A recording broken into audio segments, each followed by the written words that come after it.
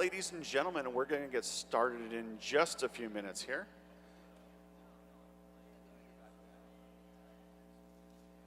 Probably a minute or two after the hour.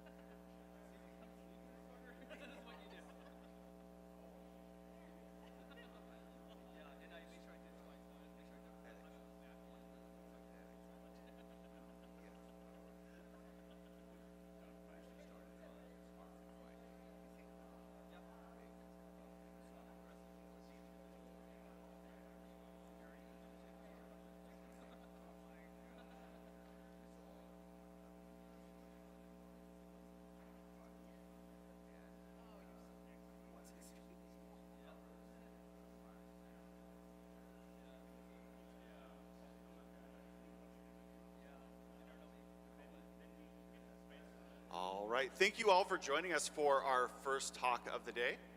I'd like to welcome to the stage Casey Bauskill from Meta. She's going to be giving us a talk about anthropology and how it plays out with Meta's infrastructure. So if I can get a round of applause, thank you for joining us, Casey. Good morning. Good morning. Thank you so much for joining us for this opening session of DevOps Day. And if you're in from out of town, welcome to Los Angeles. We're glad you're here. I'm glad that we are all here. My name is Casey Bauskill, and I am, in fact, a card-carrying anthropologist. And I do work in Meta's infrastructure. Specifically, I work on our reliability engineering team. And kind of out there in the world, a little less so at work, but like especially in this town, I get a lot of interesting reactions when I tell people that I'm an anthropologist. One that I get all the time is like, cool, what's your favorite dinosaur? I'm not a paleontologist, but if I were, the answer would obviously be a pterodactyl, Patimothy. I totally stole that joke. I stole that joke. This is from the great Will Santino. He was kind enough to let me show it today. Give him a follow. He's very funny. Another one I got that was kind of a head scratcher was like, ew, bugs? I'm like, bugs? I'm like trying to think about it. I'm like, oh, I think you mean arthropods. I'll give it to you. Arthropods, anthropology, they do sound kind of similar. I love reliability engineering, so give me all of your software bugs, but if it's got an exoskeleton and like lots of extra legs, like no thank you, I'm all set, don't want it. Moving on, Indiana Jones, wow, cool. Like, all right, we're getting warmer, yes. Archaeologists are a type of anthropologist. They study the artifacts of human history. Also very closest when I get like, ooh, like the show Bones. I love that show. I don't know if anybody remembers that show. Yes, forensic anthropology is the study of human remains within the context of law enforcement, No, I regret to inform you, I am not studying human remains after a crime in Meta's infrastructure. Can, can you imagine how wild that talk would be, though? Like, somebody call Casey, we found a femur next to the continuous integration desks. Like, that talk would get this place would be full, I'm sure. Anyways, so obviously there are several different subfields of anthropology, and they range from the study of primates through to linguistics, and they all overlap to give us a scientific understanding of who we are as humans. So you might have been able to guess, I work with modern day humans, and I analyze this incredibly powerful tool called culture that humans have always used to adapt and survive. And I've worked all around the world, but I'm really, really lucky to say that my current field site is Meta's infrastructure. And although I guess I'm kind of trained as an academic, I kind of aspired to be like you. I want to fix things. I want to engineer things. So what am I doing in Meta's infrastructure? Trying to re-engineer our culture. I'm trying to show how paying attention to our engineers as people helps improve tools, policies, our infrastructure's operations. So today I'm going to tell you a little bit about what we've been doing to mature some of our internal processes with respect to our reliability program. And we'll talk about why doing prevention and risk mitigation is hard, and culture change to adapt to these challenging times is hard. But we can study it systematically, and we can use that to drive the right culture changes. And you don't need someone who is an expert in dinosaurs or arthropods to do it. I also just want to acknowledge that there are actually lots of anthropologists who work in tech. Oftentimes their function is as user experience researchers, and they're doing some really terrific work, oftentimes interfacing with end users and identifying design solutions for products. I really love doing UX when I can, but what I'm going to talk about today is a little bit different, or rather, I see a tool in a much broader toolkit of how we can understand how to affect change with research, and mostly understand how people operate within our engineering systems.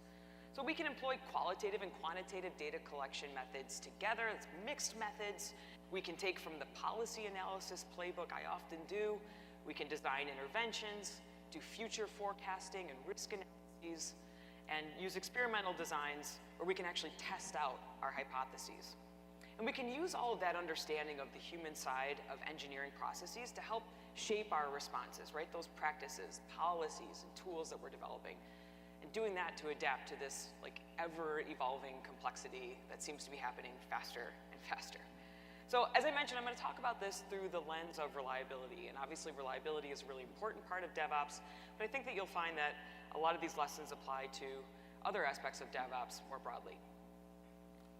And ultimately, at the end of the day, I really just believe that paying attention to how engineers feel about their work processes, how we design the system to work for them, makes their work lives easier, makes the company better. That's kind of important, right? Because your jobs were already hard, but they've gotten arguably more complicated in the last few years. We've got pretty intense global competition, capacity constraints, layoffs, burnout, and like, oh yeah, this whole AI arms race thing that we found ourselves in. So we might operate in a world of zeros and ones, but we are human after all, and we're juggling a lot of demands.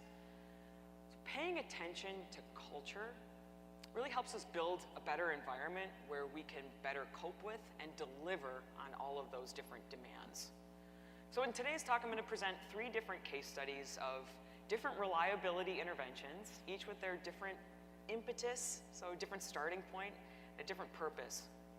When I say intervention, I mean any strategy employed to improve a situation, right? So it's kind of in contrast to like one single solution.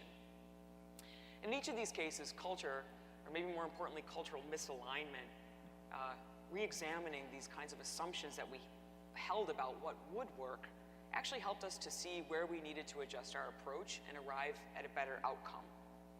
It all starts from this premise that we've got to reduce the activation energy that it takes to let people do the right thing, especially when we get swamped by other competing demands. The first case I'm going to talk about is a homegrown, grassroots cultural change that we drove to ensure that engineers are given enough credit for doing reliability work. The second one was a heavier top-down approach to addressing risks made from configuration changes, where we needed to bolster up our tooling and education on the ground to get us to a more sustainable approach. The third was deals with an AI-based intervention that had worked at Meta, but outside of our infrastructure. And it really needed to be better tailored to the particular cultural context among our engineers that work lower in the stack. It's a good reminder that you can't just add AI and stir. It's not a panacea, it's not a cure-all, it's not ready for prime time everywhere. But in all three cases, we're gonna see how directives really only work if they jive with the experiences, the constraints, the circumstances of the people that are making it work.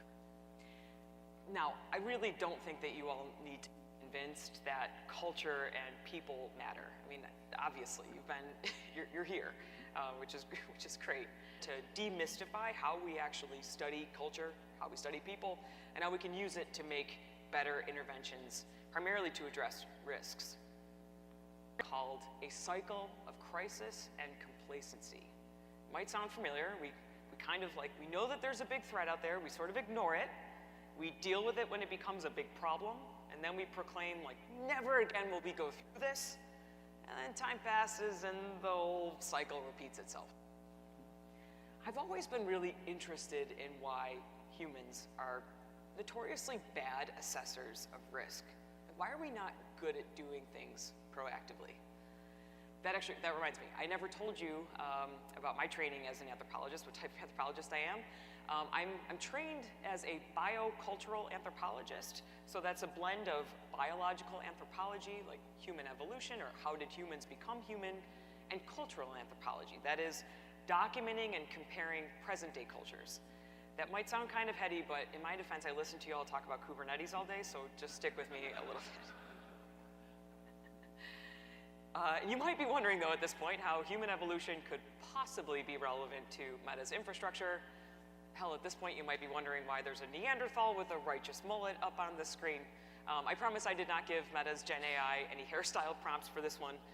And in my professional estimation as a bioculture anthropologist, I don't believe that Homo neanderthalensis was rocking the business in the front, party in the back.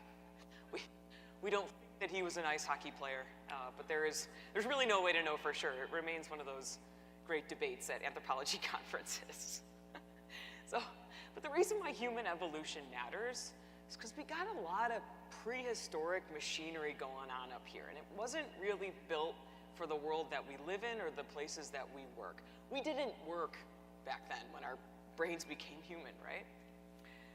So my mentors have called this mismatch Stone Agers in the fast lane. You got a Stone Age brain, we're living in a very fast-paced world. There's a mismatch. And part of this mismatch is that without some prompting, humans aren't great at assessing risk. We rely on heuristics that fit our mental models about how things should be or how we want them to be, even when it's not really in our best interest. We tend to focus on the tangible things that are right in front of us. And worse is when the underlying system, like cultural values or the resources that are available to us, kind of prioritize us doing the things that give us the clearest return.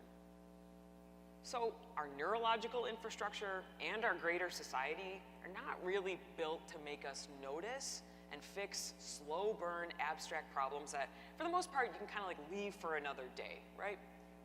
We do instant gratification in a lot of ways. And we tend to take complex systems for granted when they're working well.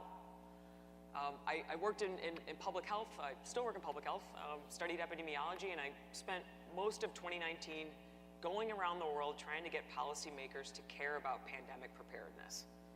You all know how that turned out. Fast forward to today. Has anybody been to the grocery store lately? Yeah? Anybody see the price of eggs? Could you find eggs? I mean, obviously there are plenty and plenty of public health practitioners who forever have been, warning against the risks and the dangers of bird flu, but we sort of have taken it for granted that the system would just take care of it. And hey, I live in Los Angeles. I'm in a high fire zone. We knew that wildfires were a real threat, but massive spending on wildfire resilience just simply was not at the top of our priority list. until the halls of this very convention center were lined with evacuees. So we don't necessarily have a system with rewards for proactively addressing risk. But it's also like really hard to have a key performance indicator around the absence of a problem, right? KPIs. Anybody else living in this world? I love a good corporate buzzword, like narrator, that was a lie. When you live in a world of KPIs, it's generally, don't tell anybody. When you live in a world of KPIs, it's generally easier to make the case for like, I did X and I moved the needle Y%. What's our KPI though in this case? We didn't break anything? Like that sort of flies in the face of a KPI. I don't know, is anybody else really frustrated by the fact that it's sometimes really hard to do the common sense thing? Yeah, where's Jay? I was just talking with Jay about like why documentation sucks. And it sucks because like there's no clear KPI, but when you really need clear documentation, you need it. It's there, it's the common sense thing to do. Anyways, so my mantra of course has kind of become like, all right, if it's hard to get people to do the right thing, it's hard to prove the counterfactual with a KPI, how do we make it easier? How do we adjust the system? How do we remove unnecessary friction when it comes to preparing for threats that are, you know, serious but not yet urgent until they are, right? I argue that realigning our cultural values and equipping people with the right policies and tools can be a catalyst for making prevention matter. And we have learned this lesson with respect to reliability risk at Meta. And, you know, we actually learned it quite a few times when we were still Facebook. Then other priorities came on the scene and we had to like relearn again how important reliability is. So back in those early days, we were eating, sleeping, breathing the motto, move fast and break things. And we did break some things in the name of innovation and speed. And you know, by my estimation, that it was probably the right thing to do in those early days, like get to market, fix things later, right? Probably the right move. Besides, the things that broke back then weren't like critically important. So in 2004, when I first got a Facebook account, that's right, people, I don't study dinosaurs. I am one. But back then, like, it felt like a crisis, but it wasn't a crisis if the site was down and I couldn't find out if that nice guy from calculus class was single, right? It was fun. It felt like a toy. Our angry uncles with a surprising penchant for geopolitics weren't on there yet. But fast forward, right? You know, we had to make this fundamental transition to move fast with stable infra. By this point, in 2014, we had 1 billion monthly active users, right? I personally, I had gone from this fun toy to something that I depended on when I was out in the field doing research just to communicate with people, right? So we made this transition to move fast with stable infra. It sounds wholly uncool, unfun, but it was absolutely necessary. So to prevent the whole break things part of the equation, we put together a team of senior engineers, data scientists, technical program managers, and a cadre of production engineers. These are our boots on the ground that really enact reliability work. And so not too long after starting this reliability engineering team, this is really cool. The managers understood that we needed to do that kind of cultural realignment to make reliability a first-class value. So get this, they actually asked if there was an anthropologist who could help them systematically study, measure, and operationalize a change to our reliability culture. I felt really lucky to basically be in the right place at the right time. I still do. So as you all know, you can't change what you can't measure, live in that KPI life. So how do you measure culture? How do you get after something as abstract as reliability culture? Well, the first thing is the most universal tool in an anthropologist toolkit, interviews. It means you have to go out and talk to people. So, side note, I know that that's not everyone's favorite thing to do. We have a bunch of Facebook interest group within Meta, so imagine like Facebook inside Facebook.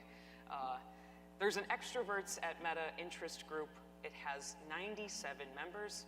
You can imagine how big our company is. It's got 97 members. Yep. Does anyone want to guess how many are in the introverts at Meta group? This is real. This is real as of like Monday. 10,000, 5,000? $1, Bob. Anybody else? 4,103.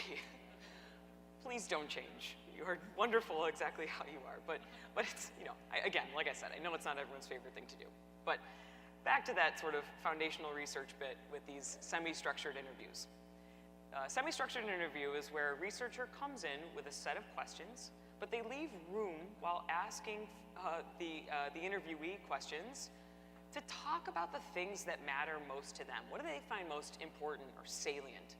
In many cases, all I had to do was ask engineers, say, what comes to mind when you think about reliability at Meta? And we were off to the races. It's obviously impossible, though, to go and get everyone's perspective, so you have to be really deliberate about the sample of people you interview so that you're not overly biased in terms of what you hear and you understand for whom your findings are relevant. So for me, this involved a fair amount of networking to make sure that I was getting a representative sample to try to reduce that bias. That meant finding people across all levels of seniority and tenure, which is actually really interesting because I had to often infer it through proxies, since one aspect of our culture is that we don't disclose our seniority level to each other. But I also had to make sure that I was getting right areas of specialty, the teams that people are working on, geographic locations, individual contributors versus managers, etc.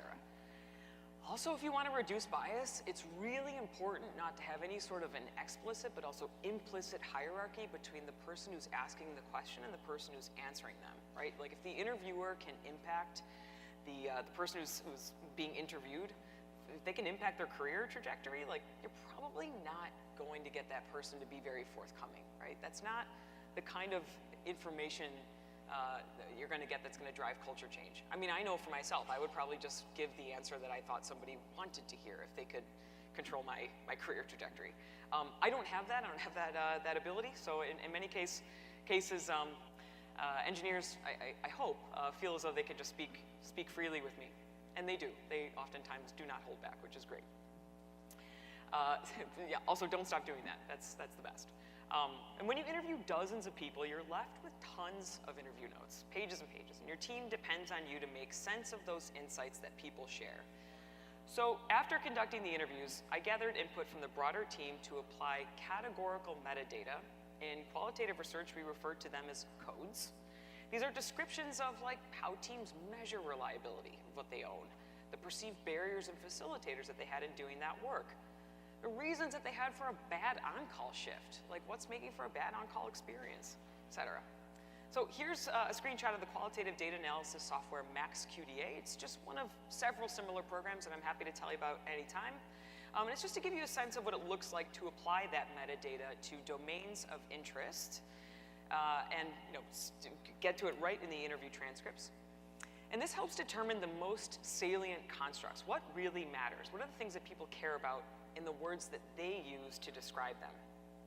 I'm just going to present a few of those common themes that we learned a few years back when we were doing these interviews. So back then, people would talk about why reliability was becoming a necessity. And they would also talk about how they were starting to really feel the weight of reliability risks the greater we scale. But they struggled with a lot of competing priorities and demands. They also still do. They didn't want to break things necessarily, but they also didn't want to lose our competitive edge. A software engineer summed it up. She said, I love reliability and I'm frustrated by doing it. It's not as recognized, it's difficult, it requires a lot of work, and the tooling is really bad. That whole like not holding back thing. You can turn those themes into survey questions. The reason why you would do a widespread survey is so that you can quickly get insights from a lot more people than we can interview. So an interview is going to kind of give you that depth, whereas a survey is going to give you the breadth of the data. Also, in a move-fast world, we like to have a good pithy quote, but we also want numbers. We want quantitative data, KPIs. Surveys help generate that data. They also allow for comparisons in time, like are we trending better or worse on the perceived value of reliability work? Are the interventions that we're working, are they actually resonating with engineers? Do engineers feel like they're working? So we've been tracking reliability sentiment in a survey of our infrastructure engineers for a few years now, and we've completed 5 waves of survey data collection. Another point, though, to add here is that you're all very busy. You might have experienced what's called survey fatigue. This is where you're like really sick of, especially like bad survey questions. You're like, I don't know how to answer this. Like, it's really important to keep things short, test out the questions in advance with people to make sure they make sense, and also show people what you're doing with their data. If people give you their time, give them something in return. right? Show them what you're learning. I'm going to show you just a few of the early survey findings. So back then, 78% of respondents said that their teams value reliability work, but most agree that we still should be doing more of it, and about half noted that it was really hard to identify which reliability gaps to address. People also noted far and away that competing priorities, dependencies, and complexity of our underlying system, and difficulty measuring reliability were top barriers. And when it came to what would help facilitate doing more reliability work, is that people just get recognized. They get incentivized to do this work. And they wanted that to be on par with, say, shipping a new feature. All right, so like first things first, you're not gonna get people to do this hard work of reliability if they don't believe that they're going to be rewarded for it. So enter in our first intervention. This one was grassroots, and armed with the good qualitative and quantitative data that we had collected, we went to leadership. We went up all the way to the top to make a case for including reliability as a core expectation of all engineers. Of course, it also took a lot of support from influential senior engineers to really back that change too, but it worked. And we made an institutional systems change, and it was a really considerable leap forward for changing reliability culture. But in the workplace, as you all probably know, what lives on paper doesn't automatically live in practice, right? It takes a little time for top-down changes to trickle through the ranks, for people to really believe that they were going to be recognized for doing reliability work after a long time of kind of seeing that there's more credit for shipping new features. So in the meantime, we ramped up a program started by our colleagues in our network organization called the Reliability Standard Bearers, where respected engineers in each infrastructure organization sit in on annual performance reviews to ensure that reliability impact is weighted and rewarded against other kinds of contributions. The bears, the reliability standard bears don't really look like that. Obviously, we don't wear ties in the office. Sorry, that bear looks like he has 3 cubs, a mortgage, and he can't wait for a casual Friday. Gen AI miracles. But really, the cool thing is there's now over 100 volunteers who track every mention of reliability in every IC's review. And then they sit in on these performance reviews and they interject just to make sure that managers are really giving reliability impact a fair shake. So watching these really healthy discussions and deliberations, seeing people kind of grapple with their own preconceived notions about what counts as impact and then making changes it's a really cool sight to behold. And it really shows that collective power of our grassroots culture to drive that sort of change and also to serve as a guardrail, right? Like power to the people on the ground, right? The goal, of course, is to nudge managers to do this recognition themselves and solidify that on-paper change to match the experiences of our engineers. So in essence, we do want to put these reliability standard bearers out of a job. And we are well on our way. So this year, 86% of performance reviews described reliability impact, and in several cases, that led to a higher performance rating. But I'm still getting engineers come to me and tell me that they just don't think they're getting enough credit for doing reliability work. So I had thought we had better put some stats behind that belief. Like, how pervasive is this? So after we made the change, again, that systems-wide change to make reliability a core expectation, I'll throw out that we have been asking people whether they feel that reliability work is recognized. And most answered yes. But we hadn't been asking how satisfied they are with the degree to which reliability is recognized. In other words, most said reliability is recognized in their performance reviews, but did they think it was recognized enough? So on this latest survey that we ran a few months ago, we asked just that, and we found that satisfaction with how reliability is recognized was unfortunately only 55%. So we're gonna have to keep these bears in business a little while longer, especially as we hold ourselves to a high reliability bar while continuing to push the envelope on our big bets. It takes a lot of hard work to keep these things on the rails, and that work deserves to be recognized and rewarded. That bear is crying. I actually don't even know if that's physiologically possible, but again, thanks Gen AI for the sad bear. And again, like I said, I really like how in this case it's a grassroots movement that is driving it. All right. Getting people to do the right thing is not always as grassroots or as fun as bear avatars, but remember when I said that we had learned that lesson of crisis and complacency more than once? Yeah, we learned it again several times with regard to configuration changes. We had a couple of site outages from bad configuration changes that made it into the press. You might remember that. Last year there were a few across the industry. These were triggered by changes that went to production without sufficient validation and deployed everywhere all at once. I don't have to tell you that the work to integrate ubiquitous mechanisms like gradual rollouts and robust, high-quality health checks is tough. It's hard work, right? It takes dedicated time on a roadmap to actually set this up and maintain what we at Meta call change safety protections, so reducing risk when making code and configuration changes. Leadership agreed and kind of was making a push for this top-down directive to get everyone to slow down a little bit and address some of these known vulnerabilities throughout our system.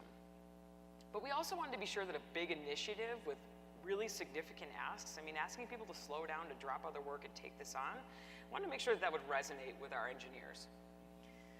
Turns out we actually had survey data to show that only around half of our infra engineers felt confident in their team's change safety mechanisms. I wanted to find out more, so I did interviews to understand how teams think about making and monitoring configuration changes. Like, what were the tools they were using? Who had the expertise to do this? Like, what were the trade-offs that they were making?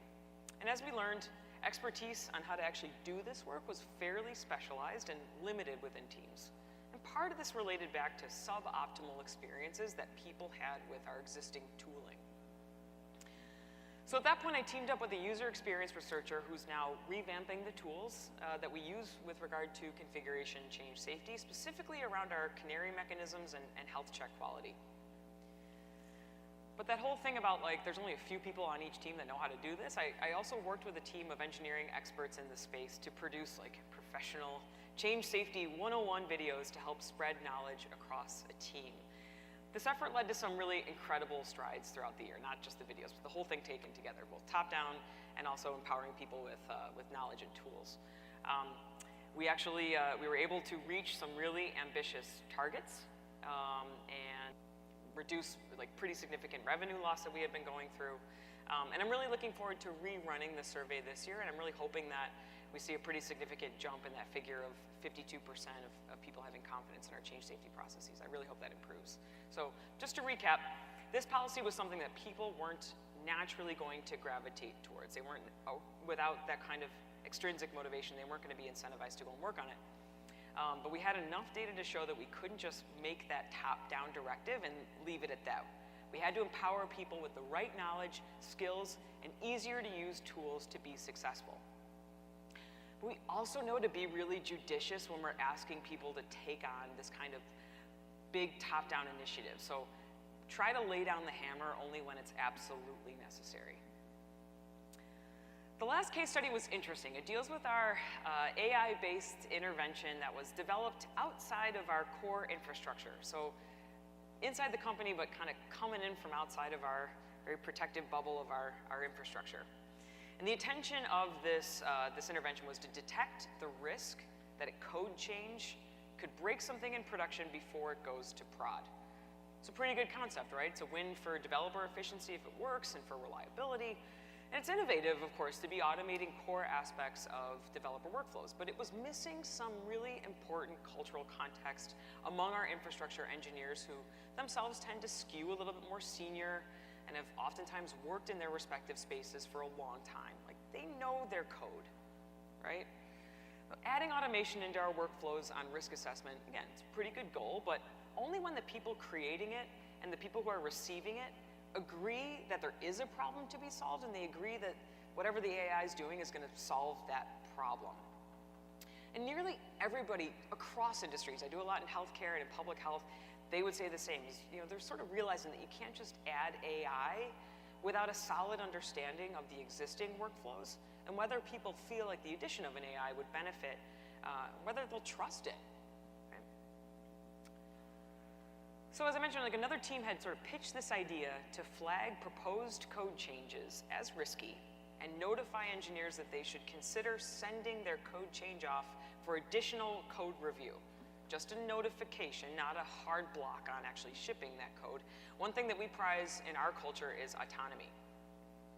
And we kind of sensed, like, from what we knew about our infrastructure engineers, that their reactions might range from skeptical to cautiously optimistic about automating risk detection. So we thought, all right, well, let them pilot this out with a handful of teams for a limited amount of time. And while we're tracking whether or not there's a quantitative reduction in risk, I'm going to collect some qualitative data on how it's impacting developer workflows. So I just observed engineers interacting with the model. And as I did, they would call out that the model didn't explain why or what parts of the proposed code were contributing to the risk. In other words, they couldn't necessarily reason about the risks themselves and troubleshoot. And of course, probably like you all, they want to be hands-on problem solvers themselves. So without clarity over what data the model was trained on and without explainability over what exactly was making their code risky, many were quick to either get frustrated or throw out the recommendation entirely. They really didn't like it, and they didn't shy away from expressing it. Also, another really important point is, like, the lower in the stack you work, the greater number of dependencies and therefore risk to making the changes, right? So there's already sort of inherent risk to working in this space. And engineers know this, and in several cases, they already had their own workarounds to reduce risk.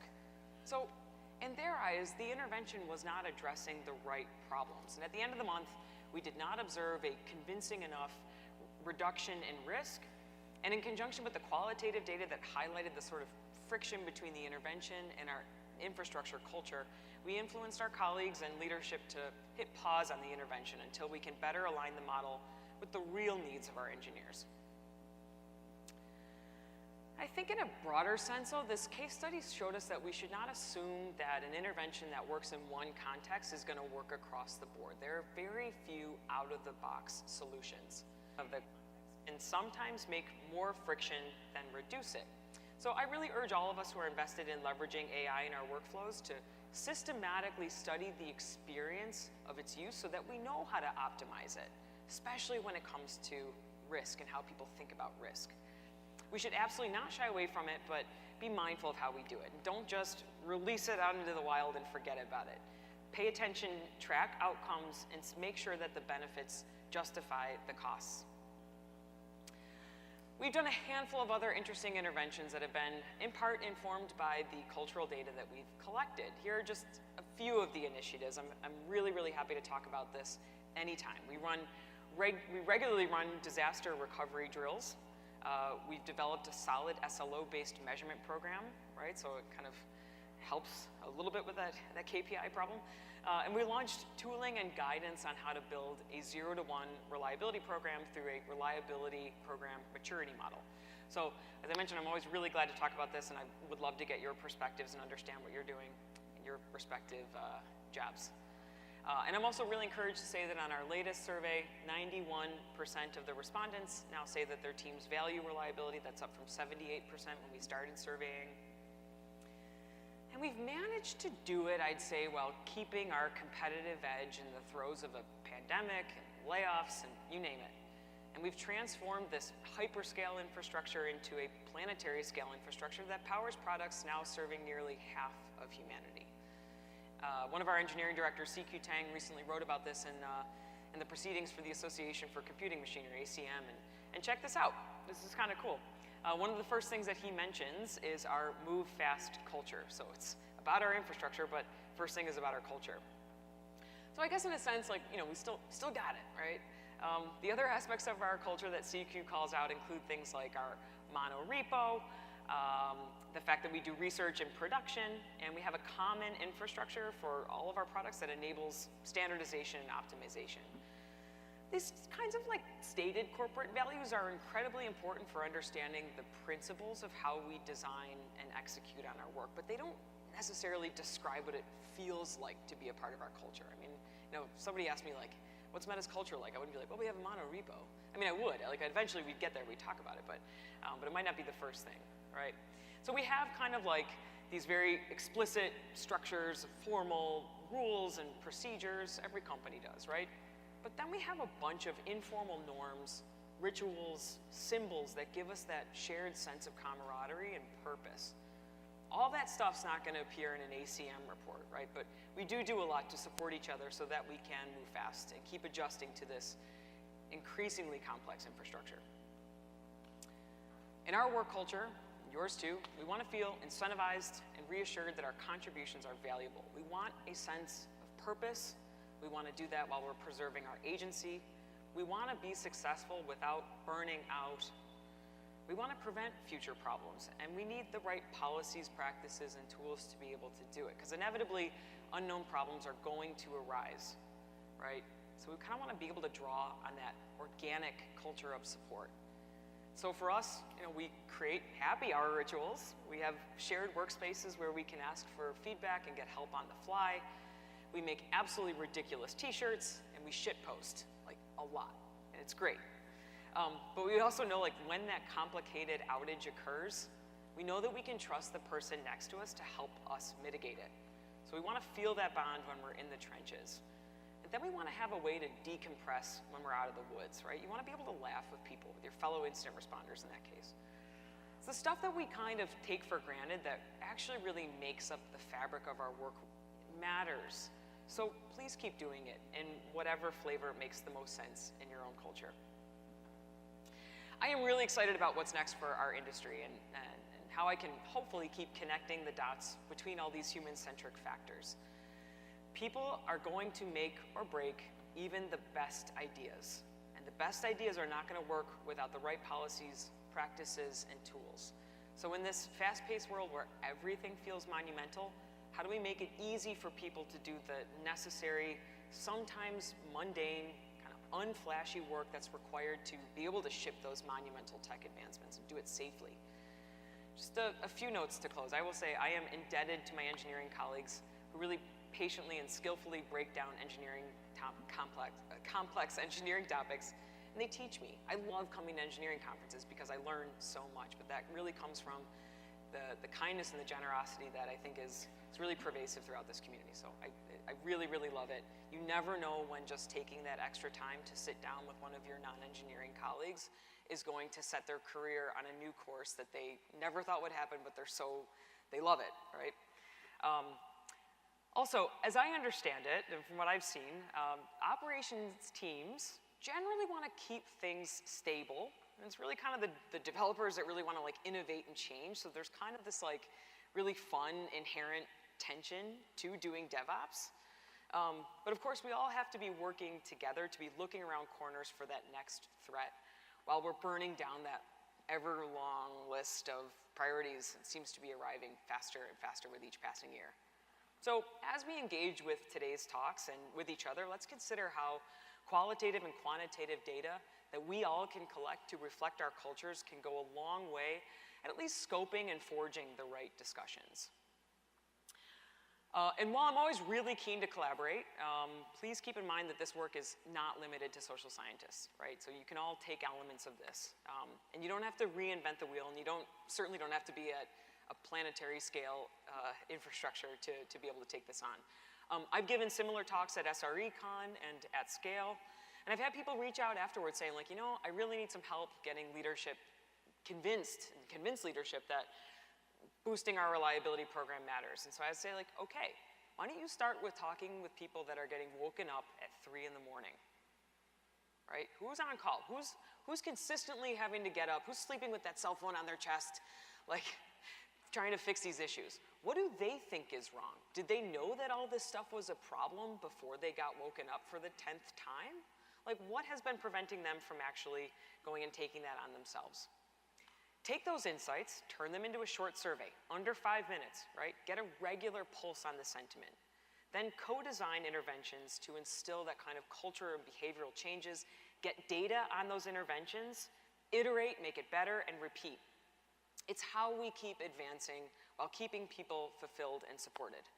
I'm really looking forward to today. I'm really looking forward to talking with you all. Thank you so much. Please don't hesitate to get in touch. Thanks. Thank you very much. And with that, we are going to start in about 15 minutes. Thank you all for joining us. Our next speaker is going to be wonderful, and we'd love to see you back in just a few minutes. So thank you.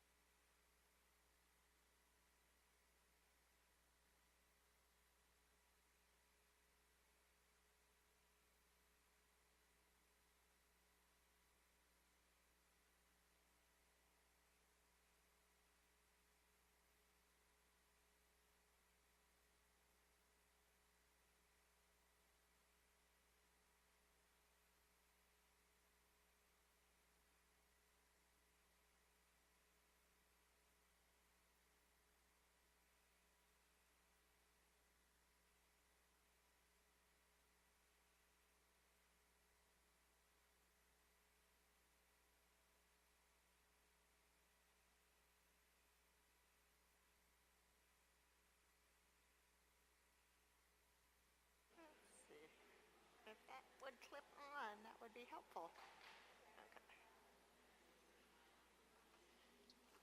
Okay. We've got a clicker if you need one. I got a clicker too. Need water? Water would be great. There's one down there? Okay. Awesome.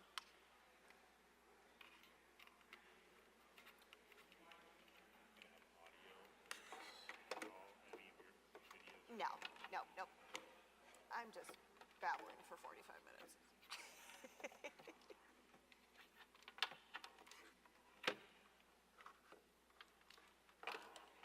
While you set her up, I'm gonna go find my sponsors. So I'll be back in just a minute.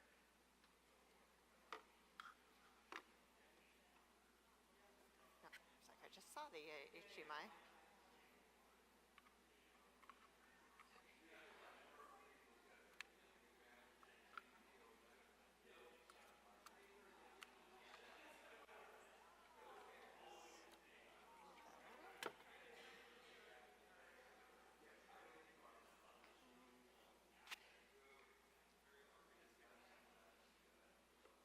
Scott. Scott.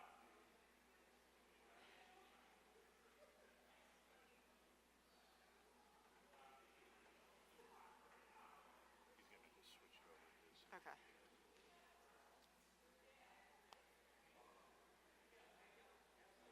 Do you want to see the same images on your confidence monitor? It would be great if I could do, well, I could do speaker notes here. Okay. Let's see.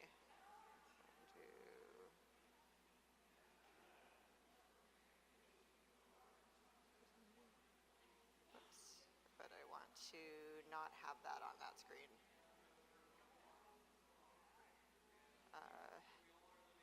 How do I get that out of? Scott's going to come up here. He's more of a video guy. Okay.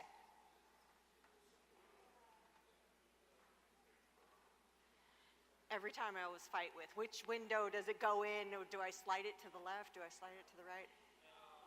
I don't think they set this up. Do you have Because I can. multiple outputs on this? No, I don't. Can you mute her? Yeah, here, just turn it. You can hear me. Where's that? Oh, Okay, sorry. so here's what we're going to have.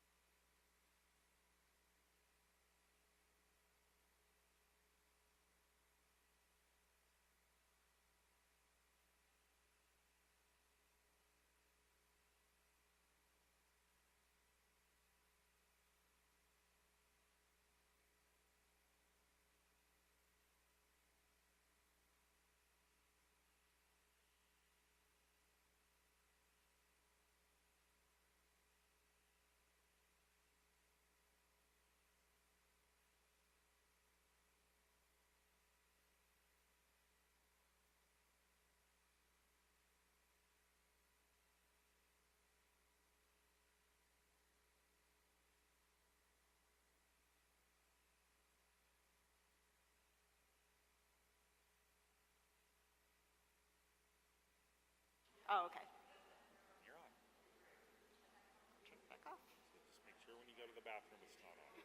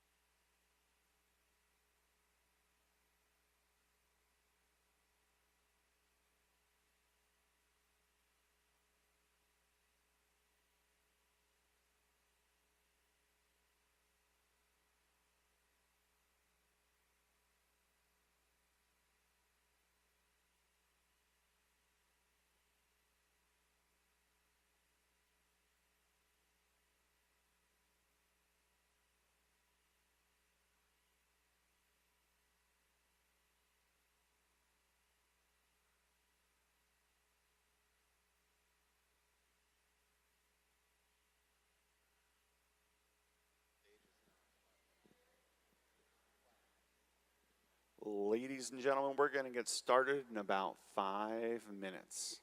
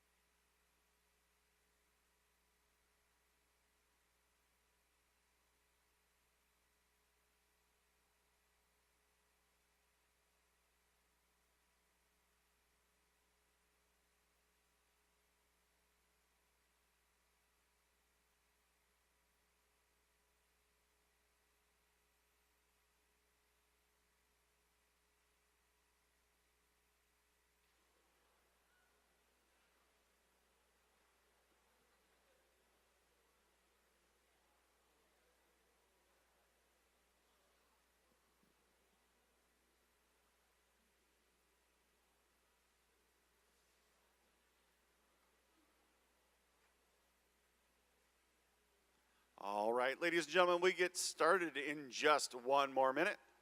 One more minute. If you want to find your way to seats, we will get started in just 1 minute.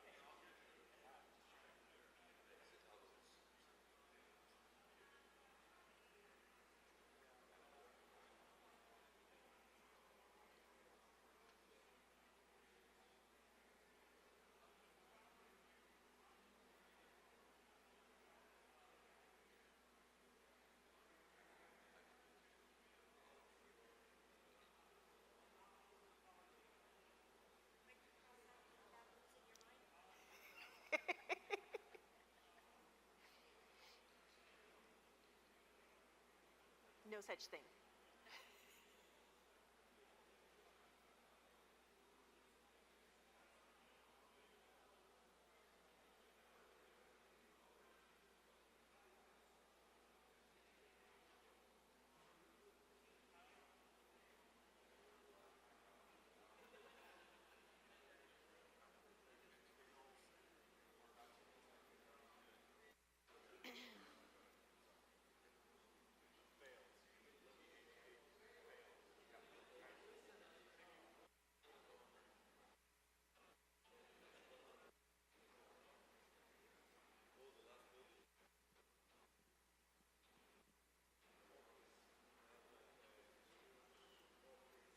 All right, ladies and gentlemen, before we get started with our next talk, I want to welcome one of our sponsors, DNS Simple. Come on up.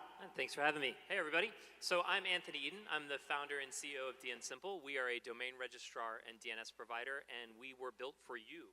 We're built for engineers. I'm an engineer myself, and I built the service that I wanted to build 15 years ago, and we're still here today doing what we do. We offer authoritative DNS with a full Anycast network. We offer domain management just like any other domain registrar, except you can do everything through APIs as well as user interface. We actually have a Terraform integration as well, and a webinar coming up April 2nd with somebody from HashiCorp as well as somebody from our team, talking about how you can use Terraform to manage your DNS and domains alongside all of your other infrastructure. Please stop by our booth. We're out there. It's the very orange and bright booth there. There's a little QR code for scanning to register for the webinar, or you can ask our team any questions that you have. And feel free to catch me. I'm happy to talk about DNS. I'm very passionate about it, and will gladly nerd out with you at any time about it. So thanks for having us here. Appreciate it. Thank you very much. If I can get a round of applause. All right, and our next sponsor, DevZero. Thank you, Chris. Hey everyone, I'm Debo. I'm the CEO and co-founder of DevZero. We are a micro VM-based infrastructure platform. We are fundamentally focused on the problem of resource underutilization in the cloud. And we solve that with micro VMs that are essentially live auto right sizing. And to use all of this, it runs on any infrastructure, on any cloud, on any on-prem hardware, so on and so forth. And our end user interfaces are the same things. We combine the security properties of VMs, and we combine them with the portability and flexibility of containers that most of us should be aware of. So yeah, one of our customers, Gigasheet, actually used all of this software and their cloud infrastructure spend went down by 88%. So if you're interested in learning about any of this stuff, we have a couple of demos happening. One is at 1 o'clock and the other is at 4. We'll do raffles after. There's a lot of very cool Lego. There's going to be someone that'll come and draw your face on Lego and give it to you as well. So come by our booth. We are the people wearing these weird Lego shirts. And we'll also have some In-N-Out burgers at 12 o'clock. So yeah, come by. Thank you. Thank you very much, DevZero. And our final sponsor of this session, Fails. Hello everyone, my name is Benjamin Longuechaux from Thales. You have to pronounce it with a French accent. Sorry about that. So what do we do at Thales? At Thales we have a lot of different business units in defense and aerospace. For those who lived in Europe, you may have heard Thales in that context. But we have a division in cyber security. And where we land in cybersecurity is mostly data encryption. And for the DevOps people here in the room or application developers, where we help is providing services to encrypt data at the application level in a way that application developers don't really have to worry about understanding encryption and algorithms or encryption policies. That will fall to the security guy or the security team. All they will have to focus on is calling our service to do protect, reveal. That's all they will have to do. So that even if the algorithm gets deprecated or changed, you don't have to change your application. That always falls down to the security guy. The other aspect that we focus on for application developers is automation, especially for secrets management. So making sure that you can build your pipeline and have a healthy life cycle of all your secrets that are used to authenticate machine to machine and build your DevOps pipeline. So if you want to hear more, we have a booth that is all the way to the start of the hallway. Over there, again, it's Thales, and my name is Benjamin. I'll be happy to talk to you more about what we do. Thank you. Thank you very much. And without further ado, one of our very own locals, Heather Osborne.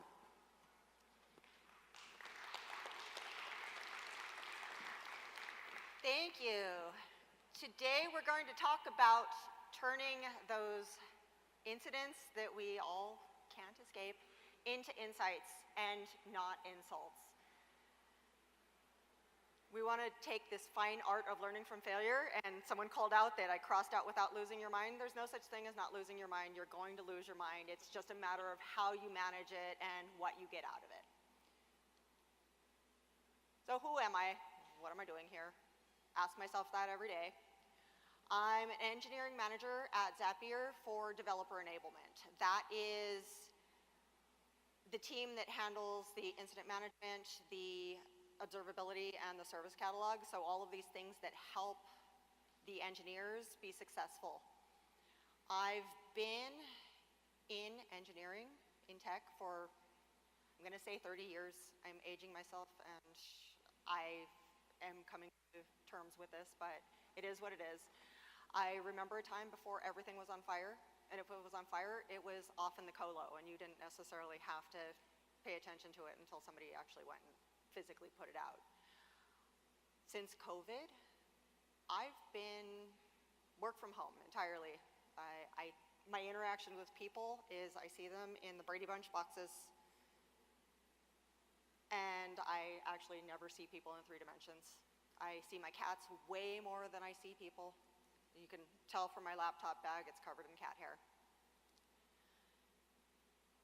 I'll say for sanity, I run long distances, and when that doesn't work out for me, and knocking these things, pounding the pavement knocks these things out of your head, I go out in the desert, I be a jackass, and then I come back refreshed and resumed and comfortable with running through these incidents again. I have been on call since the dawn of time. Being a manager does not preclude you from being on call. If anything, it makes it worse, because if you're getting called in the middle of the night, that means something big has gone down, and it is time to deal with that. And then I'll say I've attended more than my fair share of post-incident reviews, retrospectives, postmortems, whatever you call them. That means I've seen everything from the dog with "this is fine" on fire, this level of denial, to the full-blown digital crime scenes and all of those in between. So let's talk about these incidents and these postmortems, or whatever you're calling them. So why are we here? Incidents should be something that drives learning and not the finger pointing. You don't want to have the hindsight bias. You don't want to have those awkward silences where everybody's sitting in a room going, I'm not going to speak up because I didn't do it. You want to encourage the conversation. You want to get the education out of these things instead of finger pointing. Was it Bob that did it? Well, Bob doing it is not the problem. It is the deeper issue of what actually contributed to making these things happen. So who's ever been in a retrospective that feels more like a criminal investigation than something that's actually useful? Yep. I can't imagine anyone here won't have raised their hand, because the culture of let's resolve this turns into a let's figure out why, who did this. And that's not the right way to approach it. Incident retrospectives should be about learning and improvement. Too often they turn into assigning blame. Like I said, Bob did it. It's Bob's fault. It's always Bob's fault. Turns into rewriting history. Well, this is the way we've always done things, and yes, of course this is going to happen, and so on. It just kind of snowballs into an issue. And it also turns into a box-checking exercise. Why are you writing the retrospective? Well, because the guys upstairs said I need to write a retrospective. And that takes away all of the merits of running through these exercises. So the real problem, though, is the psychological safety aspect of it. You need to go into a room, feel comfortable that you can talk about things without getting your name checked on the box as it was this guy's fault. You want to feel safe in sharing your mistakes. You want to feel safe saying you don't know. And you want to avoid those assumptions about this is happening because this is how it always happens. And you want to be able to expose the uncertainties. If you don't do that, you never get the opportunity to improve your system reliability. So whether you call it an incident review, a retrospective, a postmortem, etc., it's the same thing, and you need to make the same considerations. I'll use retrospective for the sake of this presentation because it's the comfortable term. It's a good practice to do all through your organization, not just in your incidents. It is how the software development, or how the software release go? How did this, your roadmap go? All of these things, you want to do that assessment. You want to look back on it. Postmortem is actually a good word. It's something died. What happened? Let's dissect it and figure out what died. But it gets a lot of negative connotations, and some people, that psychological safety I mentioned, don't feel comfortable when you go into things saying this is a postmortem because it's got that morbid connotation. So here I'll ask for a shout out. What's the biggest cause of incidents?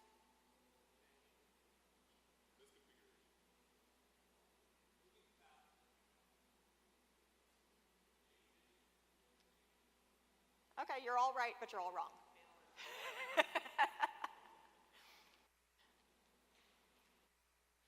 Well, incidents, I'll say, like I said, you're all right, you're all wrong. It depends, I think, is a better term for you're not wrong, it depends on the situation. Incidents are a chance to get free training for your company, free training for your engineers, free training for your DevOps, free training for everyone. It is an opportunity to learn how your systems work. You can document things till the cows come home. You can draw all these diagrams. You can do your dependency mappings. You can do all of these things. But until you understand how they actually work, you can't really do anything about it. You want to make it a opportunity to adapt to avoid failure as opposed to just avoiding failure. Systems are complex. Everybody knows you have that one system that you find out at 3 o'clock in the morning, lives under somebody's desk somewhere. It's a laptop, nobody's seen it since 2002, and it is an integral part of your system.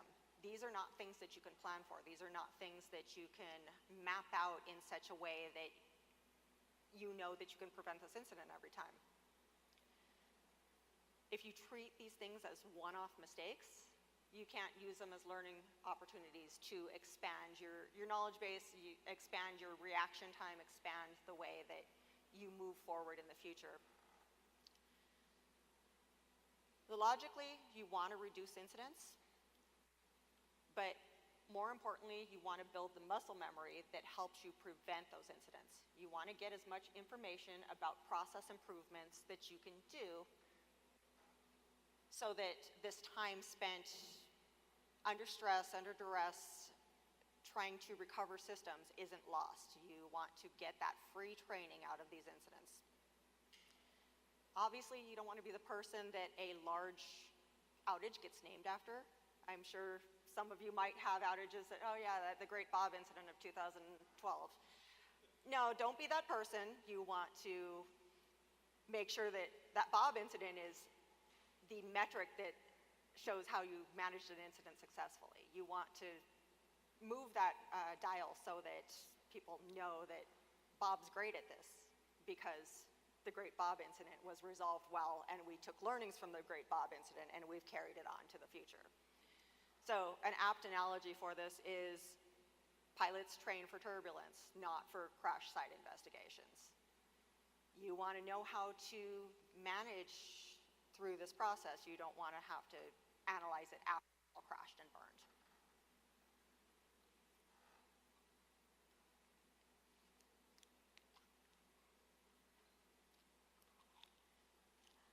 So I'll say here, I called this out at the very beginning, psychological safety in retros is key to making sure that we are able to get useful information out of these things.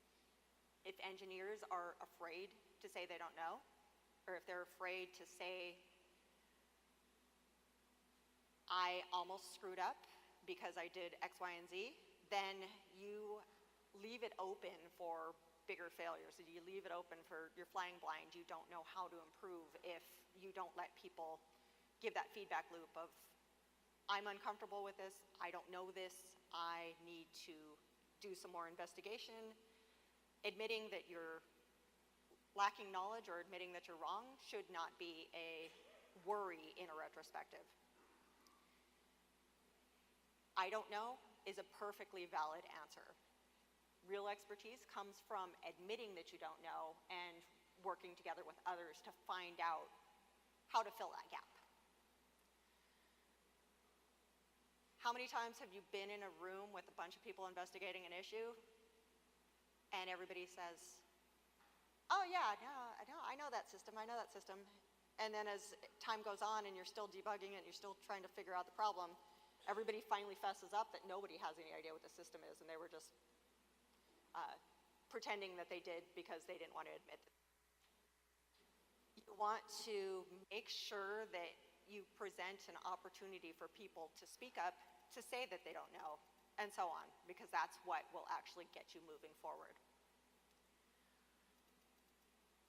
The whole thing you're trying to accomplish here is to find out why the decisions that you made during an incident were made at that time. It is not a case of whether it was right or wrong, it's a why.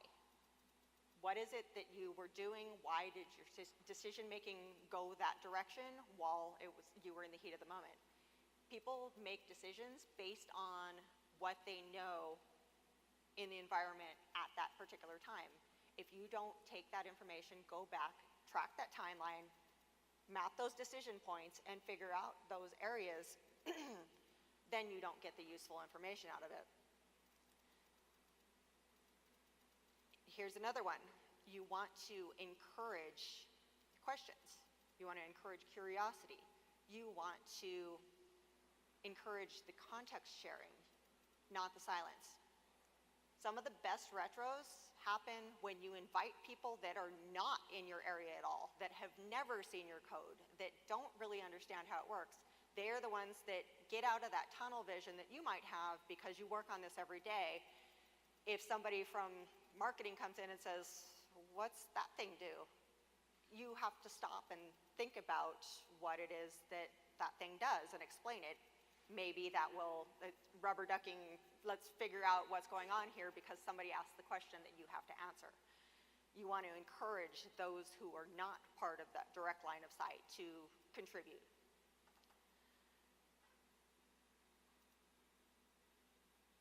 So how people adapt is what leads us towards better resilience.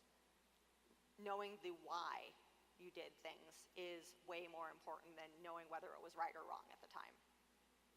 If your retrospective is like a corporate courtroom, then you're doing it wrong. You're not getting into the deeper questions. You're feeling like you're being grilled as opposed to feeling like you have a chance to speak up about what may or may not be going on.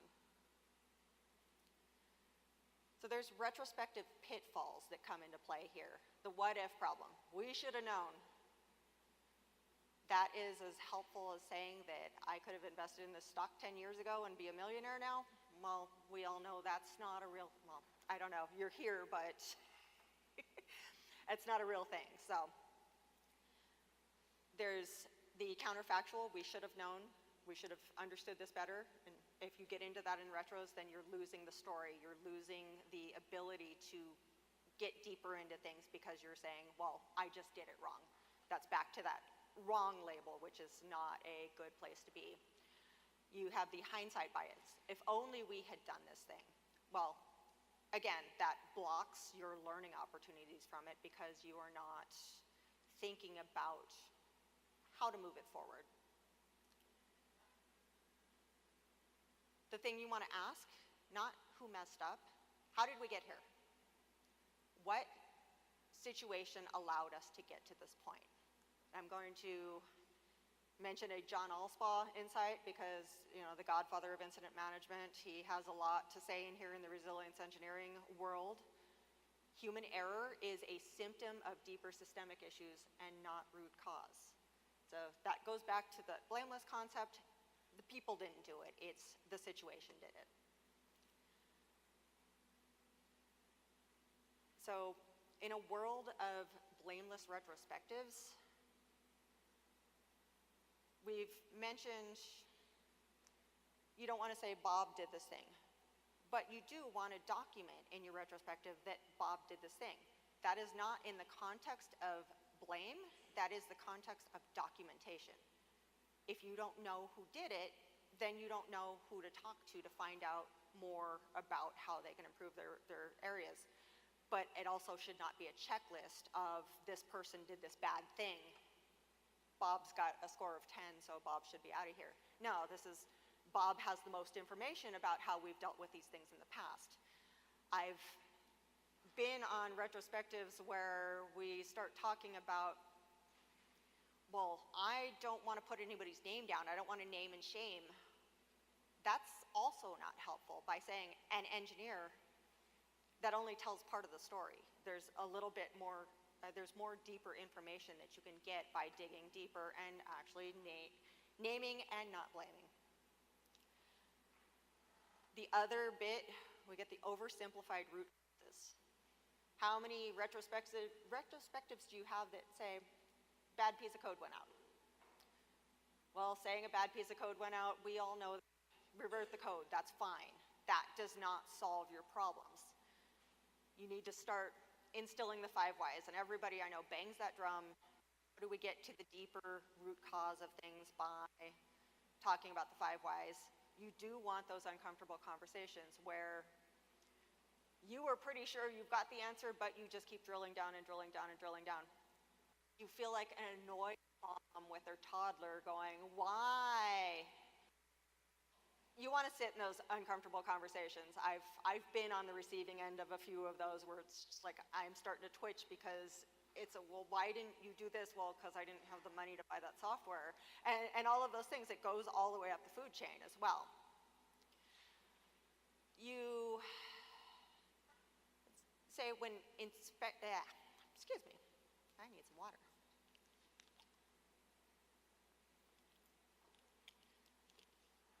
Throw another John Allspaw note here. When we see retrospectives as investigations of what went wrong, we lose the opportunity to understand how things normally go right.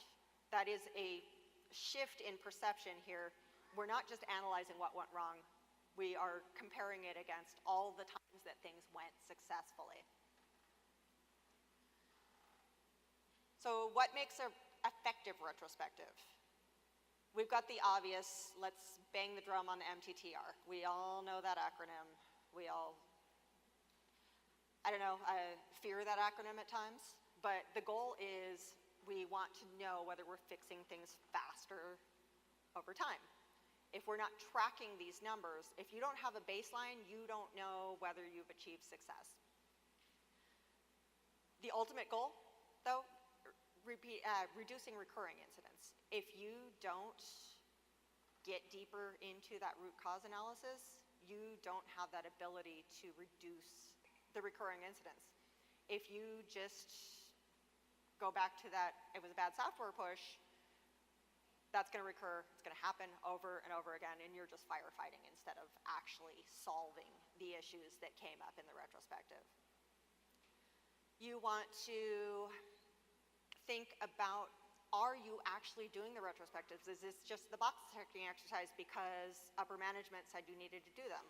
Or are you approaching them as a learning opportunity where you can really see what it is about your systems that are not quite, where they're diverging from that path where things are actually operating properly? The challenge a lot of times with people actually doing the retrospectives, they get busy.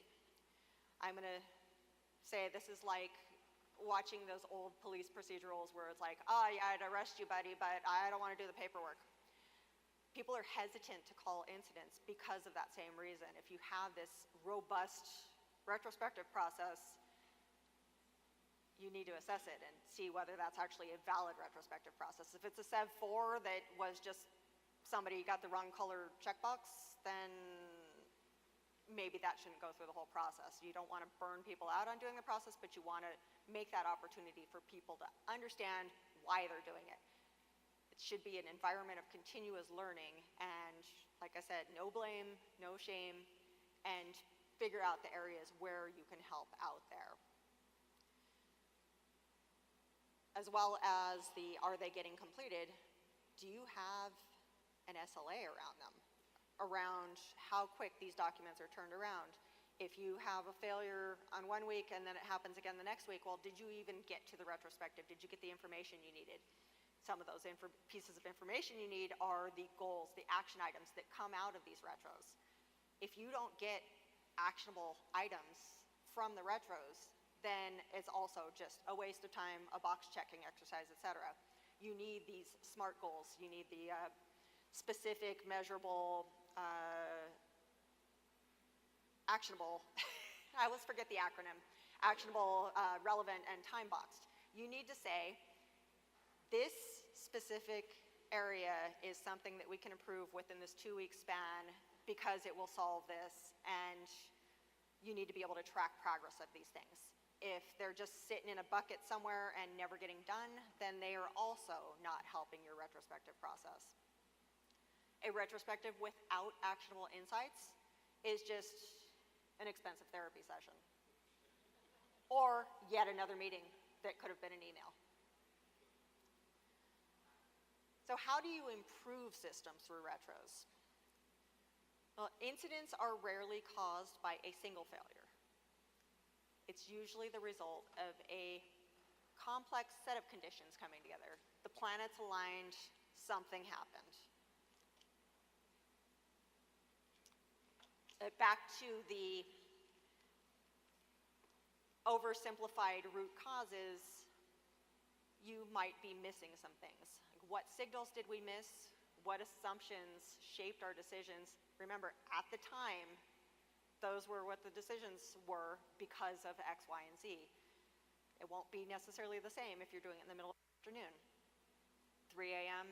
versus 2 p.m., two completely different troubleshooting cases. Then the other thing is, where do our mental models not match reality? Remember that laptop under somebody's desk that's running an integral part of your system? Well, that's not in your diagram. So figuring out where those gaps are. A couple of red flags in your retros. Oh, this will never happen again. The planet's just aligned that way on this particular day, and we'll never see that again. Wrong. You need to think about, say you're getting a 500 because some dependency was down. Well, you need to build resilience in your system to display at least the correct error message, or to time out for those things more quickly, or any number of things that you can think about just to smooth those rough edges. Know that nothing's ever fixed, et cetera. You need to build in those contingencies, and by looking at these things from the deeper scenario of where do all these things converge, you need to add in the resilience around those specific loose areas. So don't just look at what failed, look at what made sense at the time to take the actions that you did. Instead of asking why it failed, ask, how did it work until now? Like, why was that even working in the first place? Seriously, how many of you have seen that where you're like, I really don't understand how this even was up, ever? You want to also think about what prevented this from being worse. If the planet's aligned on a Tuesday, is it going to be worse than a Wednesday? Well, how can you keep that piece of knowledge that you picked up? How did you keep that from going even worse and into the flames? I mentioned the specific, measurable, time-boxed goals and action items. Remember, if you don't accomplish them, then they're just, again, a box-checking exercise. These goals, you want to think about them in a couple of spans. You have your mitigating actions. You have the things that you did right in the moment to fix things. You have the little looser than a mitigating action, but hey, we would have caught this had there been monitoring. That's going back to the anti-patterns of saying this would have been better if we had only. But things like adding in the monitoring and all of those are very quick actionable items. Then you also need to think about the systemic issues. Pretty much every incident will bring up some sort of systemic issue. Yeah, we had a push. Why did we have a bad code push? Well, because we didn't have a stage environment to test against. Well, why don't we have a stage environment? Well, that's a longer story, but you can keep going down those 5 whys. Well, because we didn't have time to put into building this non-prod environment to allow us to test our code end to end.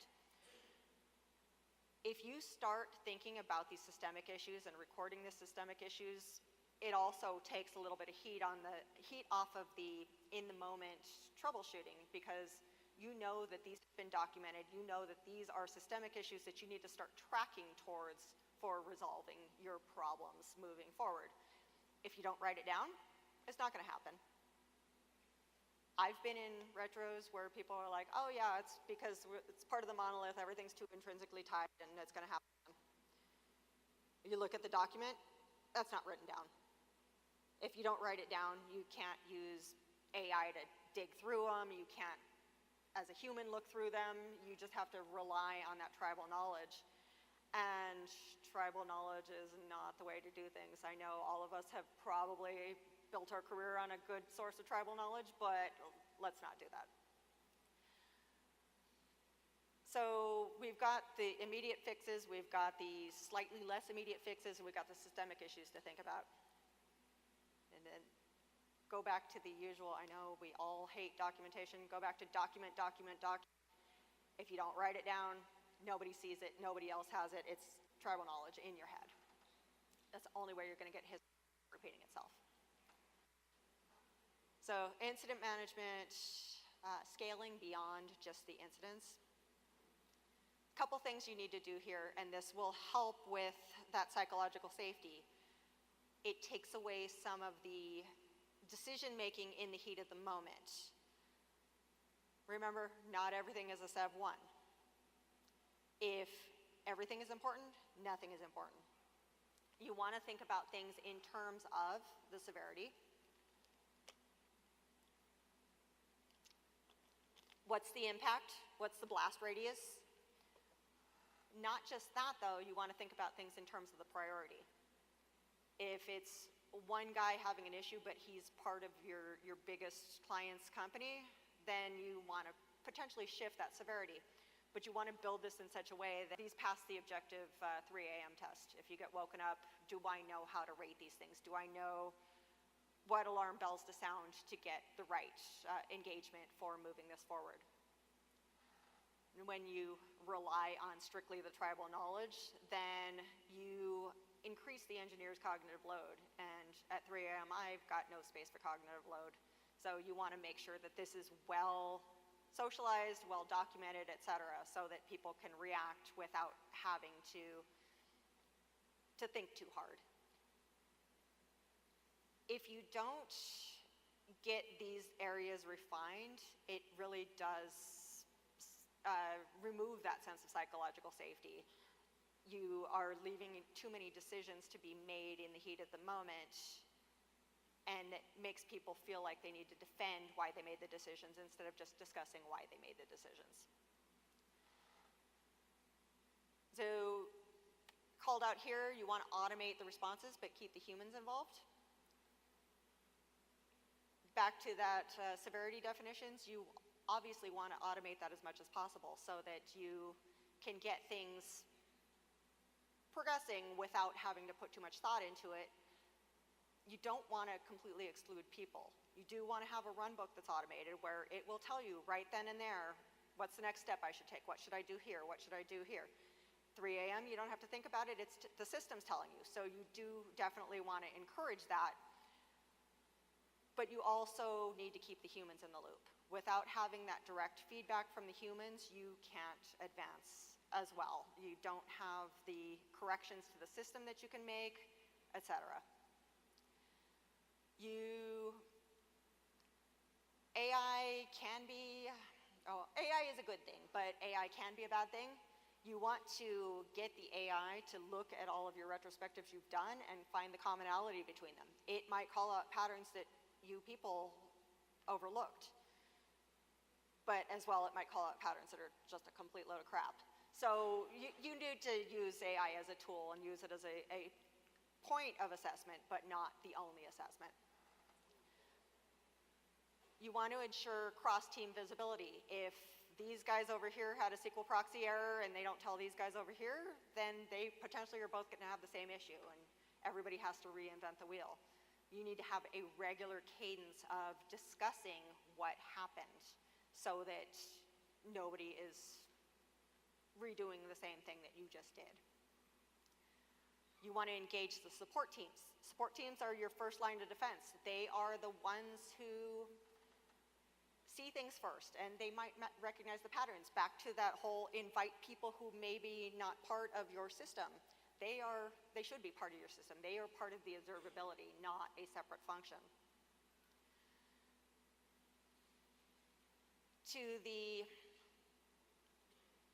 no glory in bug fixes concept, you get the system drift. Remember, there's no such thing as a hack. That hack is permanently entrenched in your system, and it goes back to the not being able to visualize your entire system without thinking about where things are at any given point in time. The incidents expose those long-standing hidden issues where these hacks, some guy that used to work here 2 years ago made this hack, and this is now a permanent state of our system. That's a gap that you're going to have to think about and how you can bring these in. So you lose that piece of information when you're just fixing the symptoms instead of fixing why it persisted in the first place. That's the education that you need to get out of these. So building a learning culture, you document the fixes, you also make them accessible. You have this folder here that says the retrospectives, or whatever tool you're using. A lot of the incident management tools are very similar, but they have a way for you to do consistent retrospectives and track them. Mentioned that creating the regular review forums. This team had this problem, this team had this problem. If they don't talk, they're just doing the same work over and over again. You build a culture where asking what don't we know is a strength and not a weakness. You've got 5 steps you want to follow here. You learn, you don't blame. You improve the observability. You see the fires before that smoldering thing becomes raging flames. You use all of the available data. You have customer support is a component of your observability. It is an early warning system. They are your partner in finding patterns, and they give great feedback, and they are a valid feedback loop as well. If you enable them to escalate and provide them with the tools for doing so, then you have that much stronger of a system. You need to look for recurring patterns. Back to that AI. Use that AI to your benefit, but don't completely trust it. Skynet's going to tell you all sorts of horrible things about your system. You need to track the systemic issues. If it's not tracked, it won't be fixed. And closing thoughts. Resilience, engineering, insight. The strongest teams are not the ones that avoid failure. They are the ones that learn from it the fastest. That is the very most important thing to remember here. The psychological safety, the continuous learning, the structured retrospectives, that results in fewer retrospectives or fewer incidents. You should have as many retrospectives as you have incidents. It may not be a live, in-person, in-depth review, but you should have a retrospective for every incident. This builds stronger teams. The goal is not perfection. It's handling incidents better every time you encounter one. Stop blaming the past, start fixing the future, start enabling your colleagues to help you fix the future. Any questions? Yes? So you mentioned the 5 whys. Is there any tips that you have in regards to avoid branching or going into bias when you're talking about with the tunnel where you're like, oh, I know exactly what the problem is and just building it down to that? It is a challenge. I've had to stop many a 5 why session because it does have that tendency to branch into what the expected results are.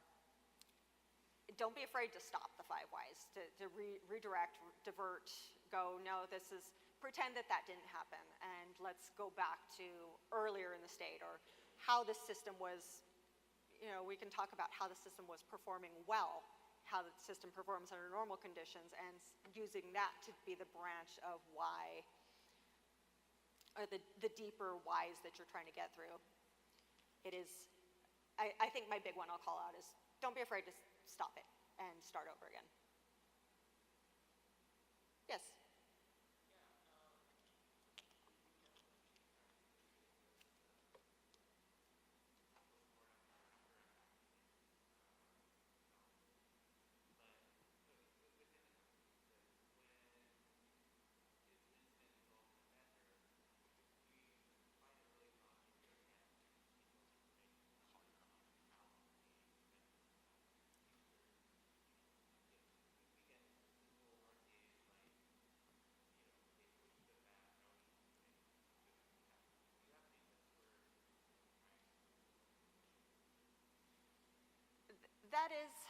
That is one that is challenging, definitely.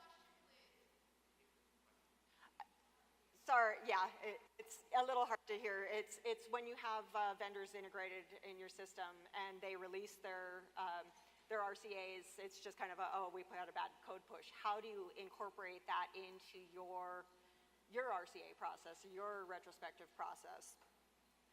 I'll say that goes back to what I was saying about build that resilience into your system, where it's not that this failed, it's how do we deal with that failure, and that's where you improve. You can't depend on the vendors to give you the information you need, but you can build up your system in such a way that it adapts to that. at least it doesn't just completely take a dive and completely mangle the user's experience. You can tell the users what's going on, et cetera. That's why I say you got to go a little bit deeper on the figuring out where, with the root cause and figuring out, well, why did the customer get a bad experience here? Well, how do we prevent getting that bad experience by building the safety net into our own code as opposed to relying on the vendor's 100% reliability? Yes?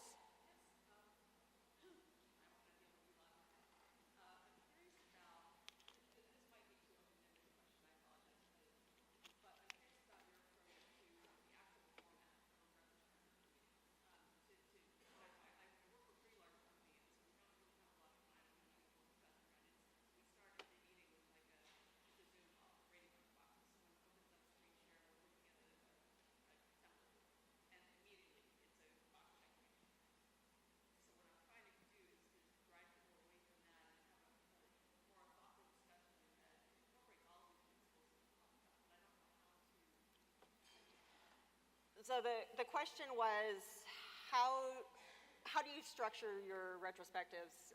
How do you do it so it's not just a bunch of people doing a box checking exercise in a room? How do you get the thoughtful insights out of it? Step one, get the documentation filled out in advance. Get the timelines documented, get the detection, get all of the information about how people handled things at the time. All of this work can be pre-work and reduce the amount of time that you have to spend in a room, in a Zoom room, talking about these things. Get people to pre-read it, get people to comment on it. You get all of that work.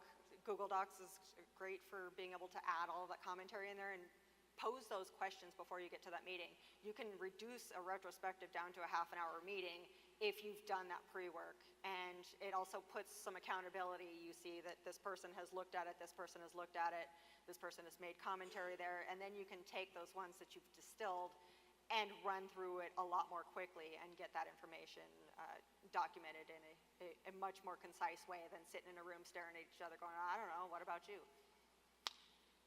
All right, thank you so much. Always great to have those conversations about incident response.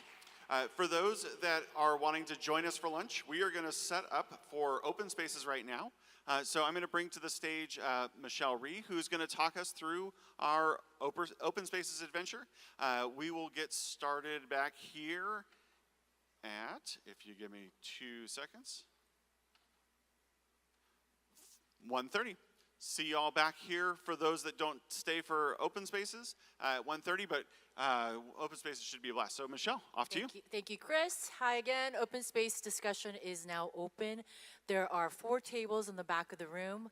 We are providing complimentary lunch. However, a big caveat is that we ask that you stay and join us for the topic sessions and take this opportunity to network.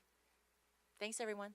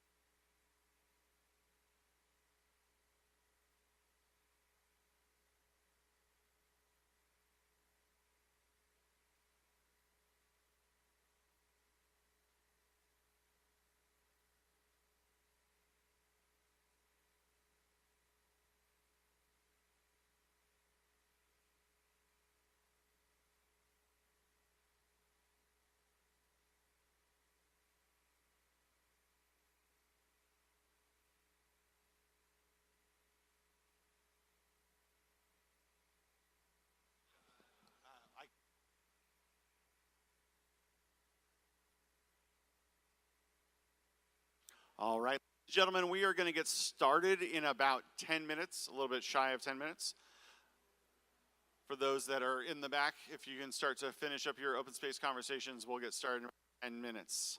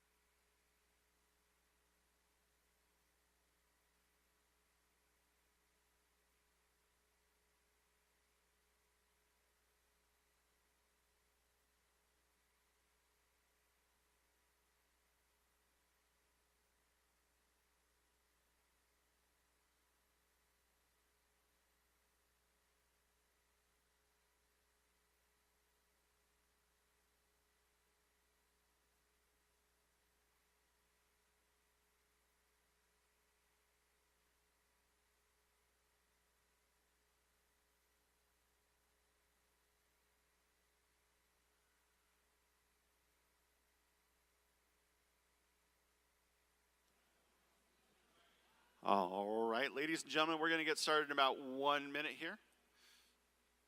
Just another minute and we'll get started.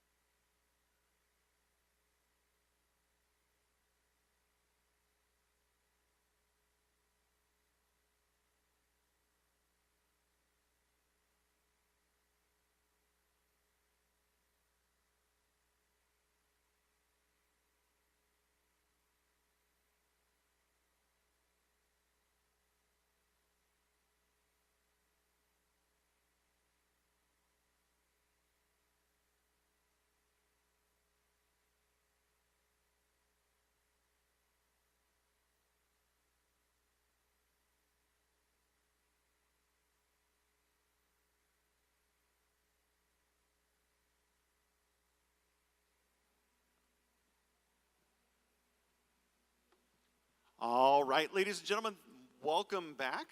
We're going to get started with talks in just a second, but I've got a word from our sponsors. If Pomerium wants to come up and give us their pitch. Round of applause, please. Hey y'all, hope everybody's having a great con. Just quick pitch, we make access really easy. We are basically a Zscaler, but you don't have to install anything on your client machines, so your IT team's happy and you're happy because you don't have to deal with Zscaler. If you have any questions on how we do that, because I know it sounds a little bit too good to be true, we're just right out there. We're also hiring, so if anybody is looking for some engineering roles, we're a completely remote company. Thank you very much. All right, and Semaphore, come on up. Hey guys, I hope you're having a great day. We are Semaphore, open source continuous delivery platform. You can find us at semaphore.io.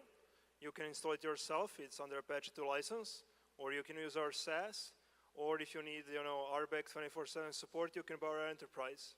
We have a visual builder, promotions as first-class citizens, flaky test detection. Yeah, thank you. See you outside. All right, and thank you to our sponsors. And now, Sarah Huddleston, our next speaker. Hello, everyone. Is it working? Hello, everyone. Oh, okay, now it works. It's great to be here at DevOps Days LA. I'm actually coming from Houston. From those that don't know me, I'm Sarah Huddleston. I am a director of performance at Pulumi. And I have an experience on working with some Fortune 500s like ExxonMobil, Lennar directly, and also as a consultant, as well as with seedling startups and startups of many maturity levels, including Pulumi, obviously.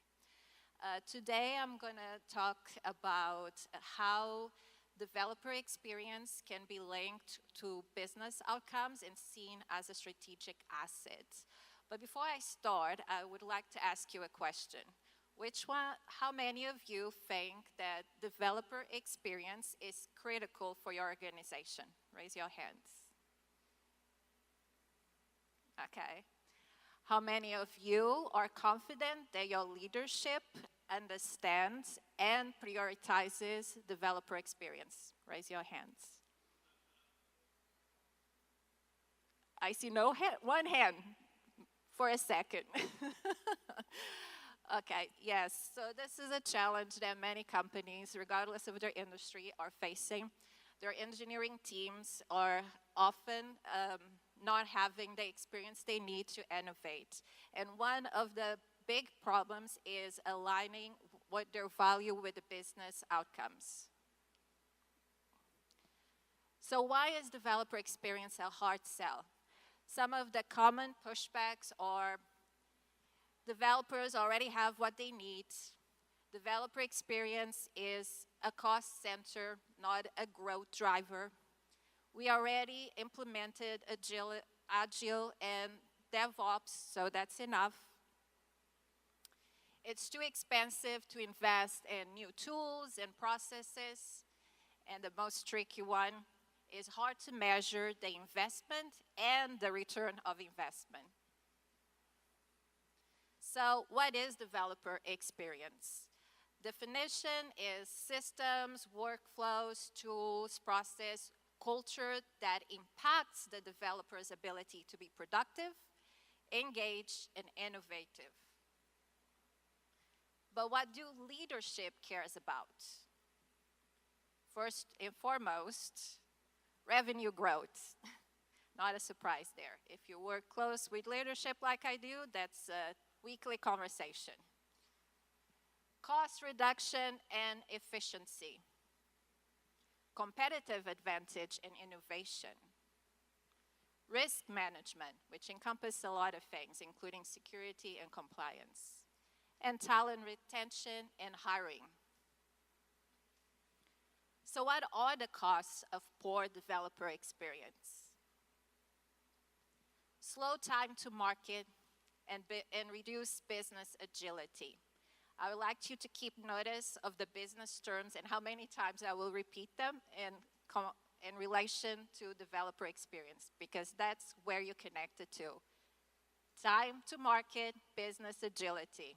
Not a drinking game, but count them nonetheless. Delays mean loss of revenue, decreases agility to adapt to market changes, and translates in competitive disadvantage. We want the advantage, not the disadvantage. Wasted developer time, fixing tooling, maintenance tasks, repetitive manual tasks. Increased cognitive loads, so this lowers productivity, the capability to be innovative, it induces more errors, and of course the feeling of burnout that many of you probably have felt once or more, and increases security risks. Poor developer experience is strongly connected with higher misconfigurations and compliance failures. And developer churn, because if you're in this situation, how much longer are you going to stay there? And losing an engineer can cost a company $22,000 to $50,000 in average per hire. So how good developer experience can drive business outcomes? Remember the game. Increase business agility, faster time to market, quicker releases, more innovation. Higher developer productivity, more features, fewer delays, faster fixes, better products, improved software quality that meets your customers' needs, which will impact customer satisfaction and value delivery, which your sales and marketing teams need to be able to sell more. And of course, better software, better business results. So what does great developer experience look like? That could be a presentation by itself. So I am going to only focus on a certain area. I could have spoken about infrastructure as code, how general purpose languages can enable developers, streamlining DevOps workflows, including observability and security practices early on. But I will follow along just like the previous talks and focus on one of the most critical parts of it, which is a cultural shift. And I'll talk about psychological safety. If you were in a previous talk, it was actually discussed there in a specific case for incident report, but it is more encompassing than that. So psychological safety encourages experimentation, learning, understands there will be failures. You have to fail to innovate as part of the process. Open and transparent communication, which is critical for innovation and problem solving. And if you have not seen the previous talk with Heather Osborne, I recommend you to look at YouTube once it's there, because she actually goes into real detail on how to apply it. Autonomy with guardrails. It reduces bottlenecks, fosters accountability, mitigates risks, allows innovation while following well-defined best practices. These are not for control, these are for safety, for your safety, if it's applied correctly. Clear documentation. This is one of the favorite. Everyone likes good documentation. The problem is writing it. But it is critical. It should be part of the culture, not a you must do, but part of the culture. Having it available, accessible, up-to-date documentation will reduce the time to first contribution, reduce duplicate effort, as well as enable faster problem solving and collaboration. Different teams documenting can actually support themselves and create better documentation. And focus on developer productivity. So focus, value, effectiveness, not just how many lines of code or how many PRs were merged. It's about effectiveness. Reinforcing effectiveness has the keyword here.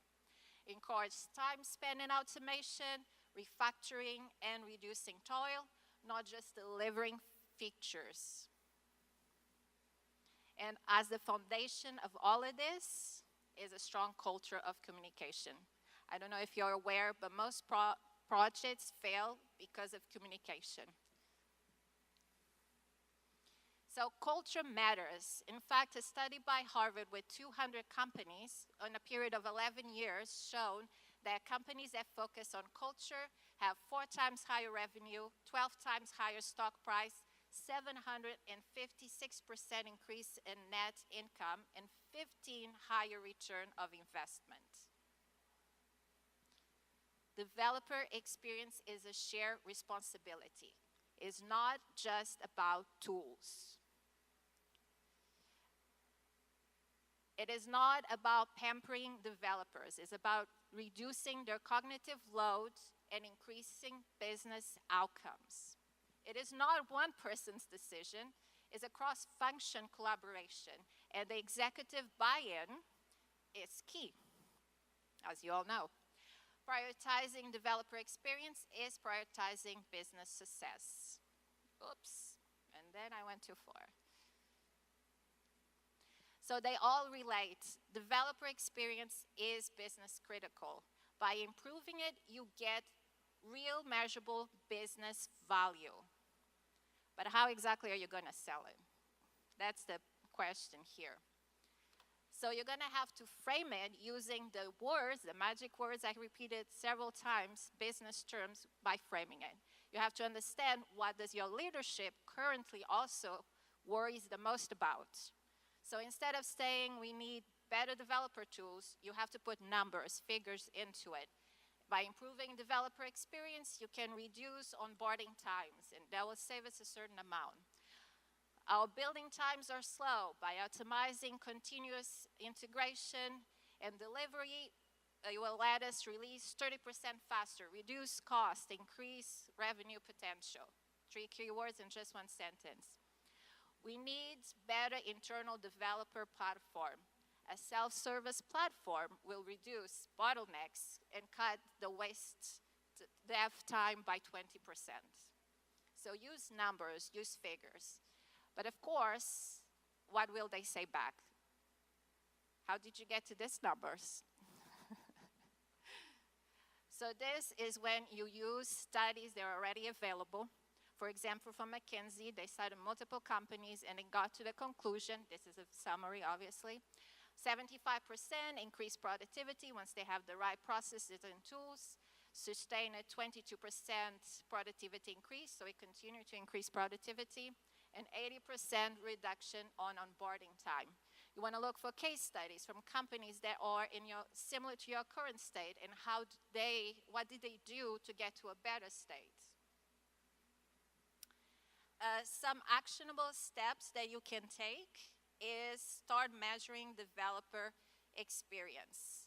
I think the next talk will talk about metrics, so there will be more there, but measure deployment frequency, onboarding time, developer velocity. Identify the bottlenecks that are slowing your teams down. Frame the developer experience conversation and leadership language, focusing on what they're focusing the most right now. Cost savings, efficiency, faster time to market. Pilot a developer experience improvement. Run a small experiment that can show quick wins and improve in velocity of deployments. Build internal champions. Again, it's not a one-person's job, one advocate. Build those relationships with product, security, infrastructure, marketing, business leaders. Find ways to connect with them and contribute. So if you leave this session with one message, this is: when developers win, business wins. It's not about just making developers happy. It's about improving, giving them what they need to be productive. Most developers are creative and innovative. They just need the correct environment and the support to do so. Translate that in cost savings and efficiency on revenue potential, and you will be able to sell the idea of developer experience as critical for your business. I leave you here a QR code that links to an article that has a list of several things that can help you get started, things to consider, and maybe give you an idea of your first developer experience pilot to prove that it can improve many different aspects of your business. Well, I hope you found this session valuable. I think I'm out of time. And you can connect with me on LinkedIn. I would love to continue the conversation with you all. How about a round of applause for Sarah? Thank you so much. All right, Justin, if you want to come up here and set up. And while we're transitioning, if I can bring to the another one of our sponsors, UpSCALE. Couple claps. No jokes here today. I'm Brian. I'm with SUSE. What's that? Go SUSE. You probably have heard of us in terms of our Linux distribution and operating system we've had out for many, many years. But what you might not know is that several years ago, like 5 or some, we purchased Rancher Labs, which brought us into the modern day development of microservices and containers and running Kubernetes. For a developer, we have introduced our Rancher Desktop. It is a community offering that allows you to run Kubernetes so that you can develop, test, validate, and run Kubernetes right on your desktop. You don't have to have other servers and an entire cluster to test with. So we have a booth out front here. Come and chat with us. rancherdesktop.io would be the URL to go in to learn more about that. Great opportunity to test and validate any of your development related to Kubernetes and the containers that run on your as your workload, and do it right on your desktop. Again, thanks for everyone coming to DevOps Days. Thanks again to SUSE. And now, UpSCALE. Thank you. So UpSCALE is a modern AI-powered DevOps platform, and we're here to talk about the cloud-native method in doing DevOps. If you know companies like Harness or GitLab or lesser extent GitHub, these have been organizations and platforms that solve the CI/CD lifecycle issue. UpSCALE was born in the cloud, and we actually do the CI/CD lifecycle as well. But one of our differentiators is that we are integrated into any of the modern tooling that you might already have in your DevOps lifecycle. Think of us as a unified orchestrator, a single pane of glass. And once you actually point your tools into the platform, we can give you end-to-end visibility that you've never had before. That visibility also leads to insights and dashboards, and why we're partnering with GitHub.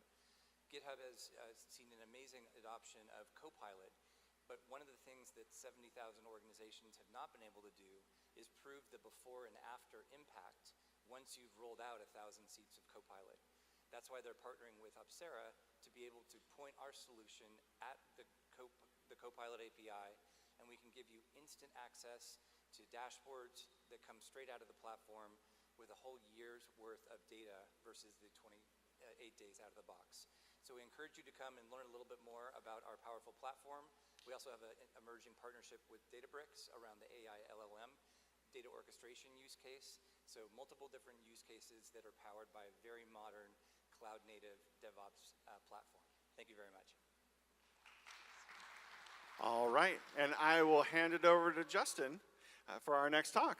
Hey, thanks so much, and thanks to DevOps Days LA for having me today. DevOps Days is a wonderful organization. I hope that you really get a chance to explore this show and learn a lot from it, but also look at the wider organization.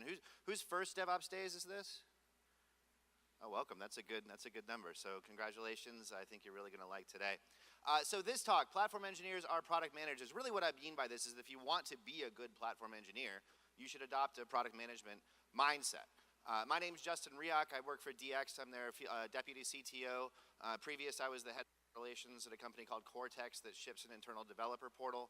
And before that, I was the field CTO at Gradle, where I studied and talked about developer productivity engineering. So I've been pretty much neck deep in developer experience and developer productivity now for a number of years, and found it to be a really fascinating field of study. Don't worry too much about slides. If you want the slides, they are already available for you online. This recording will be available in just a couple hours as soon as I can push it through post. I got a rig set up back there that's recording me right now, so you can have the recording and slides immediately.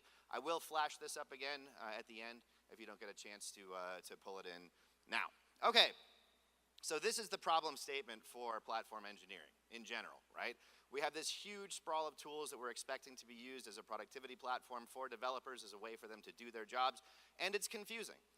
So we have tried to establish a discipline that makes it easier for developers to deliver in already enabled pipelines that we've worked on in DevOps for years, problems that we've solved by DevOps.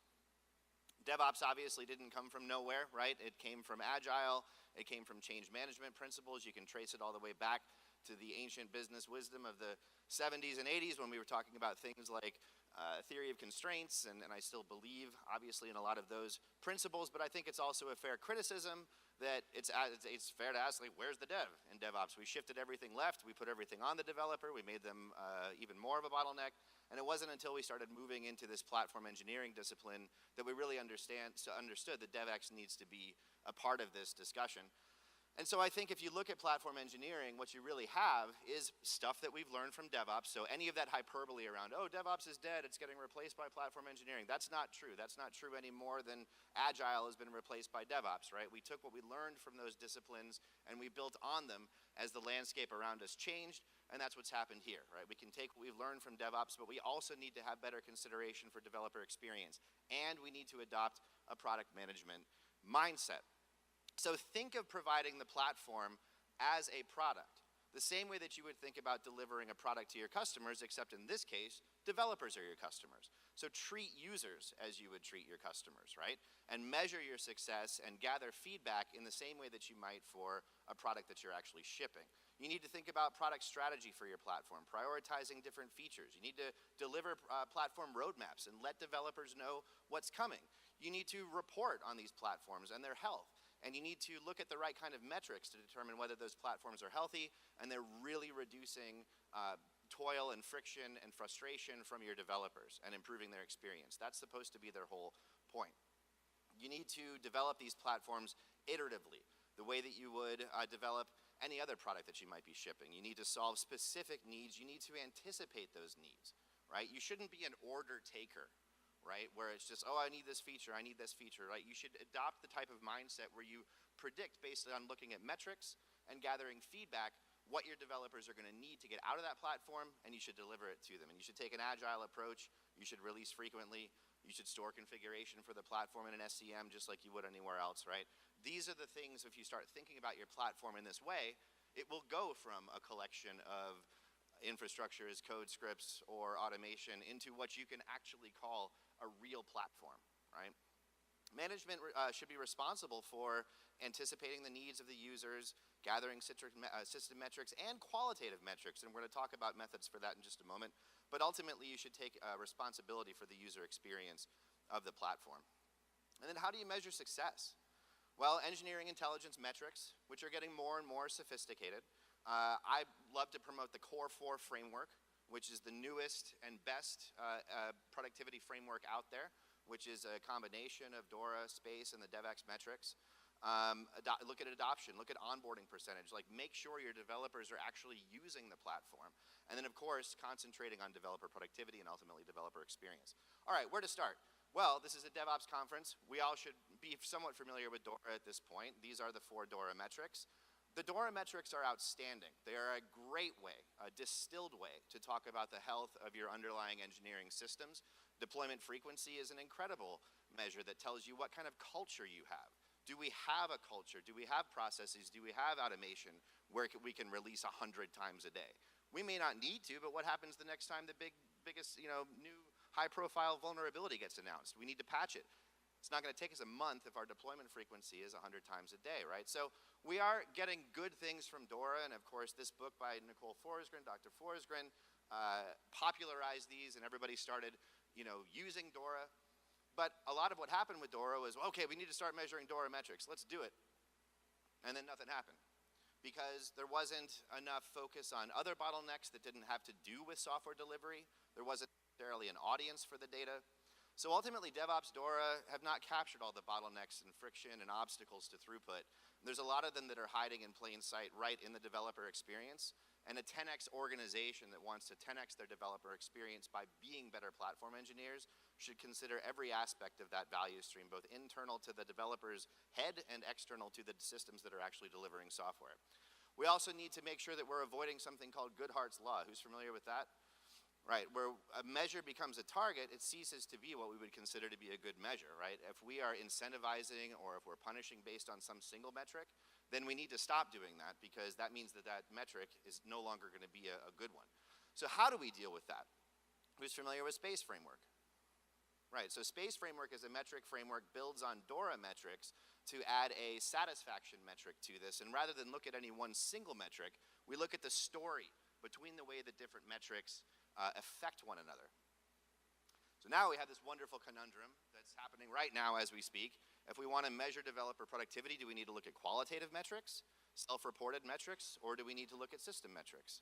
SPACE allows us to do both of these things. We can survey developers, and we can get data from them that's self-reported data, and we can cross-reference that data to data that we are gathering from systems.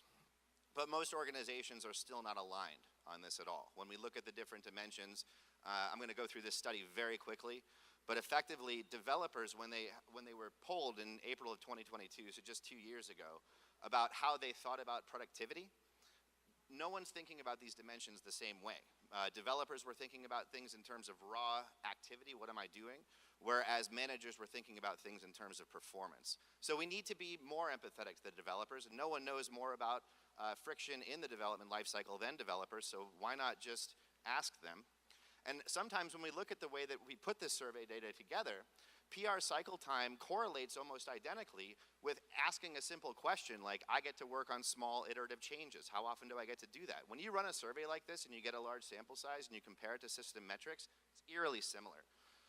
But both of these things have pros and cons. Quantitative metrics can be incomplete, they can lack context, whereas qualitative metrics are difficult to gather. Surveys are hard, right? So that's where the DevEx framework comes in, the final most modern metric set before the core 4, which focuses on things like encouraging flow state for developers, reducing context switching for them, switching from one task to another, and making sure that they can focus their cognitive load on tasks that actually matter. So now we have this. Great. DORA, SPACE, DevEx, and they all impact one another, and things are looking very complicated with this picture. That's not even an exhaustive list of edges.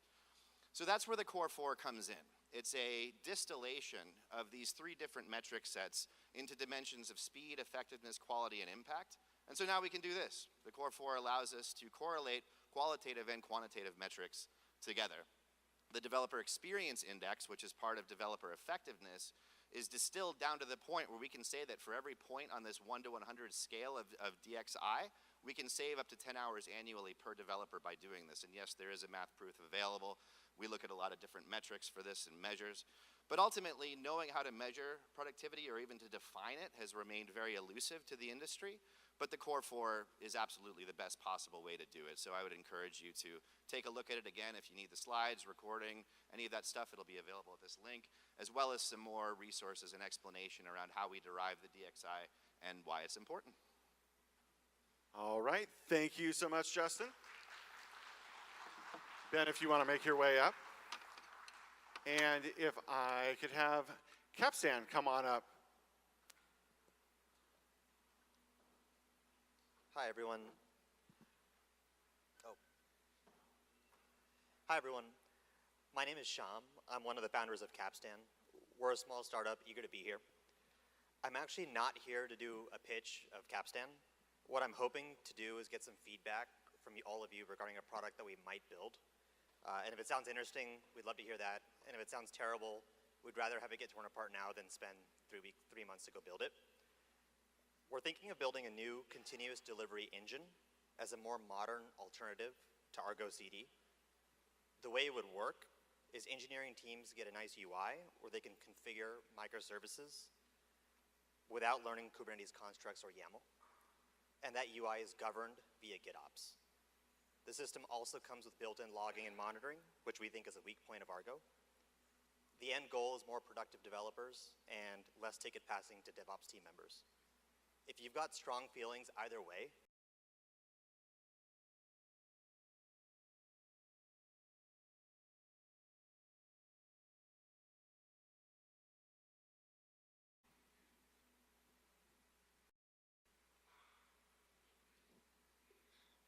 All right, so I submitted a talk for this because I have some cool stuff to say, and it was rejected, and I was sad until I found another way for my company to pay for me to be here.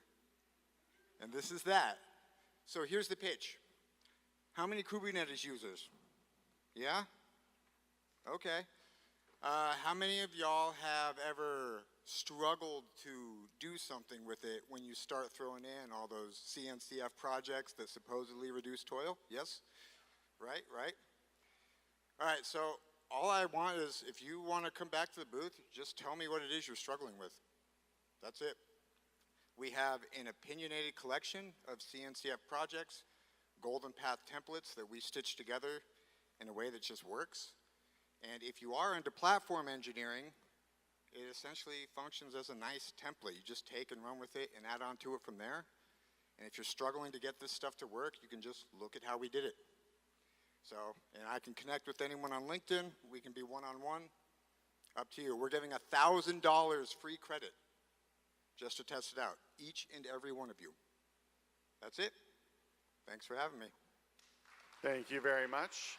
And our last sponsor of the section, Fluid Attacks.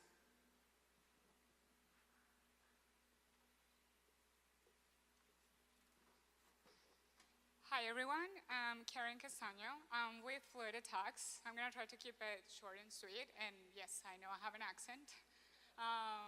We are an all-in-one solution, ASPM, and we perform security testing through the entire software development lifecycle. We combine tools with pen testers, and we help you prioritize the vulnerabilities based on real risk exposure, and also we help you with the remediation process through GenAI. So if you want to learn more, you can just go visit our booth. We have tons of chocolates because our t-shirts are gone. And we have a 21-day free trial that you can try. So yeah, thank you. Huge round of applause for all of our sponsors. Thank you so much. And then one of my favorite humans, I'd like to present to you, Ben Rockwood. Thank you, Chris. You guys can hear me okay?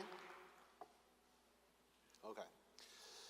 Thank you for having me. I love SCaLE. There's just a different vibe at this conference than a lot of other shows. So I'm looking for kind of like a little bit more interactive, sort of fun session, right? The kids convinced me to pull the kilt out of retirement. I haven't worn these things in a while because in California, these are amazing, but in Seattle, not quite as frequently, which is ironic because they come from there.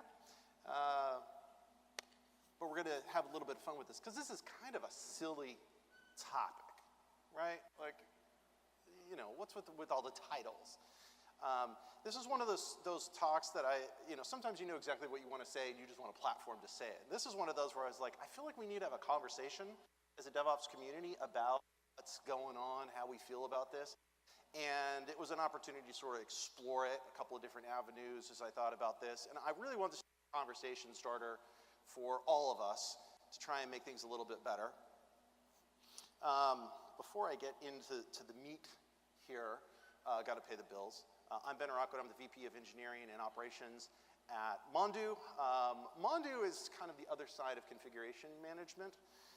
We scan for vulnerabilities. We enforce policy.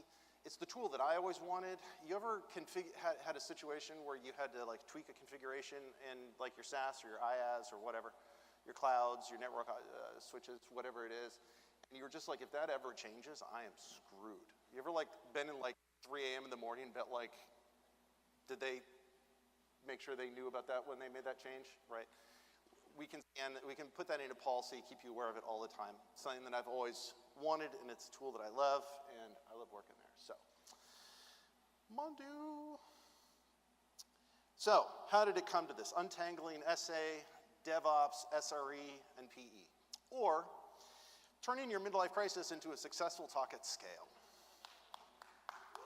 Thank you, thank you. Good quote from Alvin Toffler: the illiterate in the 21st century will not be those who cannot read and write, but those who cannot learn, unlearn, and relearn. Does this feel like a cycle that we go through quite a lot? And DevOps has changed a considerable amount because so many iterations have happened.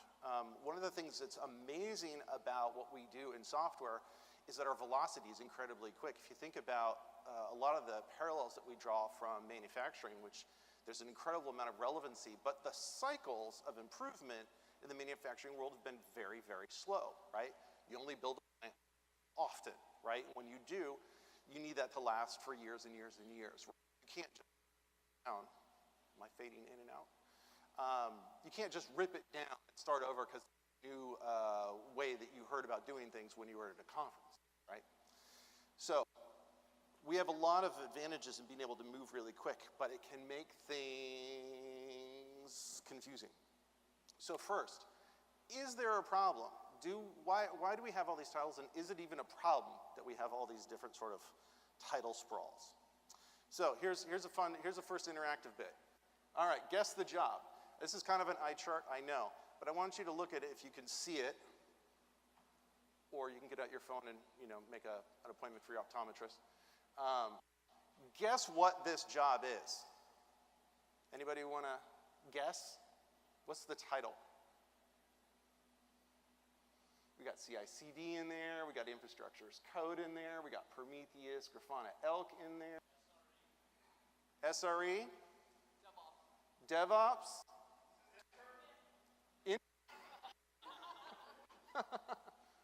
Anybody else?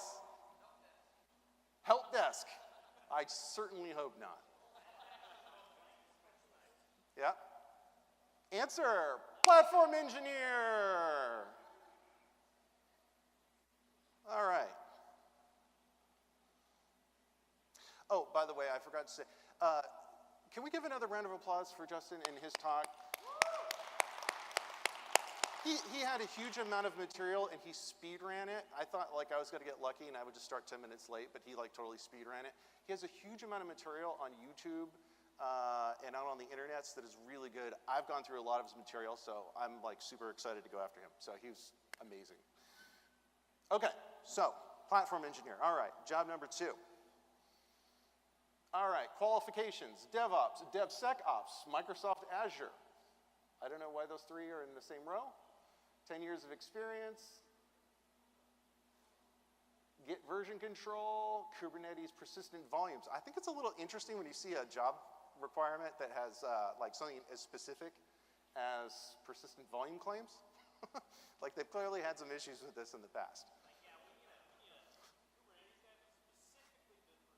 Exactly. There's an interesting story. I'm sure that we could this is like reading the tea leaves, right? I'm sensing an Azure with a broken Kubernetes implementation. Exactly. All right, what is it? System administrator. SRE. DevOps. Okay, another platform engineer. Security engineer. Ooh, there you go. Answer. Lead. platform engineer.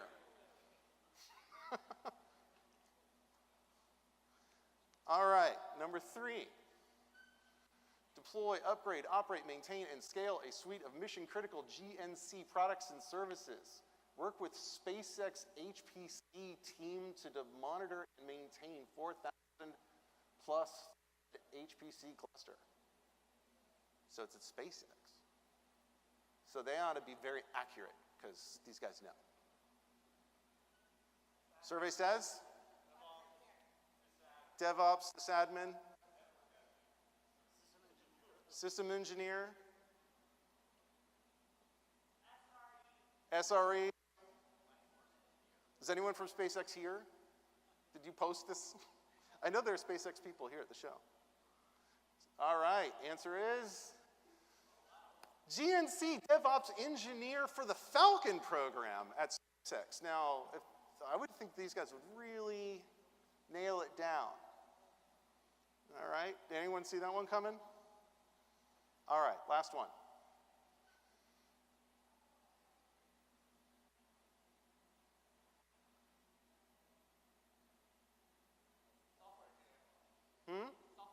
Software engineer? SRE? Release engineer? DBA? Prometheus, Splunk, and Grafana. I don't know, maybe DBA. Familiar with CDNs? Any other guesses? Ooh, DevOps architect. Full stack developer. Answer? Site reliability engineer, REST API at Apple. Okay. Have we demonstrated that there's maybe a bit of an issue here with what title describes what role, and that maybe there's something that we need to deal with? I thought I'd throw this in as a bonus, SRE Linux System Administrator. I don't know if that's better or worse. But one of the things, you notice that you see a trend in the requirements. Most of the requirements look pretty similar, right? Okay, so we have a problem. When we can no longer change a situation, we are challenged to change ourselves. So I want you to think, I know that there's a lot of talks that we talk about culture and we talk about it in the abstract, like there's this thing, it's like the bureaucracy, it's like the government, there's a situation and it should be changed by someone, somewhere. I want you to think very personally. Think about you and your resume. What does your resume say, right? When you go out and look for roles, what keywords are you looking for? When you're hiring for your teams, what are those job descriptions looking like? Let's try and make this very personal. So, as always, I am kind of a historical foundations sort of dude, so we're going to go and start at the beginning. In the beginning, system administrators.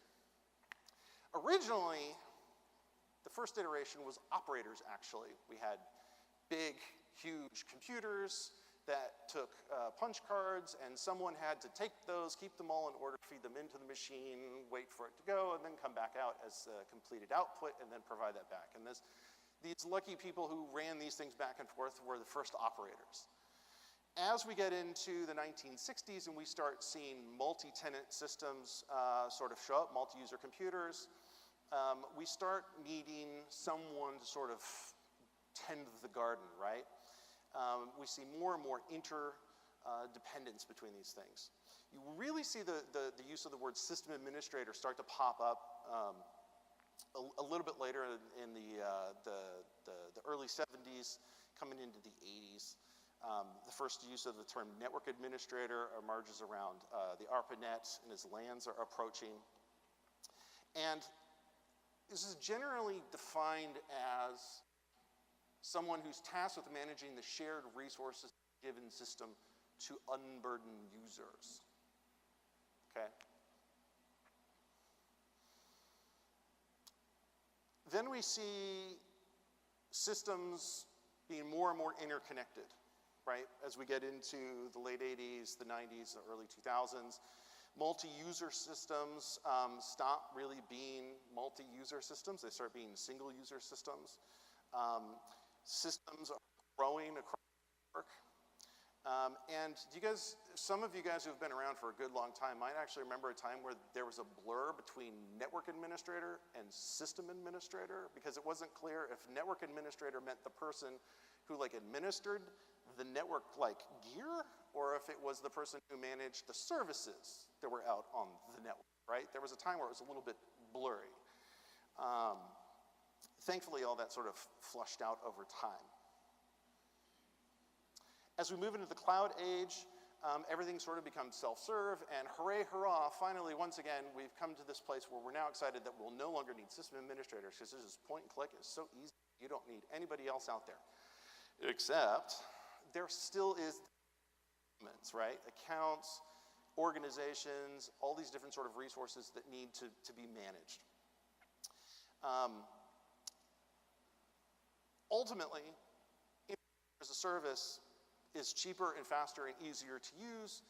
It's got this sort of fully managed palette of components, but it ultimately turns out that we still have the exact same sort of problems that we had before.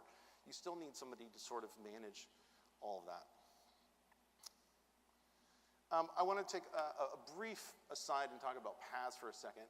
You remember when cloud first came out, we started thinking about 3 flavors of cloud. Software as a service, hooray.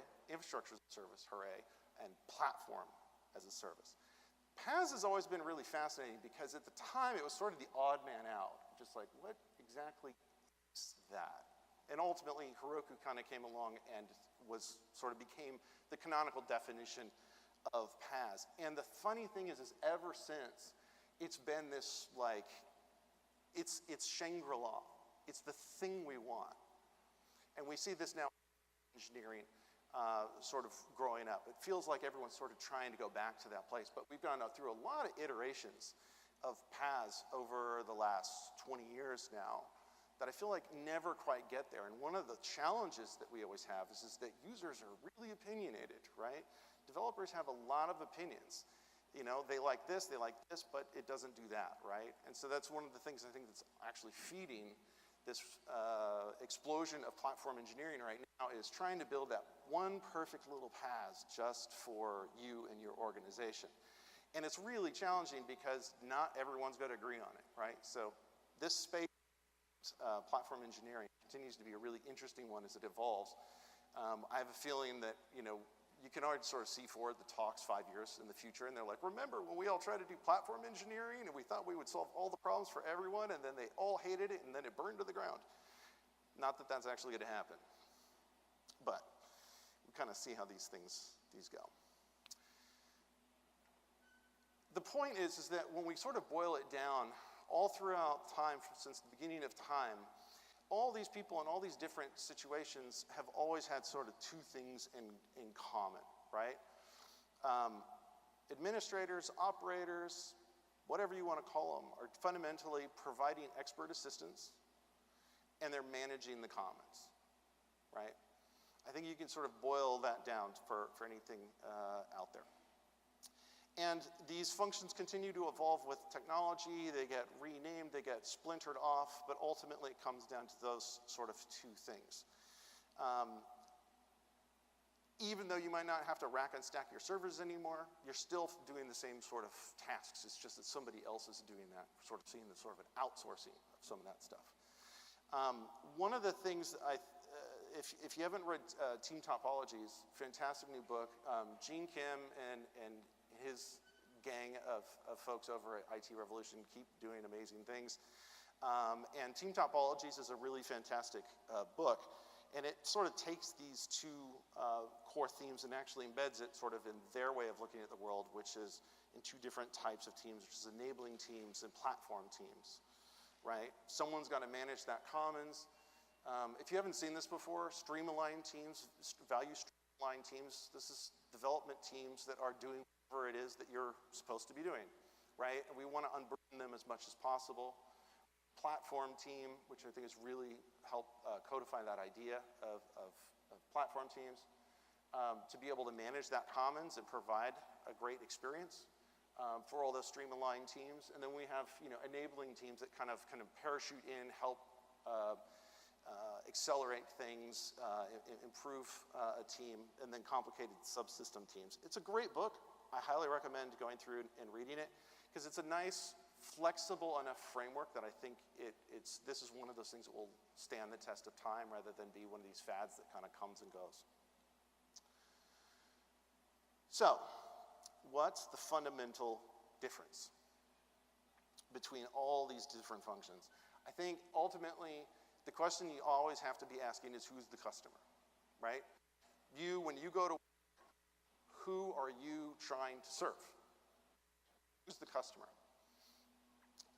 For each of the different types of role descriptions that are out there, we have a different customer, right? SRE, who's my end customer? The end user is my customer. That's the one I'm thinking about, right? PE, developers are my customer, right? If you are a network administrator, it's network users. If you're a system administrator, it's the users of that individual system, right? Now, what about DevOps though? Who's the customer of DevOps? Anyone and everyone. Does anyone disagree with these definitions?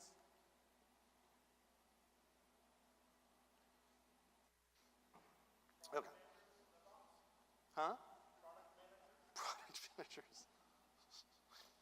Placators of middle management. So, what's the deal with the DevOps? Go ahead.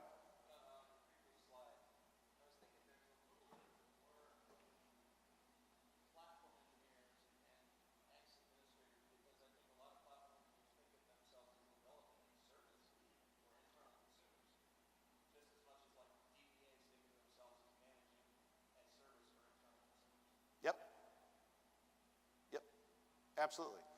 It's all about making sure that you're serving whatever that customer is. So I think you could easily, those terms end up being essentially interchangeable, right?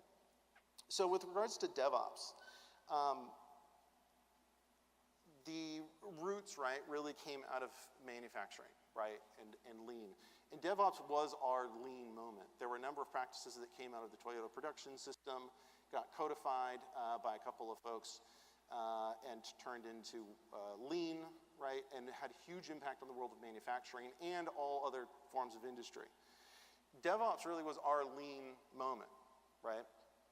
And in technology, we sort of had two ways that lean infiltrated us, right? One was on the development side, which we called agile development. The other was agile operations, which we call DevOps. And if you don't recall, the sort of very first moment that DevOps sort of appeared, it was actually at the Agile conference when there was a, what do you call it, birds of a feather on agile operations, and only 2 people showed up. And the rest is history. Everything sort of grew out of that. Of course, the big moment after that was the first DevOps days against, right, which then sort of everything codified and grew. But ultimately, we were seeing a lot of these sort of classic lean principles, management principles, sort of infiltrate into industry through agile development and agile operations. As a result, DevOps really is a philosophy that's rooted in practices and norms that we built on top of agile, right, and we've taken forward. It is not a title. It is not a title, right? Agile developer is not a title, right? And I double checked. Yeah, there you go. And was agile developer actually in the title, or was it in the description somewhere?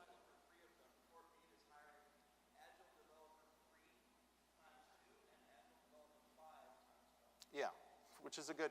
However, if you search for DevOps on any of those job sites, you will find thousands and thousands of references.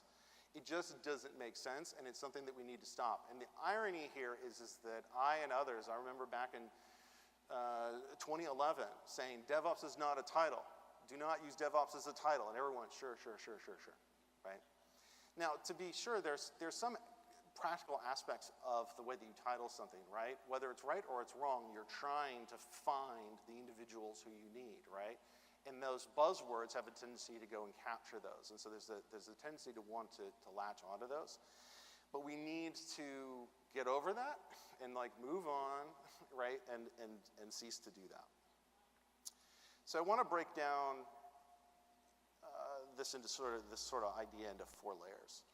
And whenever we approach something systematically, we always want to use the system of profound knowledge, right? And within it, there are 4 aspects of the system of profound knowledge, right? We need to have a theory of knowledge, how we know what we know, appreciation of the system, everything is connected as part of a system, an understanding of variation, right?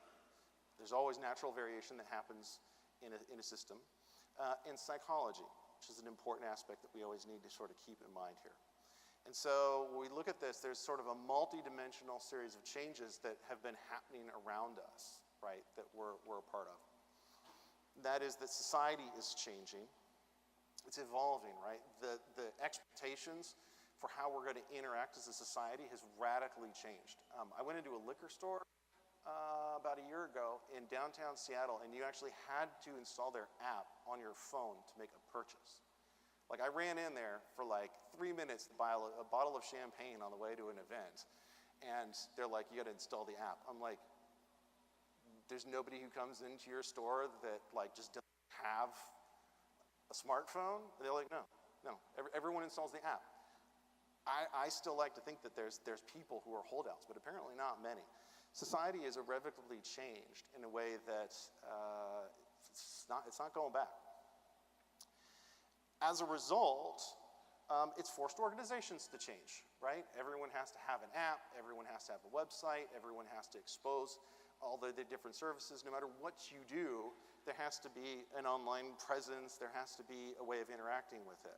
And as a result, we as industry and practice are constantly working to try and share knowledge with each other about how best to accomplish these things. And so we're constantly evolving and trying to develop norms. But also in that, you are having to keep pace with all these things, right? And it's constantly changing, it's constantly evolving. There's always the next epiphany, and we all need to get on board with that bandwagon. Or do you? Do you? This is maybe something that I don't think we maybe ask ourselves enough. Do you need to jump on that next trend, right? Do you need to go into that place? Know thyself and know thy gifts. Here's one thing I see happening in our industry that's really challenging. A lot of us who have gone into the operations side of the world have done it because of the fact that we really like learning and we really like sharing that with others, right? A lot of folks who became system administrators and operators actually started out in support at some point, right?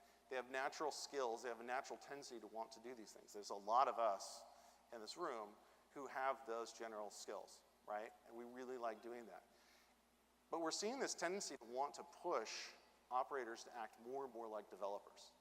And this is a transition that's actually really challenging. The mental mindset of a developer is very different from the mindset of an operator. Right? As much as we like to say that, we don't like the fire drills and we don't like the 2 a.m. wake-ups, there's actually some of us who we like being the guy who runs in and rescues and saves the day, right? A lot of developers who like to sit in a corner and sort of not be bothered and left alone for long periods of time. 2 very different sort of mental mentalities. And I don't think we're paying enough attention to the psychological aspects of asking one to do the other and the challenges that come up with that. Ultimately, the song always sort of remains the same. Things don't really change, but we do get caught up in these shifts. And so it's really, I think, important for us to think more clearly about the roles that we're hiring, to think more clearly about the roles that we're entering into and as our roles are evolving, and allow ourselves to see that even though there's a big push for such and such today, that thing will normalize out in the near future. Everything sort of ultimately commoditizes and becomes more normalized. And as that shift occurs, do I want to be a part of that shift? How do I want to treat other people who are a part of that shift? Are they prepared to sort of go through that? ultimately, you know, the solution to the title insanity isn't super straightforward. In manufacturing, you see titles sort of more like this: manufacturing engineer, maintenance technician, inventory control specialist, industrial engineer, manager. I think that there's like a lot of value if we start thinking of ourselves in more general sort of terms as operations engineers, and start having a lot more clarity around functional roles within organizations, so that we're a little bit more clear about sort of what you're going to do instead of just hiring in, right? If those roles that we looked at earlier, what the heck is your actual job? What are you actually going to be doing? It's really hard to determine. We sort of want a generic set of skills, and then we want to apply it in a specific way. And a lot of us have gone into interviews where we were applying because it looked like a place we wanted to work, and then our next question was, what the hell am I actually going to do when I get there? And then all of us kind of know that whatever they said is probably mixed, right? And then you're going to get on the job first day, and you're going to go, okay, well, no, what am I actually going to do, right? We can have a lot more clarity around these things, but we need to stop thinking in terms of these big sort of trends and, you know, you're a DevOps or you're an SRE or you're a platform person. Instead, we need to be thinking about what is the function of the value that you provide to the organization, right? You're going to service developers. You're going to be concerned about uptime, right, and the customer experience. And so that we're, from day one, thinking about who's my customer and how do I best serve them with my skills in the organization. A couple of recommended resources. Team Topologies is a book that I recommend reading. Of course, it's best for organizational leaders who are looking at how they can sort of evolve their organizations. But I would recommend each of you to at least take a cursory look at it or find any of the sort of videos out on YouTube or whatnot, just to make sure that you're aware with it. So as you start hearing these teams like enabling teams or, you know, platform team, that you're using the same sort of lingua franca that they are. The NoOps talk by John Allspaw, you can also take note of my comments being like, you're totally wrong. Platformengineering.org has a huge amount of resources available on it, and of course the New Economics by Dr. Deming, always an important read. So, it's something that we need to sort of clarify, and I think over the next couple of years, it's something that we can sort of sort out as an industry. But I'll tell you honestly, I thought by now, in 2025, we would have sort of sorted these things, and we haven't. So hopefully this is a conversation we kind of can keep going and push forward, and hopefully we'll see a lot more sort of clarity as we roll forward the next couple of years. Any thoughts anyone wants to share? Do I have time? You've got time. I got lots of time. Run the mic around, or I'll throw you the first question. Sure. We are talking about platform engineering, but really AI is reshaping the world. How do you think the AI journey plays into the conversation around platform engineering and really this broader set of operational principles? Good one, good one. I think the impact of AI is going to be really interesting as just sort of a force multiplier applied to anybody's individual set of tasks. So I think it does multiply things forward. I think it's a really hard time to be a junior engineer coming into industry, right? Who's using AI in their day-to-day work right now? All right, now who would describe themselves as a vibe coder? Anybody, nobody's else, no, only Chris is vibe coding? Okay, if you haven't heard of vibe coding, it is a pattern of interacting with AI to write applications. So the idea now is in vibe coding is you don't write a single line of code. You go into your code editor or some AI-enabled platform. Cursor is a really, really popular one where you start out by describing your application, and letting it write it for you, and then seeing what it produces, and then going through another cycle of refining. But you're never actually writing code. So this is a little different than AI used with, like, say, Copilot, which is more of like a fancy autocomplete, right? Where it just creates you an individual function or something like that. So we're talking about applications where you didn't write a single line of that code and just vibing back and forth. That's why it's called vibe coding, is you sort of get into this vibe back and forth in a dialogue with the AI to build the application. Now, that's really cool for some of us that have had a need, I think particularly for like small utilities. You ever said like, man, I really want a tool that did this, or I want a portal that does that, or whatever, but I'll never get engineering resources, and I could probably do it, but it's gonna take forever, and I don't have that kind of time right now. You can just vibe it. There's a lot of cool utility in that, but it also produces a lot of crazy ass code, right? That is, I mean, you want to talk about maintainable code, this ain't it. Well, and that's the thing. And right now, the AIs are still young enough that, and a lot of times you'll say, oh, you know, can you add this feature? It will just rewrite the whole damn thing. It doesn't care. It just rewrites the whole thing, right? So the idea of maintainability goes completely out the window. So I think, you know, we've been trying as an industry to stamp out spaghetti code, try to create things that are reusable, that are, you know, properly refactored, modularized, and that's going to go completely out the window over the next 5 years. Something to try. But it's going to change everything that we do. And actually, one of the things that is considered a pattern is to actually describe the software that you want to an LLM and say, write me a specification for an application that does this. It gives you a giant spec. Go then check and make sure that, and then you feed that in to actually write it, right? So we have LLM on top of, you know, AI on top of AI on top of AI on top of AI. It's turtles all the way down. So this is more of a comment, I guess, than a question, but I've only been using GitHub Copilot for a little bit, and sometimes I'll tell it to create a function for me in a specific file, and it'll just decide, hey, all those other functions of the file, I'm going to delete all of them. Yep. And it kind of goes back to what you were saying. It doesn't really always want to build upon itself. And it's kind of weird because I was talking with someone at my company and they're like, well, think about it like being a junior assistant. And I'm like, well, I don't think a junior assistant would ever think when I told them to add a function to delete all the other functions.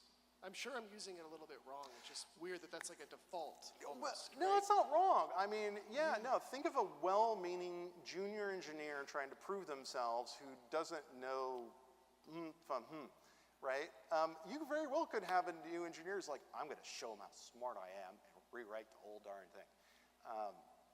But yeah, you have to be deeply, the whole idea there, I think, of treating it like a junior is that you just need to be deeply distrustful of the result that you're going to get. Yeah. And realize that if the result is not what you get, it's you, likely, who didn't sufficiently specify what you want to do. And so some of them, like Coda, a couple of different code editors now actually give you preemptive prompts that you can put into your settings, and you can put into there a list of things that get passed with every single input that are things like, I am helpful and complete, I only change what I absolutely must change, right? You give it basically a list of rules ahead of your prompt to try and encourage it to do the right thing.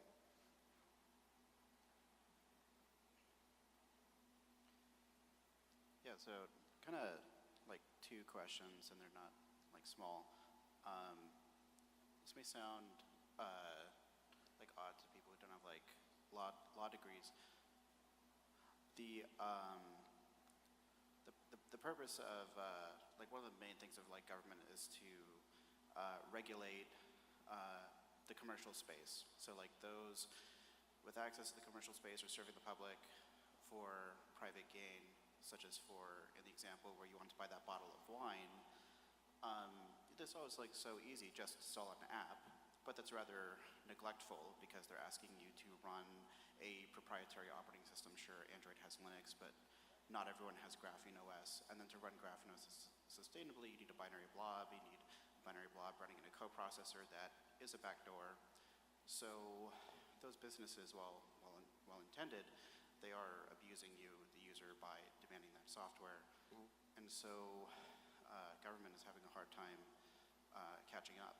So kind of a big thing is if you want to do a job interview, you're kind of in this lower end side of the negotiation, or if you are at a job, you would need to use Zoom or MS Teams. You need to give fresh biometrics to a big cloud company pursuing AI, all hooked into Five Eyes, etc. So we do need a regulation that says something like, if you're going to be required to do a job interview, both sides need to have like, you need to be able to do it with open source end-to-end encryption and not just put your biometrics everywhere, etc. And the other thing is, I think DevOps, Ops, SRI people should probably spend like a year studying psychology and law, because like someone said here, when you're Ops, everyone is your customer and everyone is demanding. And DevOps people, they have two separate disciplines that they cultivated and harmonized. They're kind of on the middle end of the bell curve where they are 5x engineers, or at least 3x, and the salaries don't reflect that. And their immediate coworkers will resent them for one reason or another. Even the C-level people will resent them for one reason or another, because it doesn't kind of fit into the default culture, mindset everyone has. 10x engineers are always recognized. So I think a lot of ops, DevOps people, they should build platforms, because a lot of it is platform engineers. So a lot of ops people, I think, should gravitate towards B2B rather than individual contributors. So. Yeah, I mean, I think, like I said, I think it's always important to go with, think about your customer, right? And be thinking about things in sort of a, I don't know, almost capitalist terms, right? When it comes to technologies and standards, like if you don't like companies that are doing things in a certain way, you shouldn't patronize their businesses, and you should be vocal about that. So that we can naturally weed those out. I don't like the idea of solving things with regulation. We're definitely in an environment that there's a lot of opportunity to regulate things more stringently for the betterment of all, but those things can never keep pace. So trying to make sure that we're sort of careful about how we interact with those who provide services to us, and being vocal and expecting them to deliver. The other is that inside of organizations is to try and back and think about like what our business do? What is the value that we're actually providing? And is it a wise use of my time to go and invest deeply in some of these things that may change very quickly? I don't think platform engineering is the right solution for every company, right? There's some cases where it's smaller, you have practices that work, right? Are we getting value to our customers quickly? Are developers productive? If they are, you don't need to like push them onto a platform because it's the soup du jour, right? Maybe it's the right solution, maybe it's not. But it's important to remember that it's a palette of capabilities out there that we can utilize to solve our problems. Same is true of Kubernetes, right? We saw there was a big push. There's a lot of people who migrated to Kubernetes that really never should have. They just created a whole bunch of new problems that were actually distractions from serving their customers, internal or external, and became a big drag on the organization. And I think we may get into a place in the future where I think we get a little bit more deliberate about not being so bespoke inside our organizations, right? If you think about like in manufacturing, if I'm building a plant, I'm probably not gonna like hire like a huge team to come and build my assembly line. Probably gonna go out to a third-party contractor who does this all the time, have them build it for me, and then have a contractual like interaction with them. We still do some kind of overstaffing in a lot of organizations where we hire a bunch of people to build bespoke things for our organizations. They don't necessarily need to. And we tend to not let that go until it ends up being fully commoditized off in the cloud. We just consume it as a service now, right? So I think we're still quite young actually as an industry. I think that over the next, hopefully 5 to 10 years, we'll actually see some normalization. The downside of that is that while the amount of skills that will be required will be considerably reduced, we'll see a lot more normalization. That also means that our salaries are going to go down, because they don't need us to be quite so specialized. And we already know that there's a lot of interesting salary issues in the industry right now. We still have some people on the very high end, and we have a bunch of other people sort of in the middle, and we haven't really seen salaries changing in general, right? So, and that's more of a societal issue, right? Everything costs more, and our wages aren't really increasing, right, across the industry. I have kids who are like never going to have a house, so it bugs me. Okay, Ryan. And this will be the last one. So thinking about what you said about focusing on the value I myself can provide an organization, right? How do we get to the attention of like hiring managers, recruiters, et cetera, and tell that story to them when the AI filters now are in place that are just like trained on these garbage, key buzzwordy descriptions? I don't know. Actually, that's an interesting thing to do, to do a test of AI-generated job descriptions, because I'll tell you honestly, I bet you that Claude, by the way, if you're using OpenAI, just stop. Like, Anthropic's where it's at. Go use Claude 3.7 is amazing. I actually think that the AIs probably would give us better job descriptions rather than worse. I think that one of the reasons JDs tend to be terrible is I think there's a lot that gets like lost in translation, and people think about, well, I need this skill set, and they have in their mind what they actually expect them to do inside the organization, but they distill that into this like list and then hope that that list represents, right? And you saw like the commonality in all the job descriptions we looked at, right? All of a sudden these things of being generic, you can't actually determine sort of what you're actually going to do. So I think focusing more on that task at the time of the job description, right? And then letting that filter through so that when people apply, they can more accurately have an idea of where they're actually to go. And that can ultimately feed back into whether or not it's what you really want to do inside an organization. But that also goes against like the idea of mobility, right? I think part of that idea of having a more generic skill set is, well, I'm going to have them doing this today, but in 6 months' time or a year time, that project may change or they might get moved, and so we're hiring for a generic set of skills. And that's where I think we can more or less say that like there is some standardization across the board, right? Hopefully that could then filter down into better education, right? I think on the operations side, there's still a huge gap in terms of education. It's just really, really hard to get educated on this stuff, and that's something that we could better sort of standardize so that you have a larger pool of workers who have, you know, a robust set of skills that can be applied in a lot of different ways rather than, you know, do you know this one very specific technology today?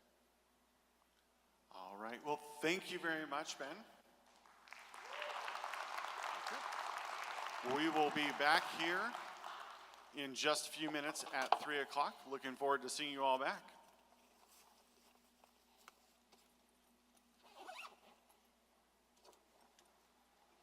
I was about to say, so what you're really telling me is I'm doing the right thing by retitling my entire team from DevOps engineer to platform engineer. Exactly.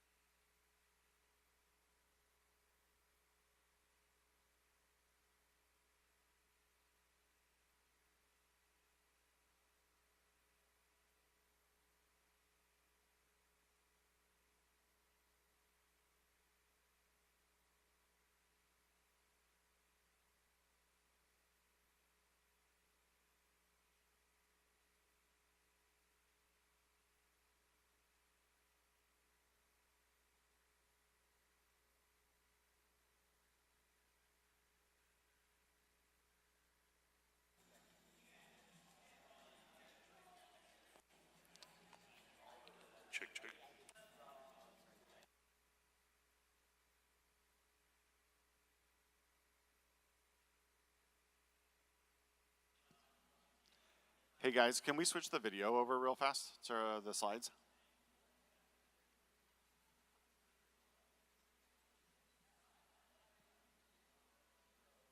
All right.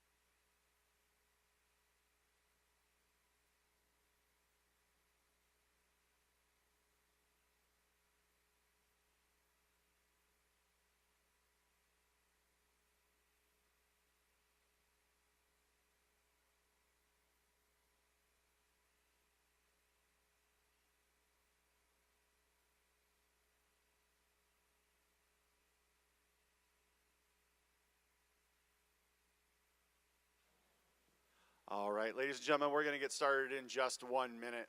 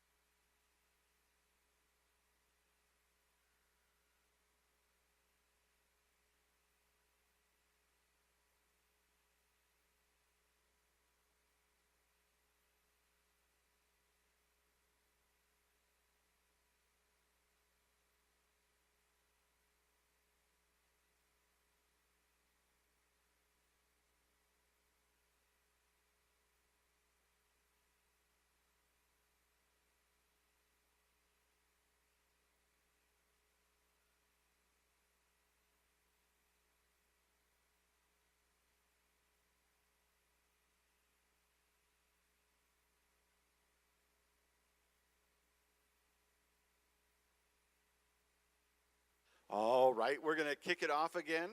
If I can get Honeycomb, one of our sponsors, to come on up.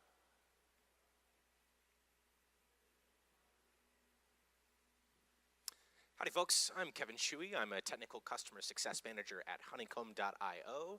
Honeycomb is an observability platform built on the open source OpenTelemetry library.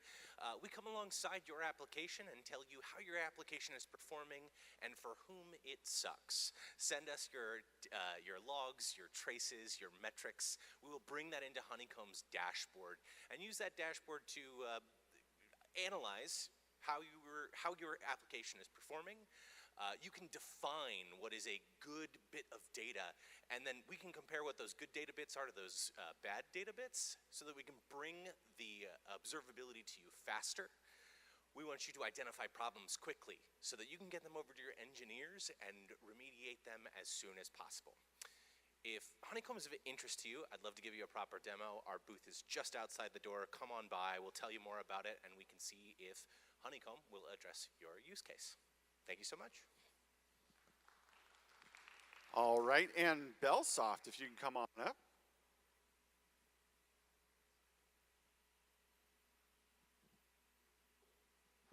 Hello, everybody. Thank you so much.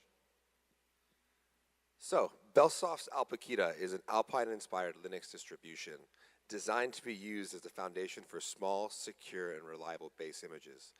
These base images are designed with minimal sets of components to reduce surface area of attack, but also be, relevant for using multiple languages like C, Python, Go, or Java.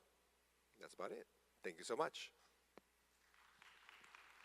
They would love it if you'd come visit them at their booth. And if I could get Net Actuate to come on up.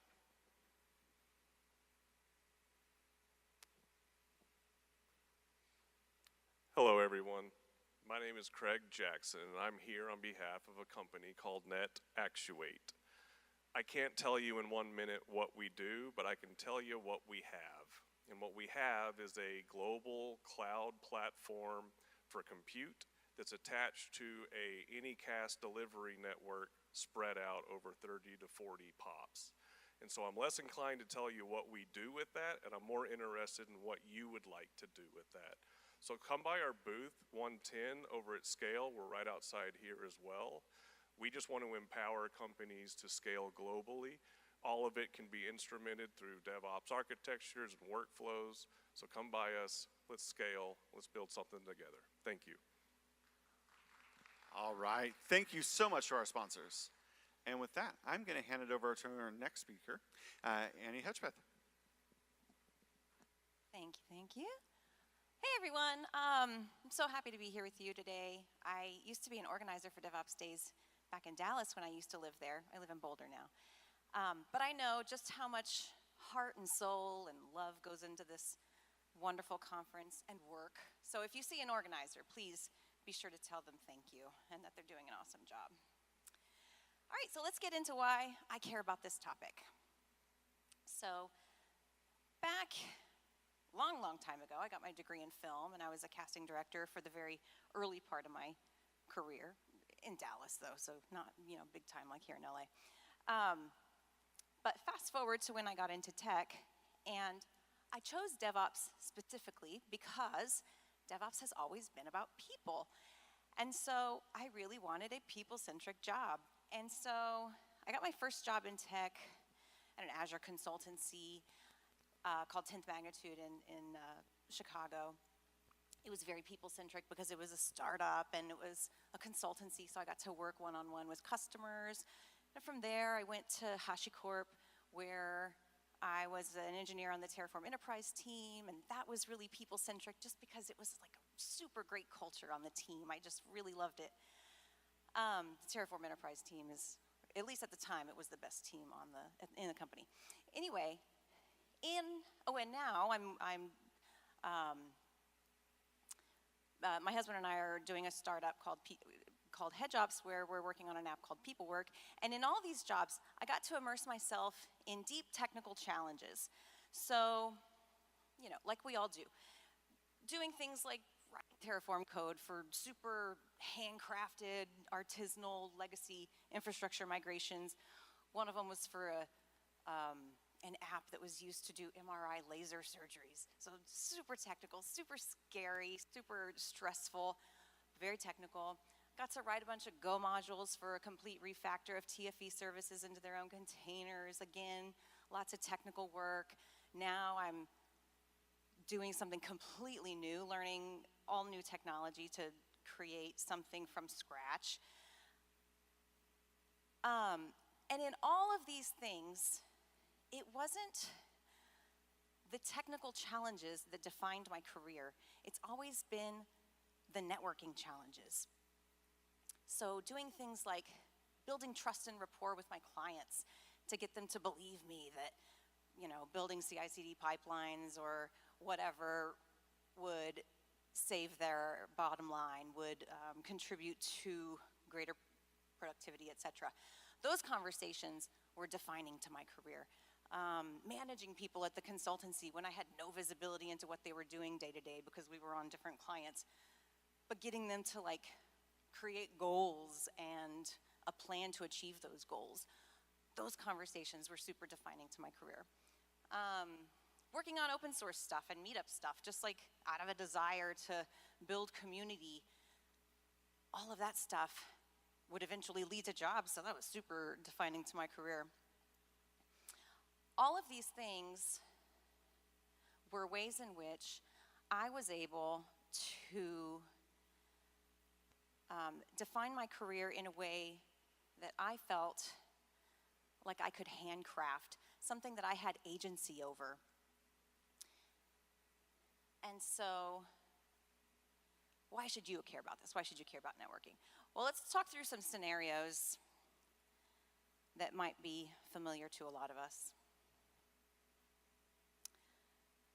Okay, so try to think of either yourself or somebody else that you might know when you hear these. So, have you ever built a solution that you like really believe in? Maybe it's an internal tool that could save hundreds of engineering hours, something like that, and you do everything right. Documentation, demos, training sessions, everything is just stellar, perfect. But 6 months later, adoption is minimal. And other teams, they appreciate your effort, but they just keep doing things the old way. It's not about your solution, it's something else, but what? You don't know. Or maybe you know the fixer. This is the principal engineer. They can solve any technical problem. Nothing scares them. This person, maybe they handcrafted a snowflake release of your product for your company's largest customer. And then the customer discovers this really nasty bug, so the fixer swoops in, spends 3 weeks heads down fixing this problem, saving the relationship with this client, maybe even saving the company because this is the biggest client. They need this person. But then, when the fixer goes and applies for the director role that just opened up, they get passed on. Why? They need this person, don't they? Or maybe you know the anchor. Maybe you are the anchor.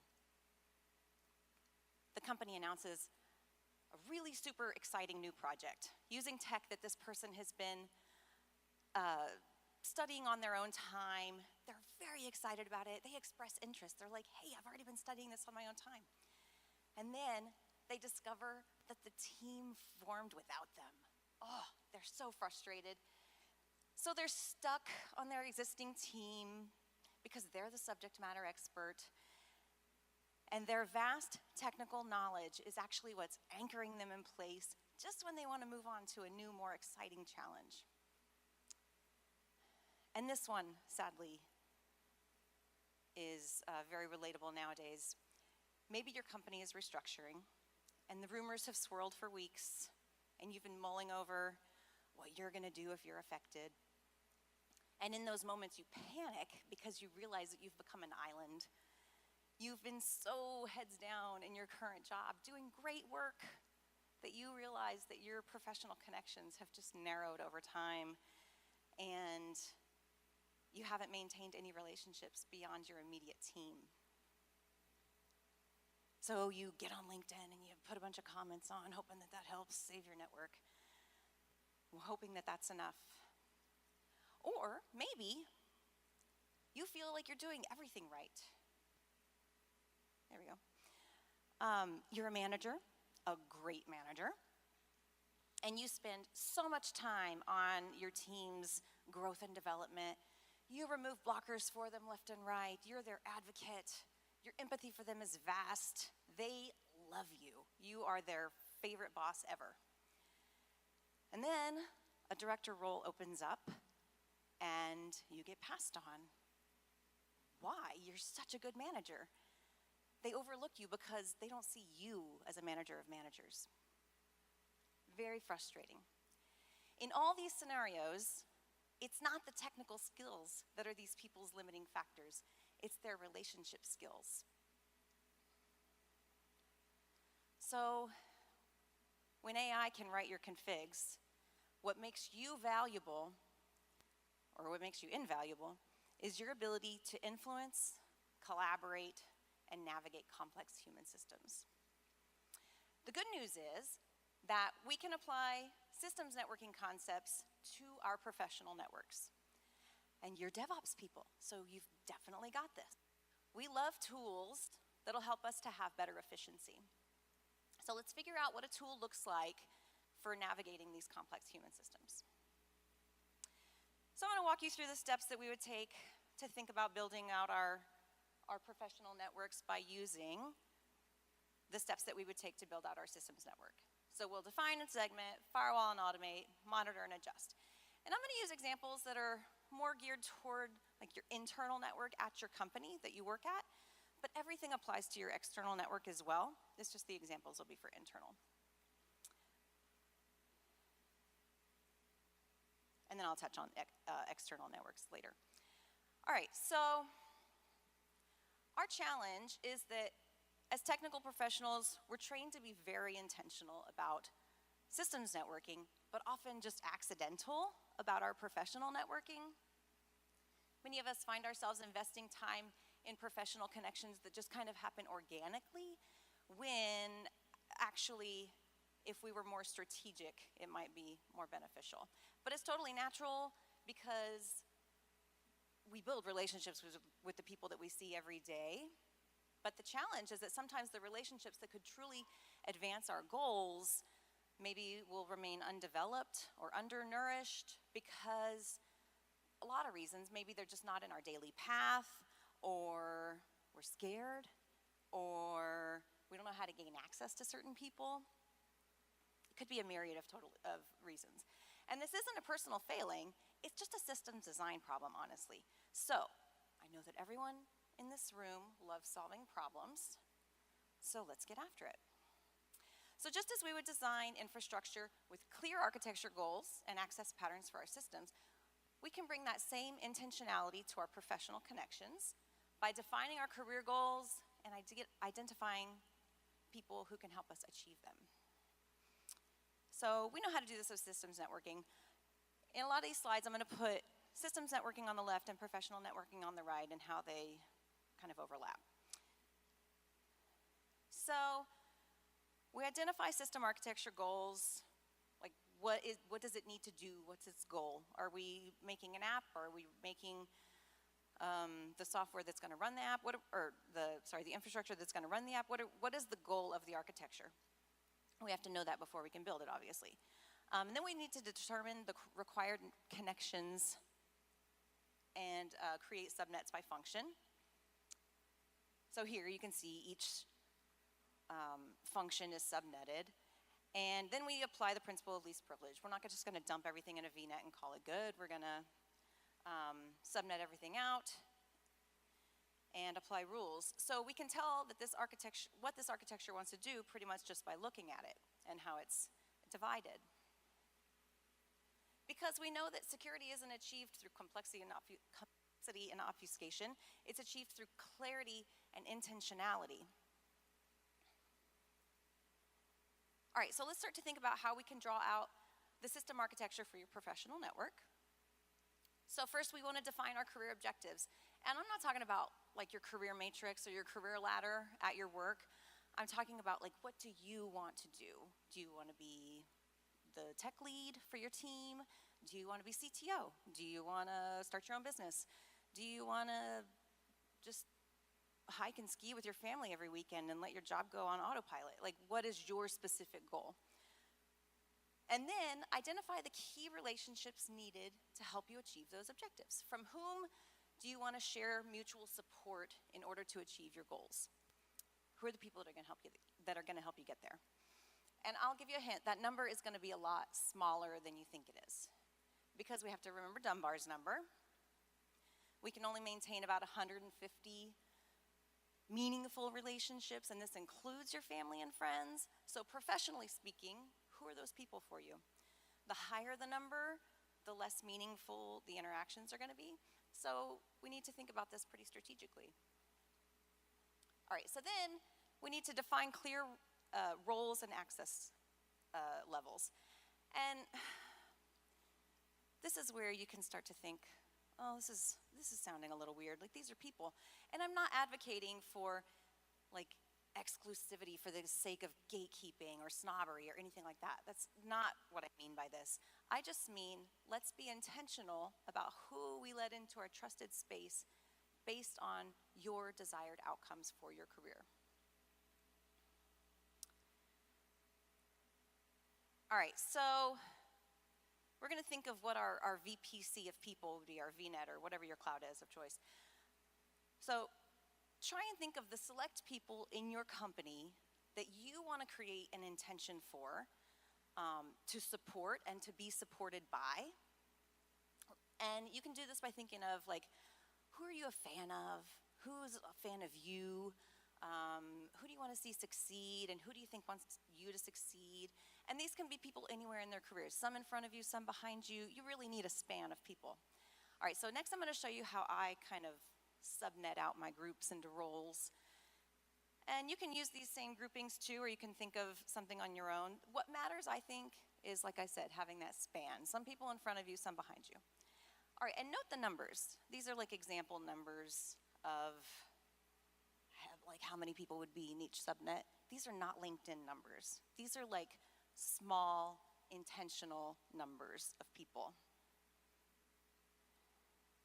All right, so if you think of your stakeholders, these could be like literal project stakeholders. They could be mentors from your company. It could be anyone in your upward chain of command.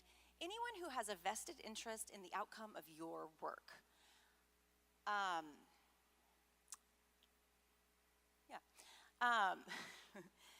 Your goal for these people is you really just want them to vouch for you when you're not in the room. And they'll do this when you make them successful. Again, it's that mutual support that I keep talking about. Remember the advocate scenario, the manager who was like the best manager ever, and they couldn't move up? They likely spent all their time nurturing their direct reports that they didn't nurture any stakeholder relationships. And so when they were having that conversation about who was going to be director, nobody vouched for them. And maybe if they would have spent more time nurturing these relationships, maybe the outcome would have been different. All right, and then there's your first team, and these are like your close people. These are the people you work with every day. If you're a manager, it's like the other managers that report to your boss, plus maybe the product manager or something. And your goal with this team is you kind of want to get into the mindset of your boss by supporting your teammates' missions, which makes you more collaborative and less competitive with your peers, and ultimately more aligned with your boss's objectives. So remember that person who wanted to be on the new team, but they were anchored in place, and it was that new tech they were all excited about, but they couldn't do it? Well, that person was likely never even considered for the role because they excelled so much at their role individually, and maybe they didn't support their first team or show alignment with their strategic priorities. And had they done that, they might have been seen more as a team player. All right, so then there's your direct reports. And these are the people who you're responsible for the outcome of their work. Whether you're a manager, tech lead, team lead, whatever, this number could be 0 because you could be a junior engineer and not have any direct reports, but it could be like somebody that you mentor even. So even if you're a junior, you could have like people that you're mentoring. Anybody that looks to you for guidance and leadership. And your goal for this group is to give them the support that they need so that they also want to support your mission. So remember the fixer, the staff engineer who saved the company with their Snowflake release? Well, while this person was busy being a hero, the rest of the team was kind of getting ignored and resentful, and they need their staff engineer to provide vision and leadership. And so this person would have benefited from being more intentional about leading the rest of the team with vision so that they could all share in a strategic mission. All right, so then there's your base. And to me, this is like the funnest group because it's the people that you choose more, you know, like everybody else is kind of set in place sometimes. But these are the folks who you interact with less, but they're still really important connections because you're really like fans of each other, you know, so it's kind of fun. Your goal for these people is just like support a good shared culture, do what's right, be a good person, and then just look for opportunities to support each other. So remember the builder, the one that created the internal tool that never got widespread adoption? Well, they probably could have spent more time on their base relationships, nurturing cross-team relationships, and maybe they would have gotten wider adoption that way. And I say those all as generic scenarios, but I know people that all of that stuff happened to. So our challenge, though, as we think of firewall and automating as our next step, is that without proper boundaries and automation, we face 2 real critical patterns in our professional relationships. So the first is the boundary deficit, where we just struggle to say no.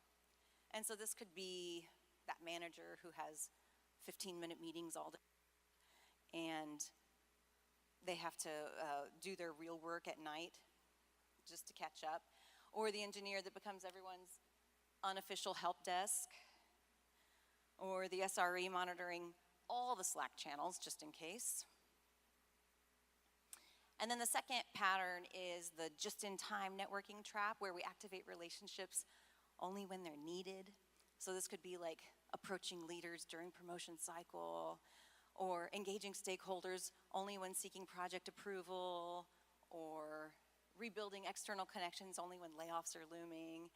And I'll tell you a secret, they all know that it's that. They all know that it's the just-in-time trap.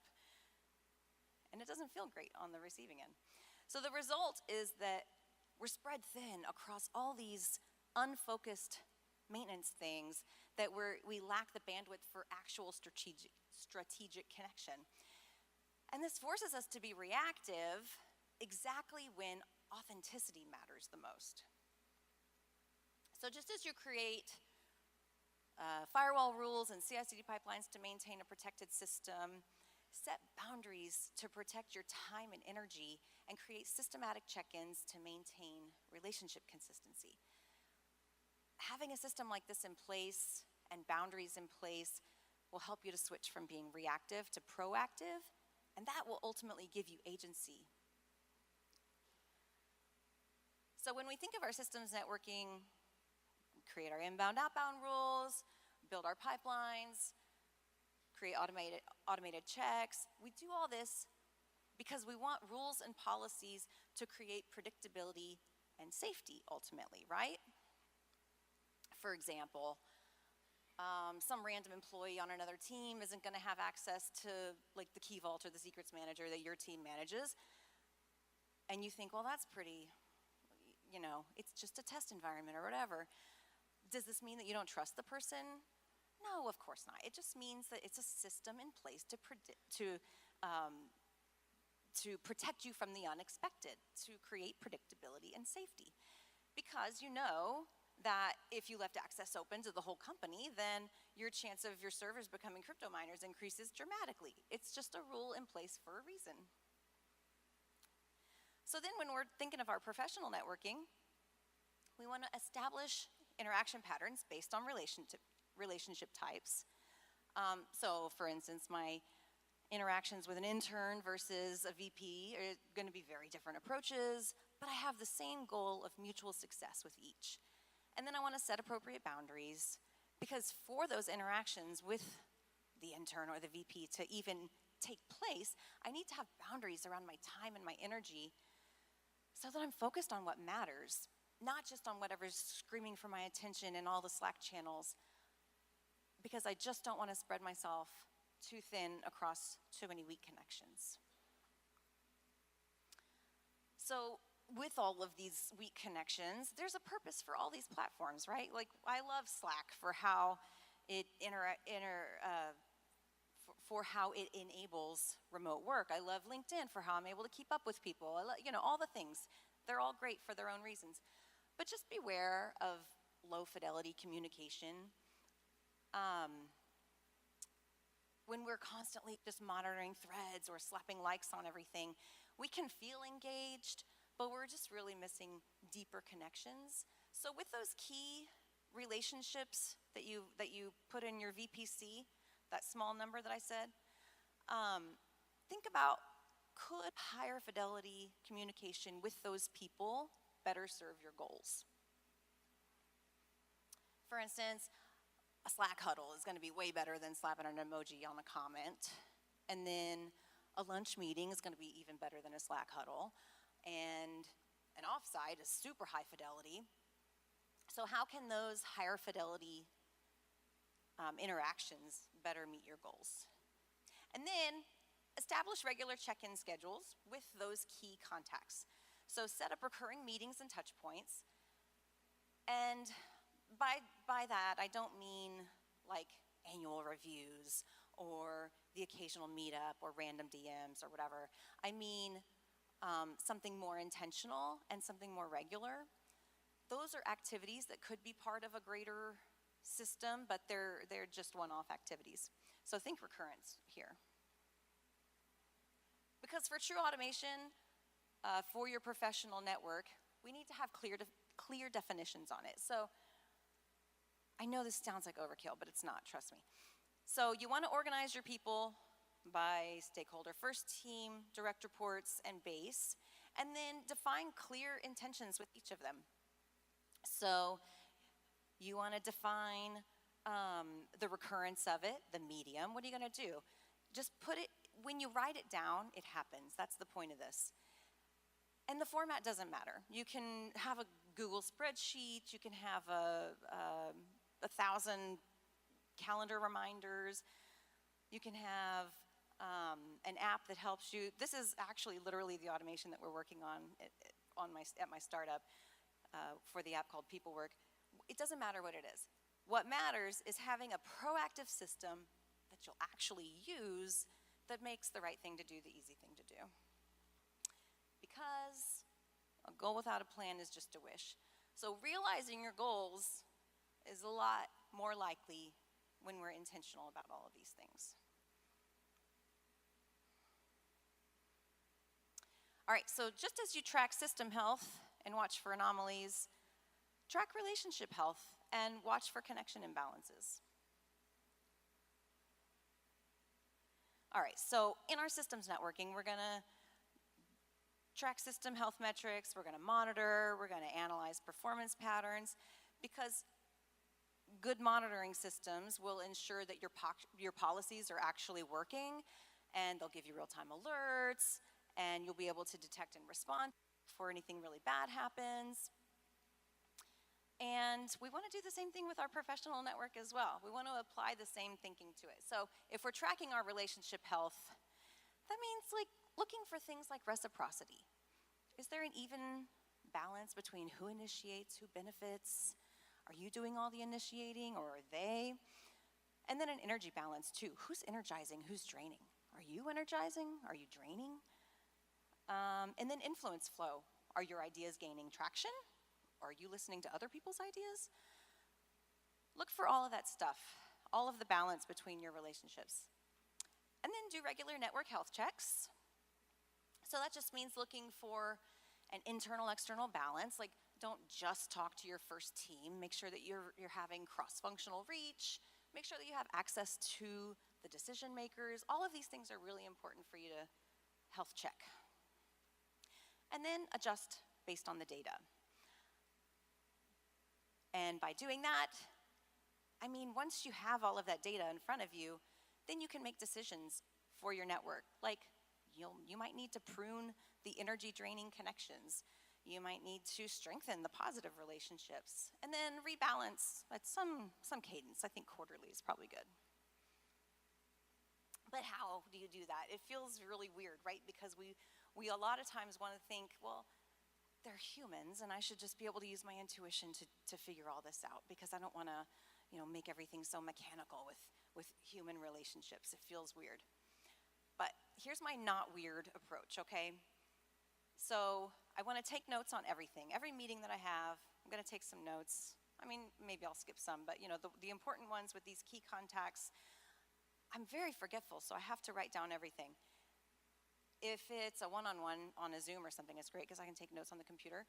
If it's a coffee, I'll come home and then I'll take notes on what I remember. But I note two very important things.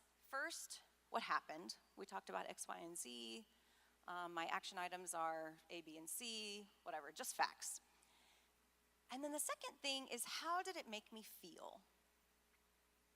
And I know that some of you are like, well, that's stupid. What does that matter? It does. The feelings are data. If I feel crappy after like 3 times of meeting with my mentor, then that's some data. Maybe there's a misalignment there, something's happening. Conversely, if I feel super positive the next 3 times that I meet with my mentor, then that's a sign that something's going really well. Maybe they're a really true ally. We're aligned in some really way. We can get stuff done together because we're really, vibing. Having the facts there can just help me to see, like, if I'm in the wrong about something or if I'm feeling negatively. So, you don't want to only rely on the feelings, but having the facts kind of checks some of your emotions as well. So having both of that data there at the same time is just a simple way of observability. Helps me to track things I might miss otherwise. So not weird at all, I promise you. I think it's just good observability. All right, so all of this stuff applies to your external networks as well. And I think it's really important also, but the thing is, it just requires a lot more intentionality. I mean, obviously, it's the most easiest to nurture the relationships that are on your first team at your company because you see them all the time. But the challenge is to not only nurture those, but to even go outside your company walls. So even for outward-facing roles like sales, DevRel, etc., having a system in place helps you to focus your limited energy on where it really matters. Because the challenge is that we can all be like that island scenario, right? Where we're just deep in our exciting work and we're heads down and we only think about that and talk about that. And then our external connections just fade.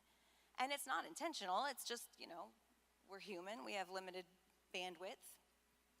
But we've also seen the downsides to this.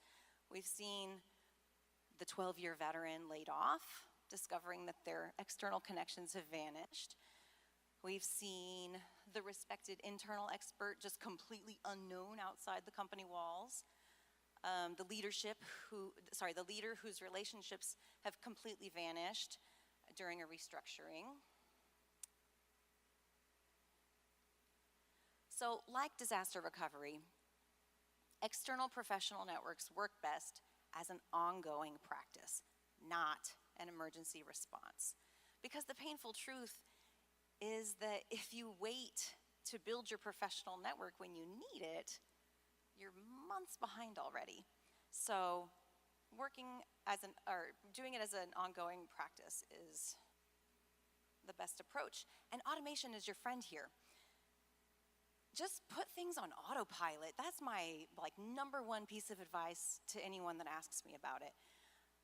For example, when I needed mentors for my startup, I just contacted a couple people and I said, hey, I'm doing this thing. I need a mentor. Will you do it? They said yes. I said, great. Here's a recurring event on our calendars, because I didn't want to have to get the time and energy to ask them every single time. So recurrence, yes. Another example is I have this hiking spreadsheet that I use for a lot of my base connections. And I said, hey, I just shared it with a bunch of my base network, and I said, hey, these are the hikes that I'm doing. This is the difficulty level, this is the date, this is the time. Put your name on it if you want to do it. And then I had somebody hiking with me like every Saturday over the summer. Bottom line, put meaningful connections on autopilot. And you might think that this sounds like impersonal, but it's actually not. Like, I think it shows more care and intentionality when you do that, because it shows the other person that you're putting care and you're putting thought into it, and they're important to you. All right. So to sum it all up, if you're struggling to get promoted, to be taken seriously, to start your own venture, to get other teams to take you seriously, to be seen as a leader, whatever it is, I just really want you to try this method, honestly. I want you to try it and tell me if it works for you. Because the bottom line is, our world isn't set up for these kinds of connections to happen naturally or organically. We all know the struggle that it is to maintain relationships. So my hunch is that those of you who are incredibly intentional about creating connections will really find a deep sense of satisfaction that's just hard to come by otherwise. I think also you're going to find a greater sense of agency and autonomy in your own career if you're able to track these things. And I believe that that's the absolute key to fighting burnout and to having greater vision for your career. So that's how to find me on the socials. I really do want you to try this and holler at me and tell me what you think about it. And that's all I have today. Thank you. Any questions? Yeah.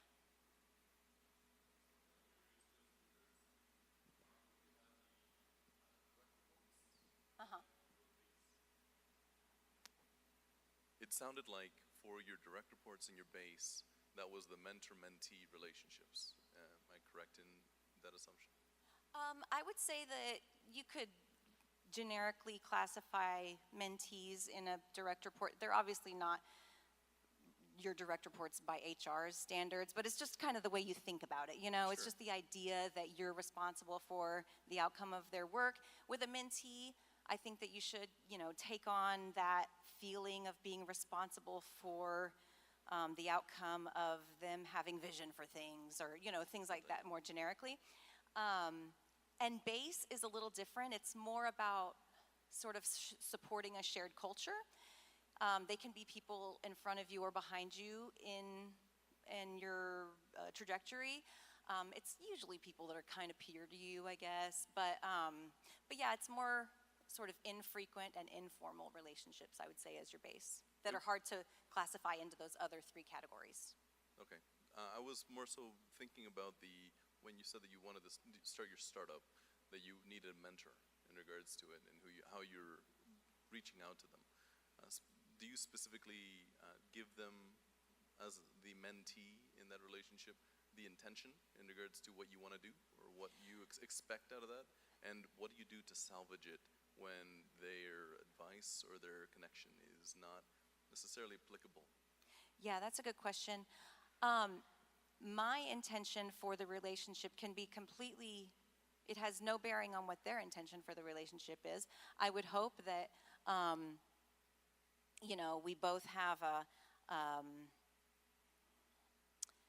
goal of mutual support, but, and I would hope that that would be their intention, but like my intention, you know, is to do X, Y, and Z. And if they start, you know, kind of like, maybe I don't want to do that, then that's just good information for me. I can't control them, obviously. And so I'm just going to say, okay, well, I guess I need to adjust. Maybe this isn't an aligned relationship that I thought it was. You know, maybe I thought that they were more a fan of me than they are or whatever, you know. So you just, like I said, with monitoring, you just adjust based on the data. If they keep on canceling, then that's a sign that maybe it's not a good alignment, you know. So does that answer your question? Kind of? Partially? What's left unanswered? Oh, what do you do to salvage it? I think that that's when you just have to look at the data. Like, look at your notes and see, is it worth salvaging? It might not be. Are they giving you information that you're not aligned? Then you might just need to cut ties. Conversely, if maybe you're just doing something wrong and you need to like up your game in some way, then look at the data to see where you're lagging, you know? Like maybe some of your feelings at one meeting were, oh, I felt like they were disappointed in me because I missed X deadline or whatever, you know? Then you're like, oh, okay, well that's data. I just need to finish this part of the thing or whatever, you know. Just bottom line, look at the data to make those decisions. Not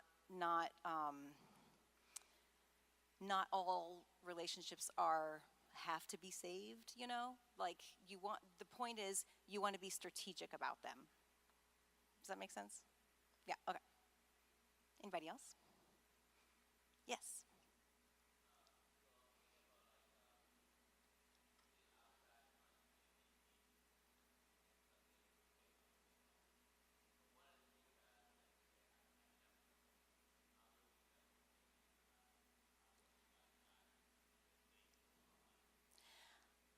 You said something really good there. So he's saying, if you're looking for a job, how do you stay on somebody's mind? And because that's obviously your goal is you want your professional network to help you out. You want to have mutual support.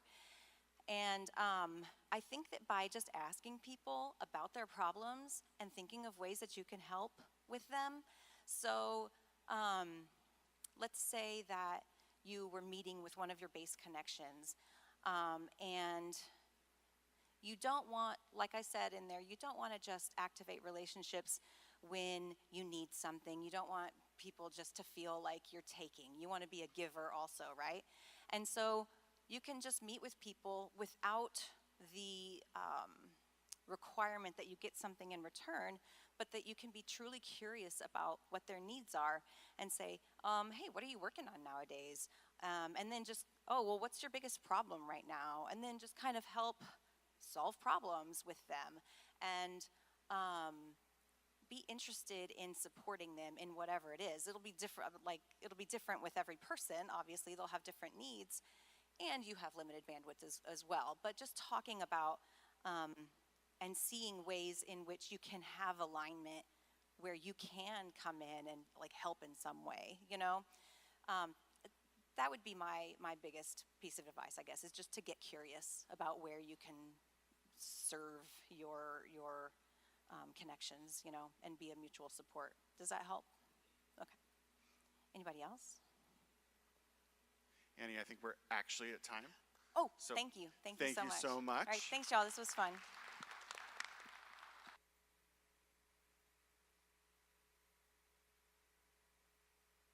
All right, we're going to jump right into the next talk. So if, Ron, if you want to come and get set up, and while we're doing that, I'm going to welcome to the stage Gruntwork.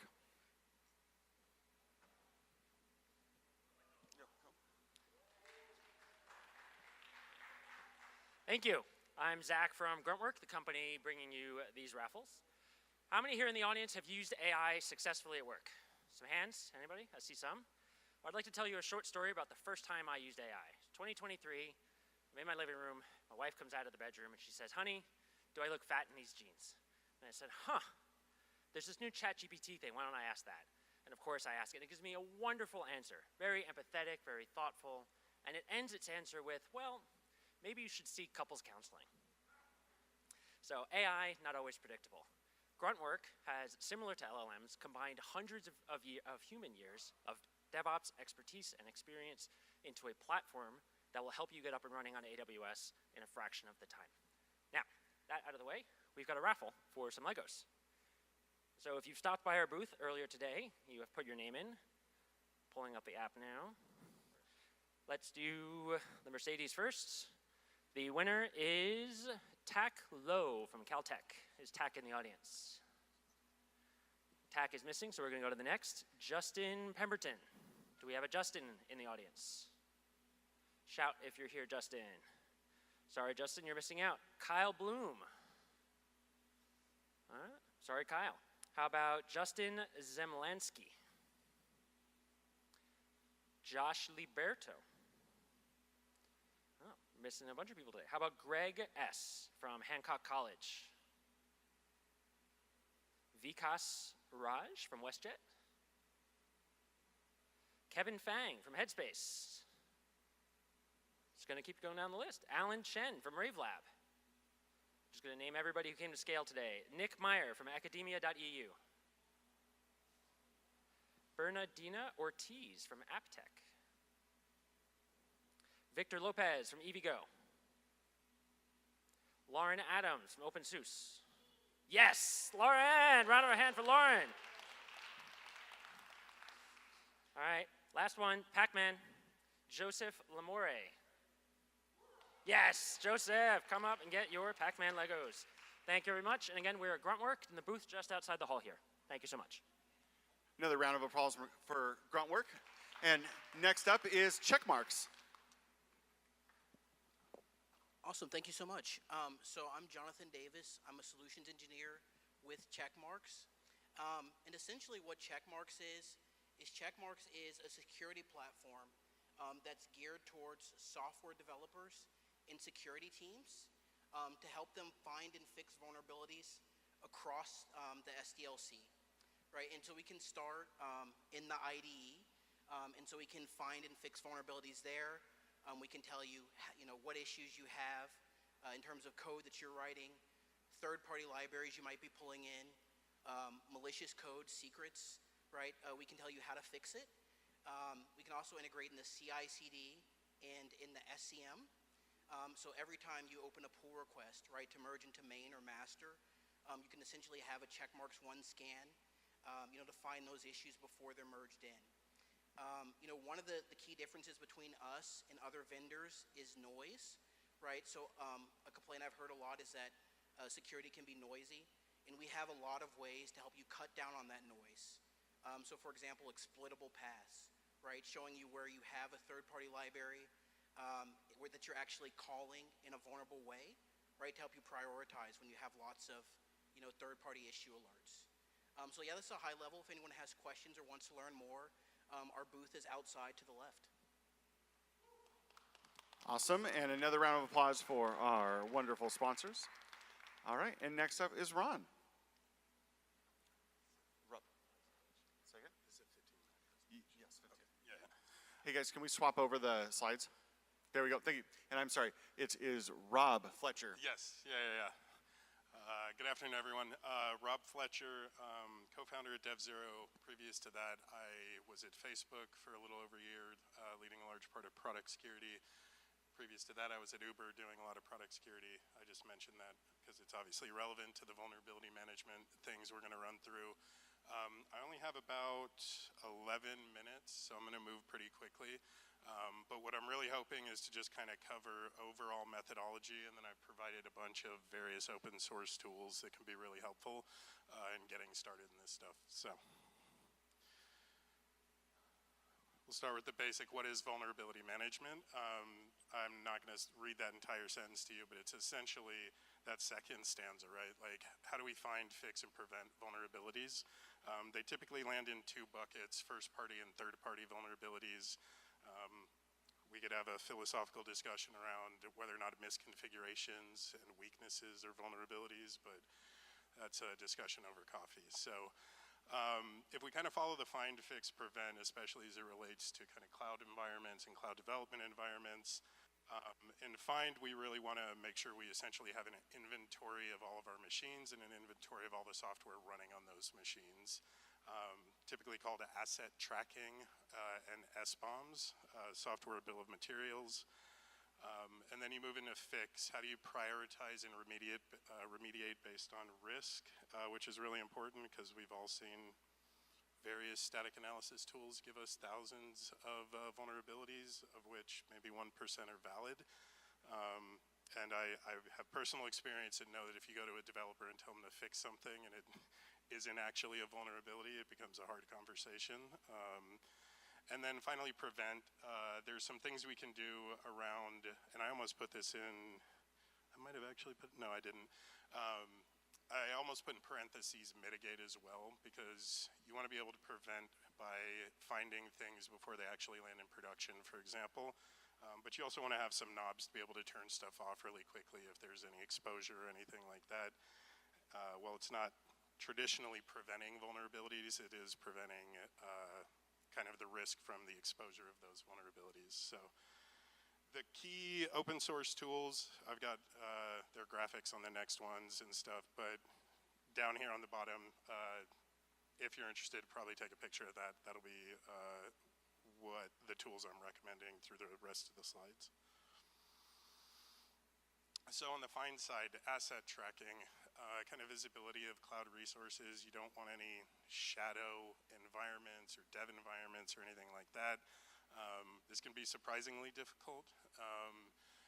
So we want to make sure that we have a complete inventory of all of the machines, production, development, testing, and things like that. That kind of gives you a map of the world that you need to care about. Again, surprisingly difficult. A lot of headway in the last 5 years, I would say, on that, especially with cloud being so prominent. And cloud query is pretty good. You know, every tool has its limitations, but that's an open source tool that's pretty good for just keeping an inventory of all the machines. And then, as I mentioned, software bill of materials, vulnerability in a given package, whether it's at the host level or application level, you need to know what you're running, you need to know what version you're on, and you need to be able to say, hey, are we affected by this? Which machines are affected?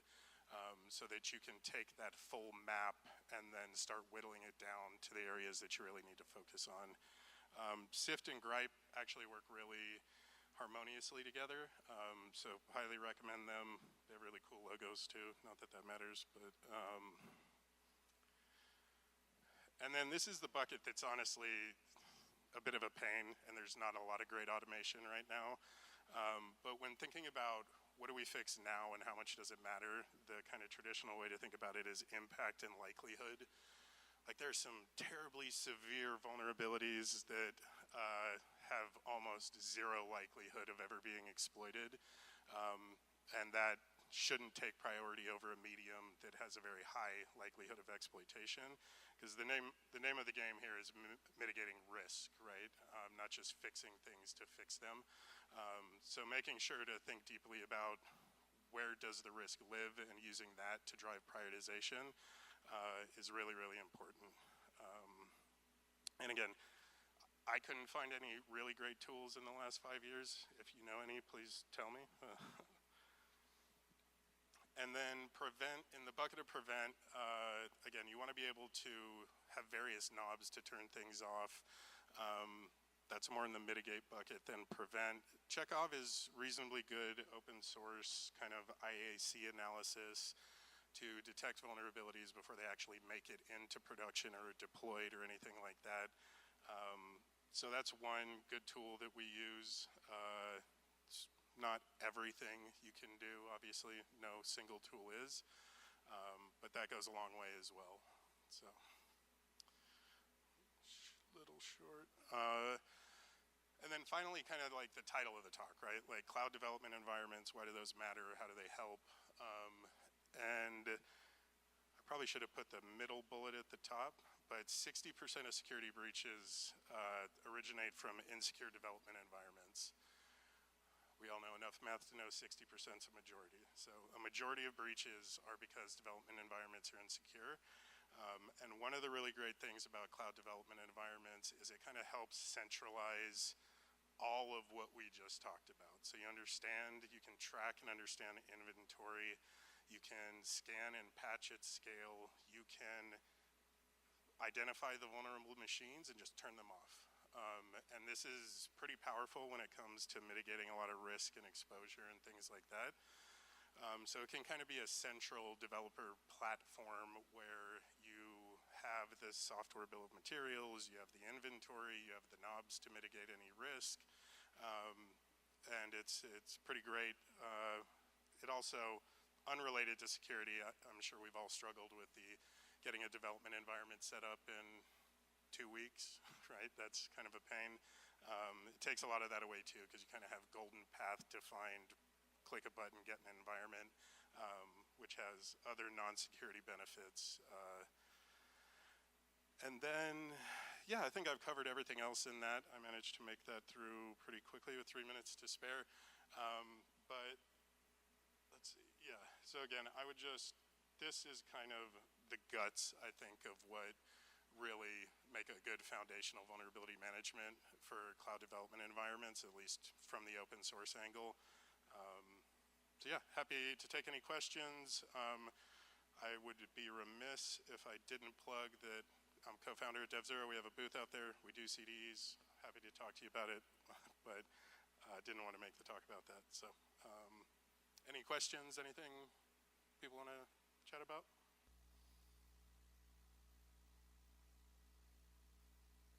I think that was 7 seconds. That's the scientific how long you're supposed to wait. So thank you guys for your time. Thank you so much. And we're going to jump right in to working towards our next talk. So if I could get Kat, if you want to come on up, and Firefly, if you want to come up and tell us about your wonderful products and for being a wonderful sponsor. All right, so my name is Robert. I'm one of the customer engineers over at Firefly, over in the hot pink booth over kind of around the corner right here. So what is Firefly? Firefly is a cloud infrastructure automation platform. And so what does that mean? It depends on sort of where you are today. For a lot of our customers, they're just getting started with automation with platforms like Terraform, so they're looking to us to sort of blueprint their current environments, point us at an application environment, help get that codified into something like a Terraform module, help generate those module calls, and just basically streamline the adoption of an automation platform. For our customers that are a little bit further along the line, or once they hit that certain level of maturity, we're there to help identify drift, remediate drift, test those changes in Terraform against a common testing platform for security policy, for cost analytics, for tag coverage, and basically be able to operationalize their whole sort of automation and cloud infrastructure environment from code to state to cloud. And really kind of our end goal for all of our customers is get them 100% automated within that cloud environment so they can take advantage of all that sort of DevOps goodness that you get with a mature automation platform.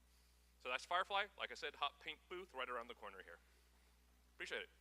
Thank you very much. And if I could have Parasoft to the stage to tell us about your wonderful products. A huge shout out to all of our sponsors. It's been fantastic to have you all here. It really does make the difference for the show, so thank you again. Hi everybody, my name is Jamie Motherall. I am a product marketing manager as well as an API and functional testing specialist at Parasoft.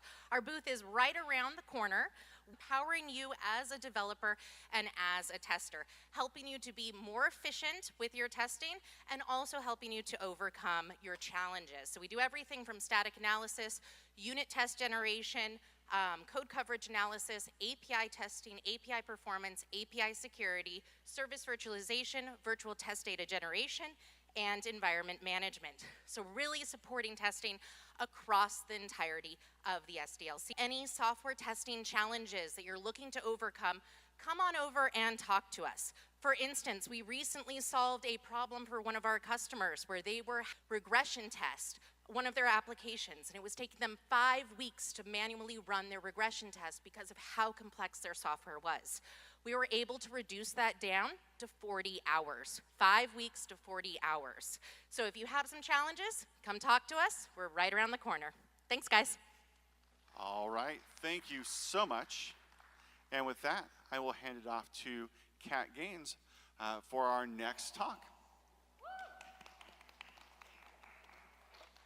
All right, hi folks, thank you. Can everyone hear me okay? My voice may go out. I was sick like 4 weeks ago and I'm still just having issues using my voice, so we'll work through it if that does happen. That is not, okay. So again, quick reintroduction, I'm Kat Gaines. I was informed to check in that I'm the resident mermaid of today, so hair. So I'll accept that. I lead developer. I wrote on here, I promised I'll post something eventually because until this morning that was like just an empty profile that I ago and forgot about. I did post something this morning, so maybe there'll be a little bit more there soon. Also, that QR code is my LinkedIn, so feel free to connect with me and find me there. So I remember my mom a few years ago texting me about a Facebook outage in October 2021. I don't know if anyone else has moms who just assume that anytime anything goes wrong with any of their technology, they turn to you first. But, you know, contrary to her opinion, I don't actually know how to fix everything in the world and on the internet. That is not actually my life. So that's typical for her. I don't work for Facebook though. Even if I did, that was kind of a big deal. It wouldn't really have been a one-person thing. It wasn't just limited to her. And they posted this explanation later, which was a pretty long one. And for a lot of us, we'll read that and we'll think, okay, yeah, fine. I get the general gist of what's happening here. Must be hard, feel bad for them. But my mom is a little old German lady in her 70s. So for her, this is not like user-friendly messaging. I've worked for PagerDuty for 10 years. It took her about 8 of those to really kind of understand what I actually do for work.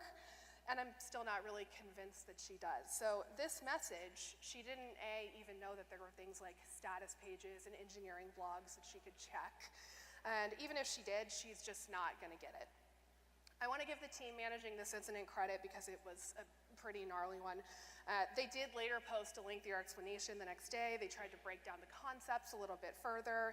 It was an explanation that still might have gone a little bit over the heads of people who aren't in tech, but it was just an attempt to really relay how their app relates to the piece of their infrastructure that broke, so it was a step in the right direction. And again, my point isn't to shame anybody, but just to kind of highlight opportunity. You have to know who your customer is. You have to be able to speak the same language as them, especially when you're writing things like a status page update.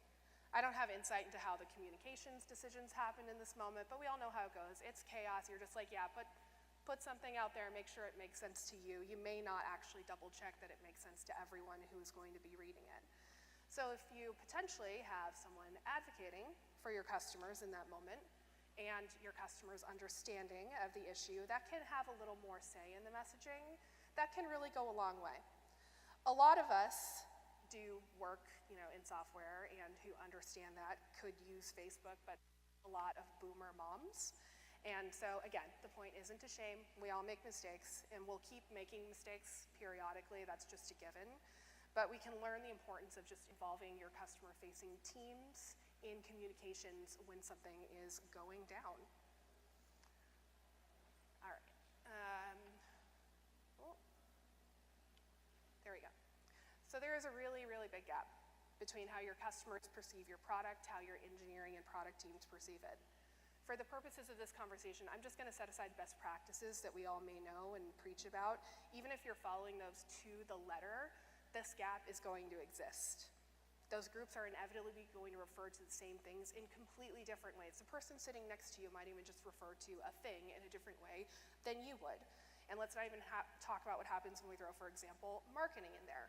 I fall under the marketing org technically, so that's a self-dig. But this is PagerDuty's chart of basic incident roles in incident response. We're focusing here on those liaison roles. It's a internal liaison and customer liaison in orange for this talk. It's just good to remember where they sit in the overall context and process. So for the folks who can fill this role, you can think about your customer support team may have a unique advantage here. When I first gave this talk, it was coming from my background of until about 4 years ago or so, working in customer and technical support my entire career and seeing the other side of it. It was at a support-focused conference, and I realized there is an angle for folks in this room too. They work with your customers every single day. They're the best position to understand what they're going through, how they think about things, how they talk about them. They've also seen it all. They've made mistakes. They've course corrected. They found the right ways to communicate with them. Every problem is really unique, but especially those more seasoned team members are going to have found a common language to speak to most of them and get the message across for how you talk about things internally. So before we dive deeper, we can just overview a little bit about how liaisons function in an incident. The communications liaison is really the link to your customers and stakeholders throughout the incident. It's important that the rest of the incident command staff can focus on the problem at hand, rather than worrying about how you craft a message to customers. You should have a say in it. It can be really an all-in-one type role, or it's sometimes broken out into just 2 separate roles, one for customers and one for internal stakeholders.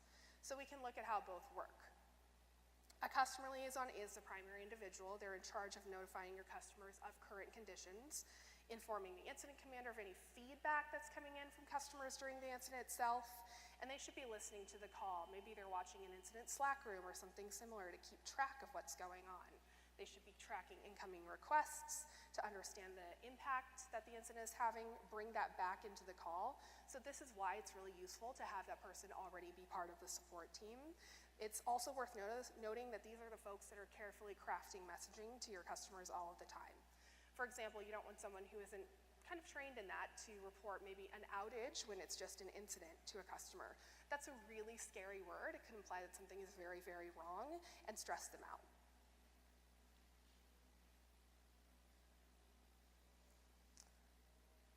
And then your internal liaison is in charge of notifying your internal stakeholders of incident conditions, informing the incident commander of any relevant feedback. If you're using incident response software, maybe PagerDuty, this can often be automated, but if you can't, the person in that role should be someone who's aware of the right internal channels to disseminate that information. In either role, the incident commander will have to instruct that person to create notification messages, keep those parties updated. They'll be required to craft the message, get approval, and then make sure that that message is going out where it needs to. And then aside from communication, we have just a few things listed here. Customer support can provide all kinds of support to the business itself during the incident. While we're talking about communication today, it's important to know that these colleagues can provide value to your team by aggregating customer-reported issues, for example, to give you a really clear view of how many people are reporting an issue you may not know from your own reporting. They can help you prioritize SLAs. They can play double duty as that internal liaison. We usually recommend splitting those out, but it can happen if possible. And they can provide and support data in post-incident follow-up actions to help understand what happened and how to avoid that next time. So getting into how we do this, it starts with just laying a foundation. The very first step is to make sure that your customer-facing teams have enough information. They should be involved in your incident response, but you also have to treat them as stakeholders so they're equipped.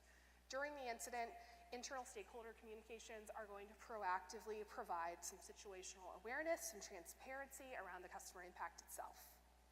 These updates really have to be proactive so no one is caught off guard. And having a well-defined internal process can really benefit your organization in a few ways here. You get more consistent understanding of the current incident across the whole organization, some broader real-time awareness of the impact, and more consistent narratives to share externally. You don't have one person saying something about what's going on the other side of the org, someone else is saying something different. Everyone is aligned. You'll want to include a few key pieces of information in these stakeholder comms internally just to set people up to say the right things. So some of the obvious things, when did this start, or when did we notice it if we don't know that information? Or you can have a really brief description of the services impacted by the incident, whether they're business or technical, depending. You want to talk about what impact it has on customers. If you know that, if you don't, it's okay. Just say that. A lot of the time we shy away from saying things when we're unsure, but it's okay to just say, we don't know yet, but we're looking at that piece. Again, this is internal communication, so the stakes are just a little bit lower. Where you're finding information, should they go to a chat channel, a call bridge, something like that? Is there a service status page? You probably have an external one, but if you have an internal one too, call that out. How to respond when someone is asking for more details. That should be information you're figuring out a little early on. And how often to expect updates. When are we going to talk about what's going on here next to an end that isn't distracting to the response itself. You also do need to work consistently with that team outside of the fire drill moment of the incident. There are a few examples here of terms that you should be explaining to your support and other customer-facing teams, especially if you know that they're going to use them in those moments. It's really great, too, if you have a close relationship with them already. Don't try to start this from scratch. If you don't, you want to start working on it. And let them ask questions. You really want to support building a relationship between your team and theirs. They might ask questions about your tool stack, your infrastructure, terminology that they might not know. And again, let them ask. Sometimes we're a little cagey about information for all kinds of reasons, but if they understand your world, they're going to better understand what is going to happen when that world doesn't function the way you expect it to. So there are a few things that you might want to share, things like tools and systems that are in use, things that folks in your team or surrounding teams might know, but anyone else might get a little bit lost in. There's no way to guarantee that all of your customers, for example, understand what things like Chef configurations, Nomad clusters, and Kubernetes mean. The internal tools that are built in the naming conventions that come with them become a language that is uniquely spoken only by the people who work at your company. Tools that deliver parts of your services, code names for product launches, that happens pretty often, really creative names for teams or working groups that we think are cute, but outside of context, again, things get a little bit lost. And then freaking acronyms. So this becomes more secret code really, really fast. And these are things that become second nature to your company, even if you think that maybe folks at other companies use these same acronyms, you can't assume that. If you think it's commonplace, it's like, if you know, but you don't want to make it so you have to know. Just make it obvious and clear. And even if you have some process in place with teams, but you haven't shared this detail, it's truly a better late than never strategy to start right now. So the next thing you'll want to do is make sure the team has the tools they need to get that job done when communicating.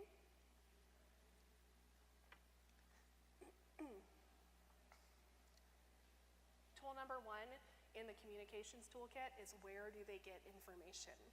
It's really crucial they know where to get info in these moments. You have to have a channel of information established. So for example, at PagerDuty, there are multiple ways that our support team gets information, the classic Jira tickets, through PagerDuty itself, integrated with their ticketing apps, and through Slack channels where information is readily available when something is going down. Tools and channels have to be figured out pretty early for this to work, so this is priority number one. And then what's the process? They need to know their role in incident response. It could be small, it could be a little larger, it just depends on your org and your needs. So for a lot of these teams, this falls into that customer liaison or communications role, but you need to have some clearly defined roles for them and a description. If you need inspiration, we have a bunch of response guides up that help guide you through this, but before you decide to communicate an incident, it's important to have a really agreed upon set of criteria for how that communication happens. False alarms and short-lived issues can sometimes kick off incident calls, so knowing when communication is appropriate is going to help your customers avoid widespread panic, and you can tie that to your organization's definition of what an incident is and or your severity levels. You might consider the following criteria too. What products are affected? How badly is it affected? How many customers are affected? How noticeable is the impact? Is it something a customer might want to have contingencies for? These are all standard things that your customer-facing teams will have to be ready to pay attention to in terms of how things are progressing, and then to have a plan for those updates. And speaking of which, I cannot recommend templates enough to avoid that you're missing important pieces of information in those comms. You are going to have things that are standardized, and so if you take a few minutes to make sure that you have a few plug-and-play templates in place for these folks at the beginning, they don't have to think of it from scratch every single time. So now that we've done that, it's time to start thinking about how we break it down for customers. The last thing you want is for that team to have to try and draft communication in the moment without a plan for this, or for your team to be asked to draft communication because they have no idea where to go with it. You want to start fresh. Have that liaison in the incident call, have them listening to what's happening, and when it's appropriate, they can then draft their understanding of the issue and ask for a review. In that communication, they should be thinking about customer perspective. If an internal system, for example, is being referred to, they should be able to identify what that maps to in the customer experience. And you can also equip them to do this, again, ahead of time. Maybe you have a system map that they can refer to so they know which pieces of your system map to the customer experience itself. If you have one that's maybe a little bit too much of a deep dive for this purpose, you might want to think of a more simplified one for those teams for those quick translation moments. And then terminology is the very last piece of crafting decent communication in this moment. Things that they'll want to keep in mind and that you can help them keep in mind when reviewing is keeping the terms basic. If there isn't clear terminology, you should be describing, again, what is impacted in the product itself, what is your user actually going to see, how is it going to break their experience. And if they're not sure, they should feel empowered to ask the incident commander or a subject matter expert on the call, someone who knows for sure. Defining terms for clarity and communication. If maybe you throw out the word infrastructure and you really mean a particular server, just say that instead of the word or the parentheses to define specificity. Keeping it short and sweet, too. Too much verbiage is going to kind of help folks tune out a little bit too fast, so keep it to essential information only. Set their expectations, again, how often are we going to update, what are we actually doing, do we have an expectation around how this is going to be resolved? And then updating too with meaningful context, making sure that you're not just shipping an update out to say, yeah, we're still working on it, we don't know, but that you actually have some information to impart. So once that's laid out, it's time to actually do the thing to communicate. A hot here is that you don't have to have them do this for the first time ever in the moment during the incident. That is actually not necessary. If you run game days or failure Fridays, incident simulations, whatever you call it, to prepare for incident response, you can include that team and include the communications process for a dry run before the real thing ever happens. Practice really does make perfect, and that applies to this piece as well. So just a template of good communication during an incident. That first communication should be indicating that an incident is under investigation. The goal here is to avoid your users experiencing symptoms of the incident, checking your status page, checking your social media, and not seeing awareness of the issue from the business. That decision and posting has to happen fast, within 5 minutes of kicking off the incident call. These messages, that's where you really want to use those templates for ease of action. You're mostly just communicating that you know something is going on. You don't have to have meaningful information about what is going on or what you're doing right now, so that template can just be to acknowledge that, hey, something is happening. Minimal in scope, but it should indicate that you're bringing that scope soon. So that second communication should also come pretty fast. Within 5 minutes of the first communication is what we recommend once some scope of impact is known. And that should outline a few more things that you probably know by now after digging in for a couple of minutes. Things like customer impact, which components or functionality are impacted, if regions apply here. Do you know which ones are impacted? Is it all of them or just a few?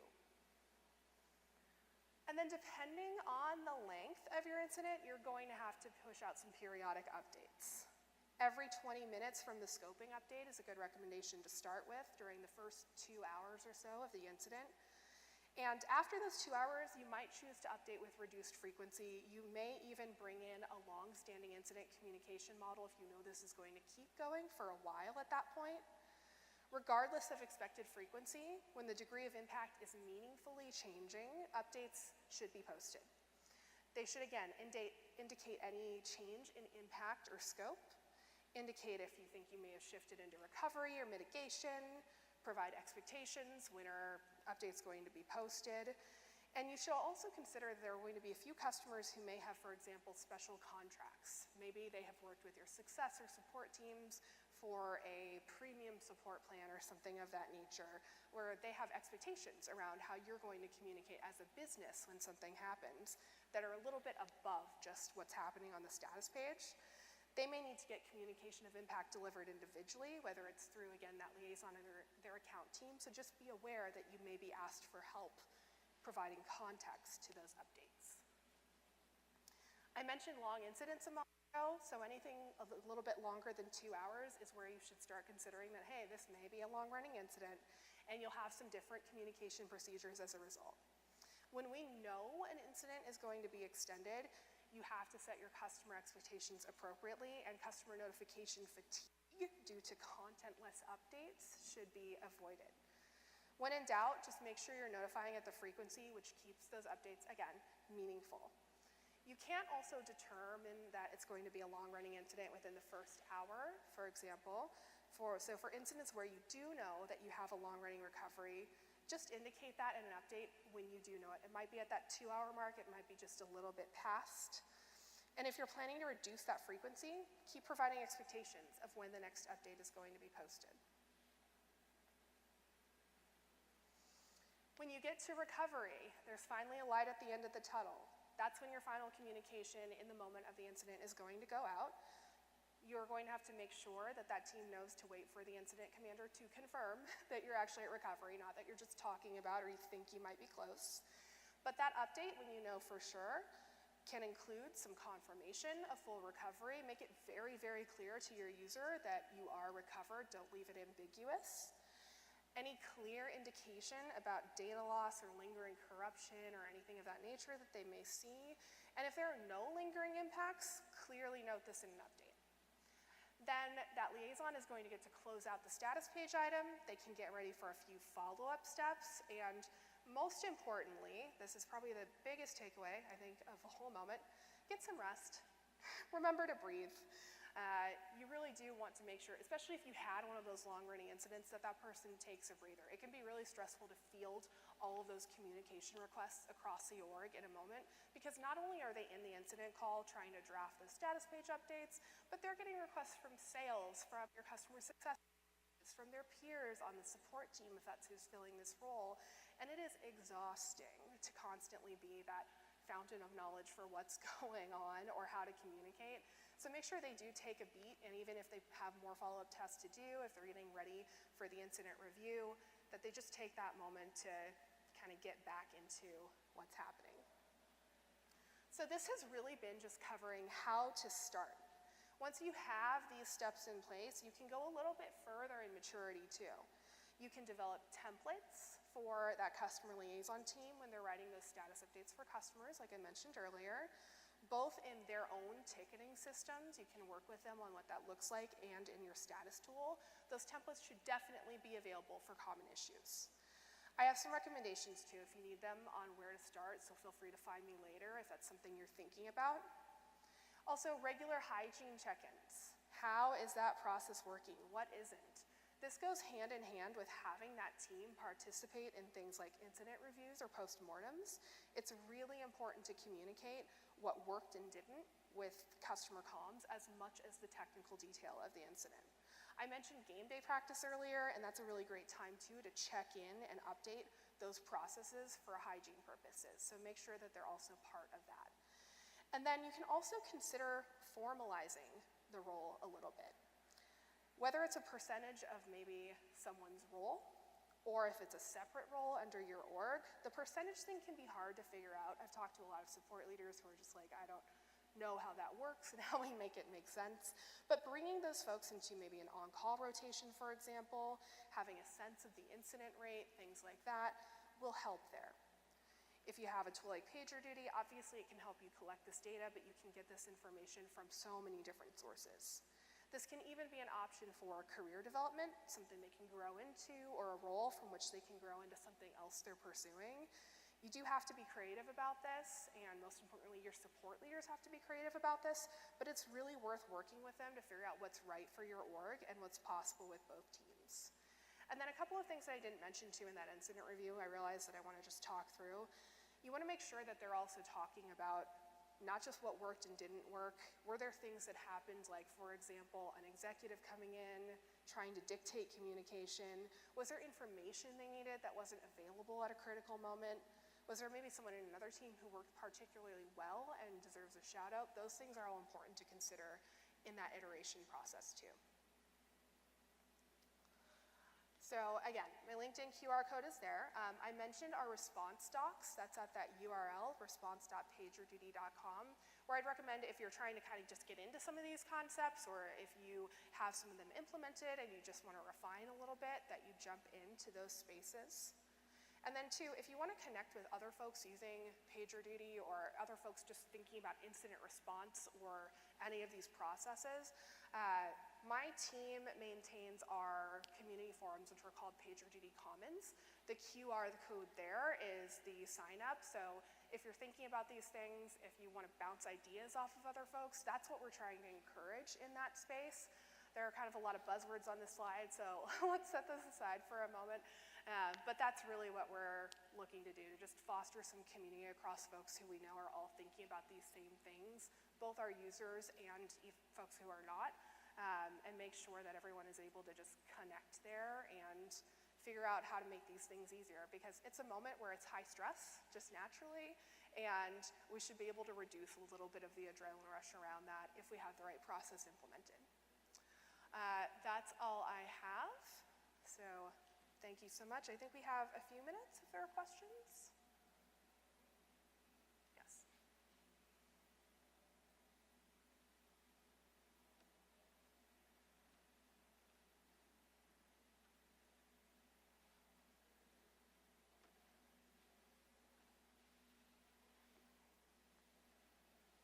Questions? Did I see a hand? All right. Well, then I think we're good. We'll call it, yeah. Thank you so much, Kat. Thank you. All right, and we will be back here at 5 o'clock. We'll see you there for the last talk.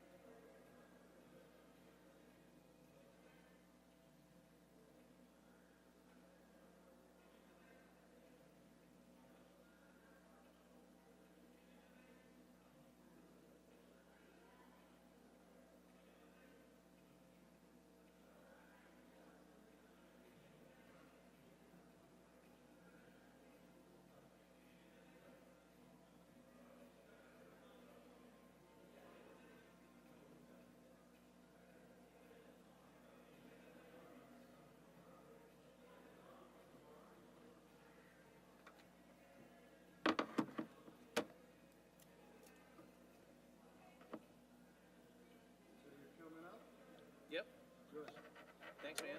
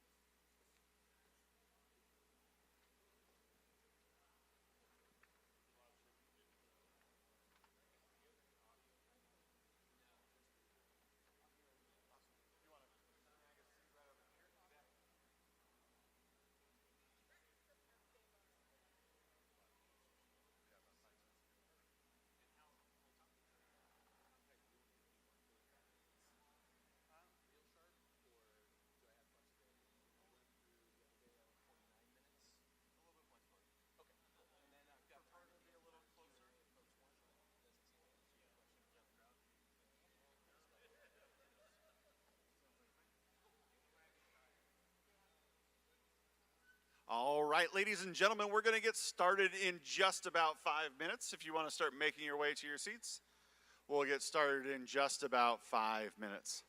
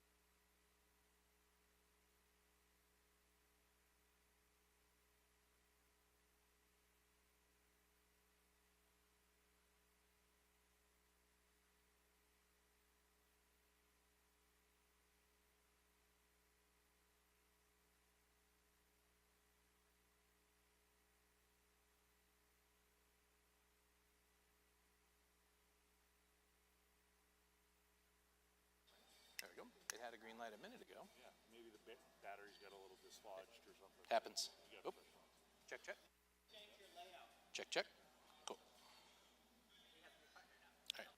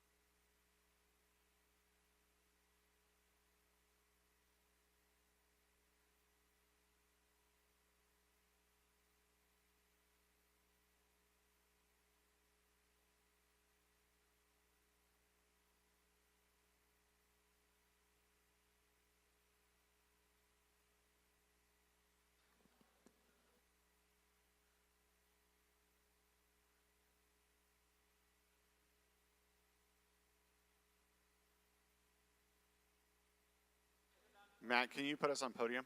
Put the video up for us.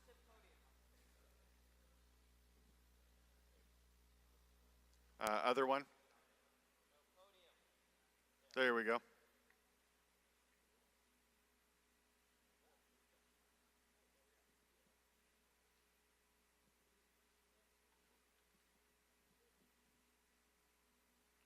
All right. We will go ahead and get started just a minute or two early. If I could have our next sponsor come up, Sendai. Sedai, there's no N, sorry.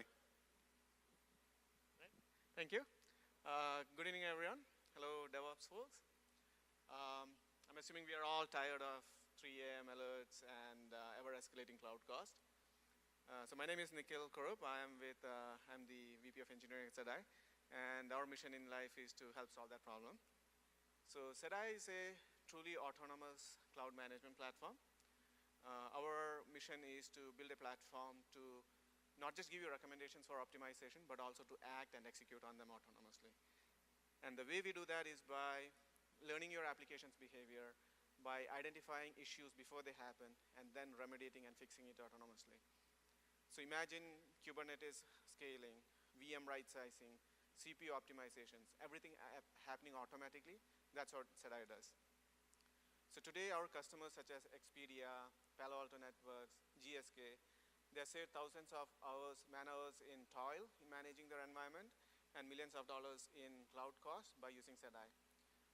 Last year, Palo Alto Networks alone saved $3.5 million by running 100,000 optimizations autonomously in production with zero downtime. So that's the promise of what we have to offer. We have a table right outside. We request you to stop by and take a look at SEDAI. And there's a raffle for you to participate in. We are offering a cool $800 Millennium Falcon Lego set. So there's a raffle, and the odds of winning are 1 in 10, which is a lot better than hoping to see all your pods alive and running in production. So leave the chaos to us and go build something that actually matters to you. Thank you. Thank you very much. And one of our longtime sponsors here at DevOps Day LA, Couchbase. Hi, my name is Peter Riali. I'm a principal solutions engineer with Couchbase. Couchbase is the developer's data platform for critical applications in our AI world. We describe ourselves this way deliberately, right? We're relentlessly developer-centric. We want to be able to allow people to deploy all the way from the cloud to the edge. We want people to be able to treat the database as a multimodal database, meaning that if you need to do key value access, if you need to do full text search, if you need to do vector search, or even if you just want to bang out a select statement against NoSQL data, that's all built right into the box. We're built for critical applications, all the way from very small startups to Fortune 500 companies that you've all heard of. And we say, in our AI world, we think we are purpose-built for this moment in time. We think we are ready to help people deploy.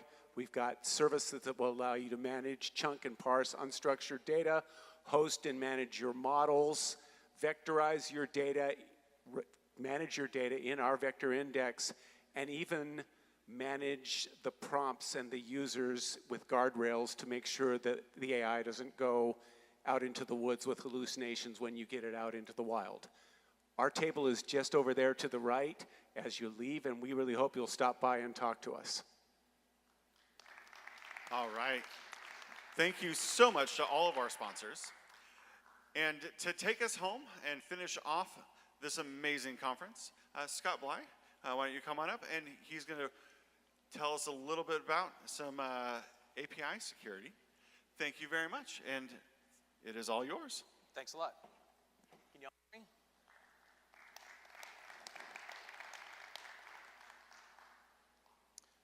We're at war. I'm going to say that again to make sure everybody can hear me. We are at war.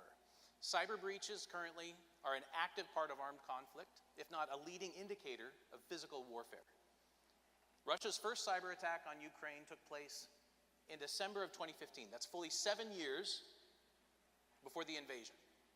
China, North Korea, Russia These are all nation-state actors that are actively targeting US government data resources as well as the political parties on both sides of the aisle. So it doesn't matter if you're conservative or liberal, we're all being targeted. Now, the problem is that the government isn't the primary target. According to Mandiant, Google's incident response firm and cybersecurity arm, financial services firms are twice as likely to be targeted as government orgs last year. North Korea funds many of their activities via ransomware and Bitcoin payments that are generated as a result of this activity. Organized crime is part and parcel to Russian government activities, and this includes cybercrime. Chinese hackers have been exfiltrating intellectual property from US firms for years, so none of this is new. This is exactly what's been going on, and these are all acts of war. Now, the war has come to us, unfortunately. Those of us in this room that are responsible for development, operations, and security of these organizations, we're left on the front lines, and the United States government is not coming to help. Regardless of what's happening in the headlines right now with CISA and DOGE and all of this other stuff, there's nothing new about the fact that there's a fundamental disconnect between law enforcement requirements to gather evidence by setting the bait and making sure that the bad guys come in and they're gathering evidence. That takes time. But what does a private organization need to do? They need to get back to revenue-generating activities that are profitable as quickly as possible and with minimal cost. Now, this is before we even touch upon the complexities of international jurisdiction. Quick show of hands. How many of you in the room to fire up a VPN quickly that makes you look like you're in Japan or Europe? Maybe this is to get around Netflix requirements or whatever, right?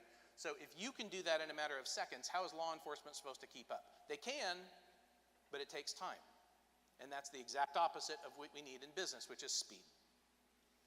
Now, not only is the government not coming to help, they're partially responsible. Let's all remember that the NSA's stockpile of zero-day attacks and their other elite tools were hacked and stolen and sold on the dark web 10 years ago.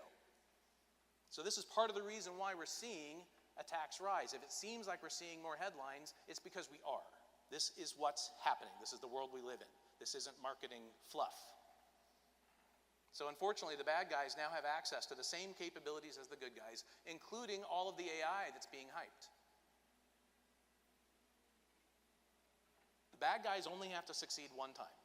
The good guys have to be successful every single time.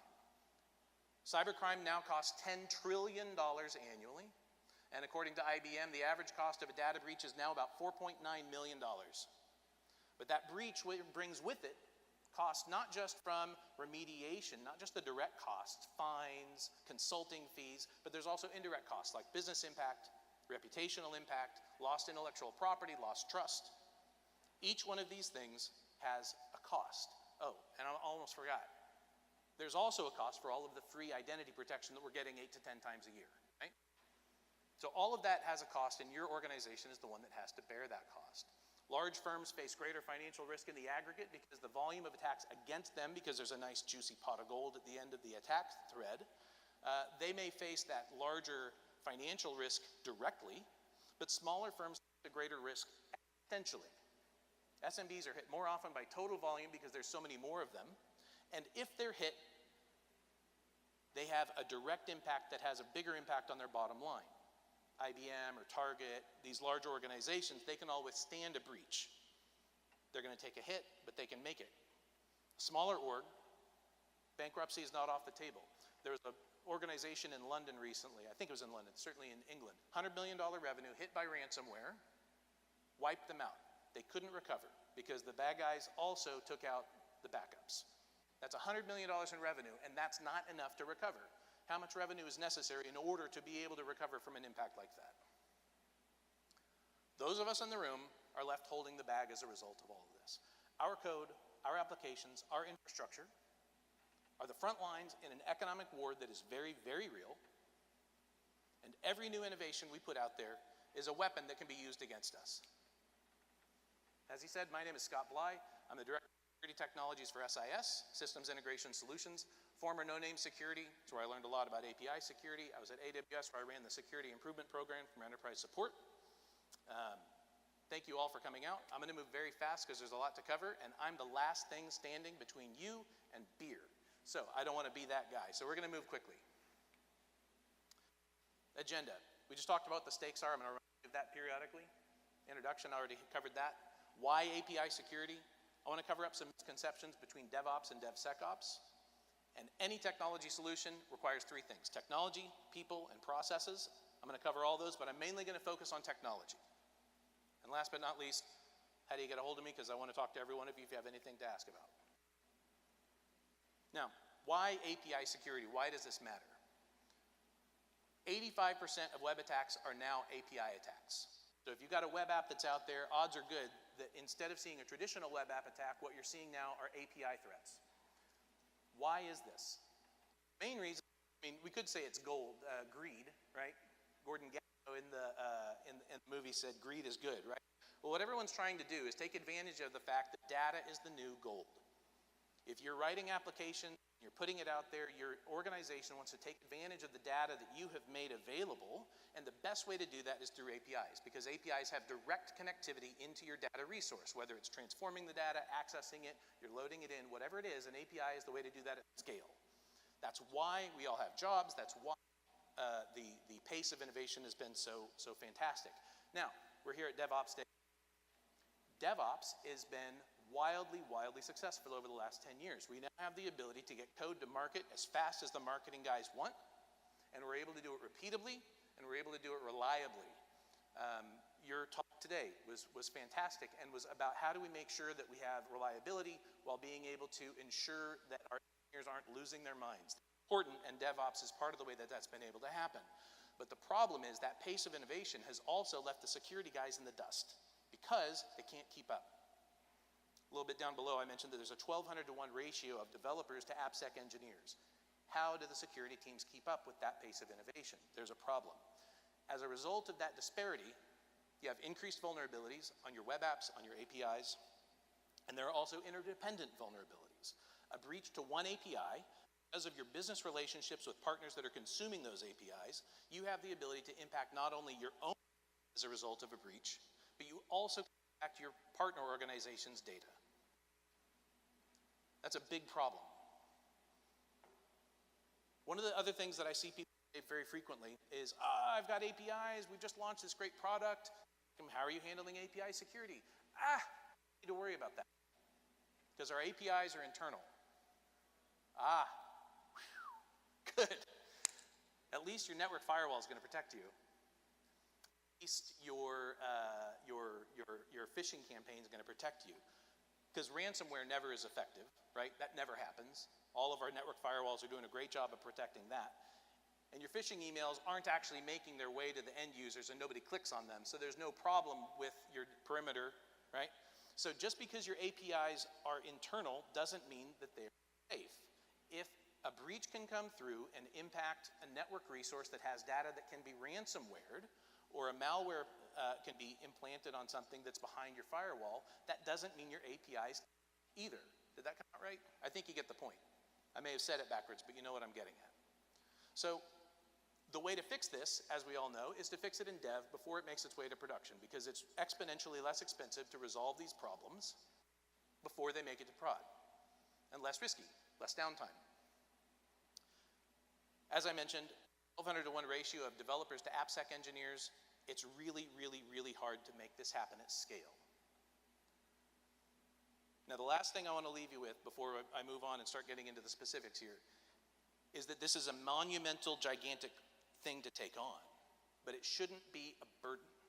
You do it in small pieces, iteratively, as you go through development cycles and as you go through releases. It should be an iterative lift, not a burden. Now, when we talk about API security, so that's kind of the frame, that's the foundation. This is the stakes and what's going on so far. When we talk about security, I was at No Name. These are the No Name security, now Akamai security, foundational pillars of API security, and I happen to agree with them. There's discovery. I think on one of the previous presentations, there was, if you can't see what you can't protect. Absolutely true. So discovery is one of the key elements. You need to understand what your API landscape actually is. Assets, inventories, change detection, network mapping, reconnaissance, these are all things that let you know what your API landscape is, what your inventory looks like. I'm going to talk more about that shortly. Posture management. This is really the first miniature step in shift left, and we'll talk a lot about that later. But when you're talking about posture management, you're talking about how is your API behaving, and what is it doing? Not necessarily whether it has been breached already. But posture management talks about infrastructure, and it talks about configuration, etc. How do you prioritize? What are the vulnerabilities you want to address? That's one of the ways that you have to manage the volume of vulnerabilities that are present. Another speaker was talking about this as well. You need to be able to prioritize. How do you increase your signal to noise ratio? Posture management is part of that. You only have so many resources to be able to remediate problems. Posture management helps you to prioritize. Runtime protection, you can think of as shift right. This is, did a bad guy do a bad thing at a particular time? This is your SOC, this is your SIM. You're seeing these activities, you gotta chase them down, and you gotta stop them, right? So that's runtime protection. Also suspicious behavior, abnormal behavior, anomalous consumption of APIs, anomalous data flows, right?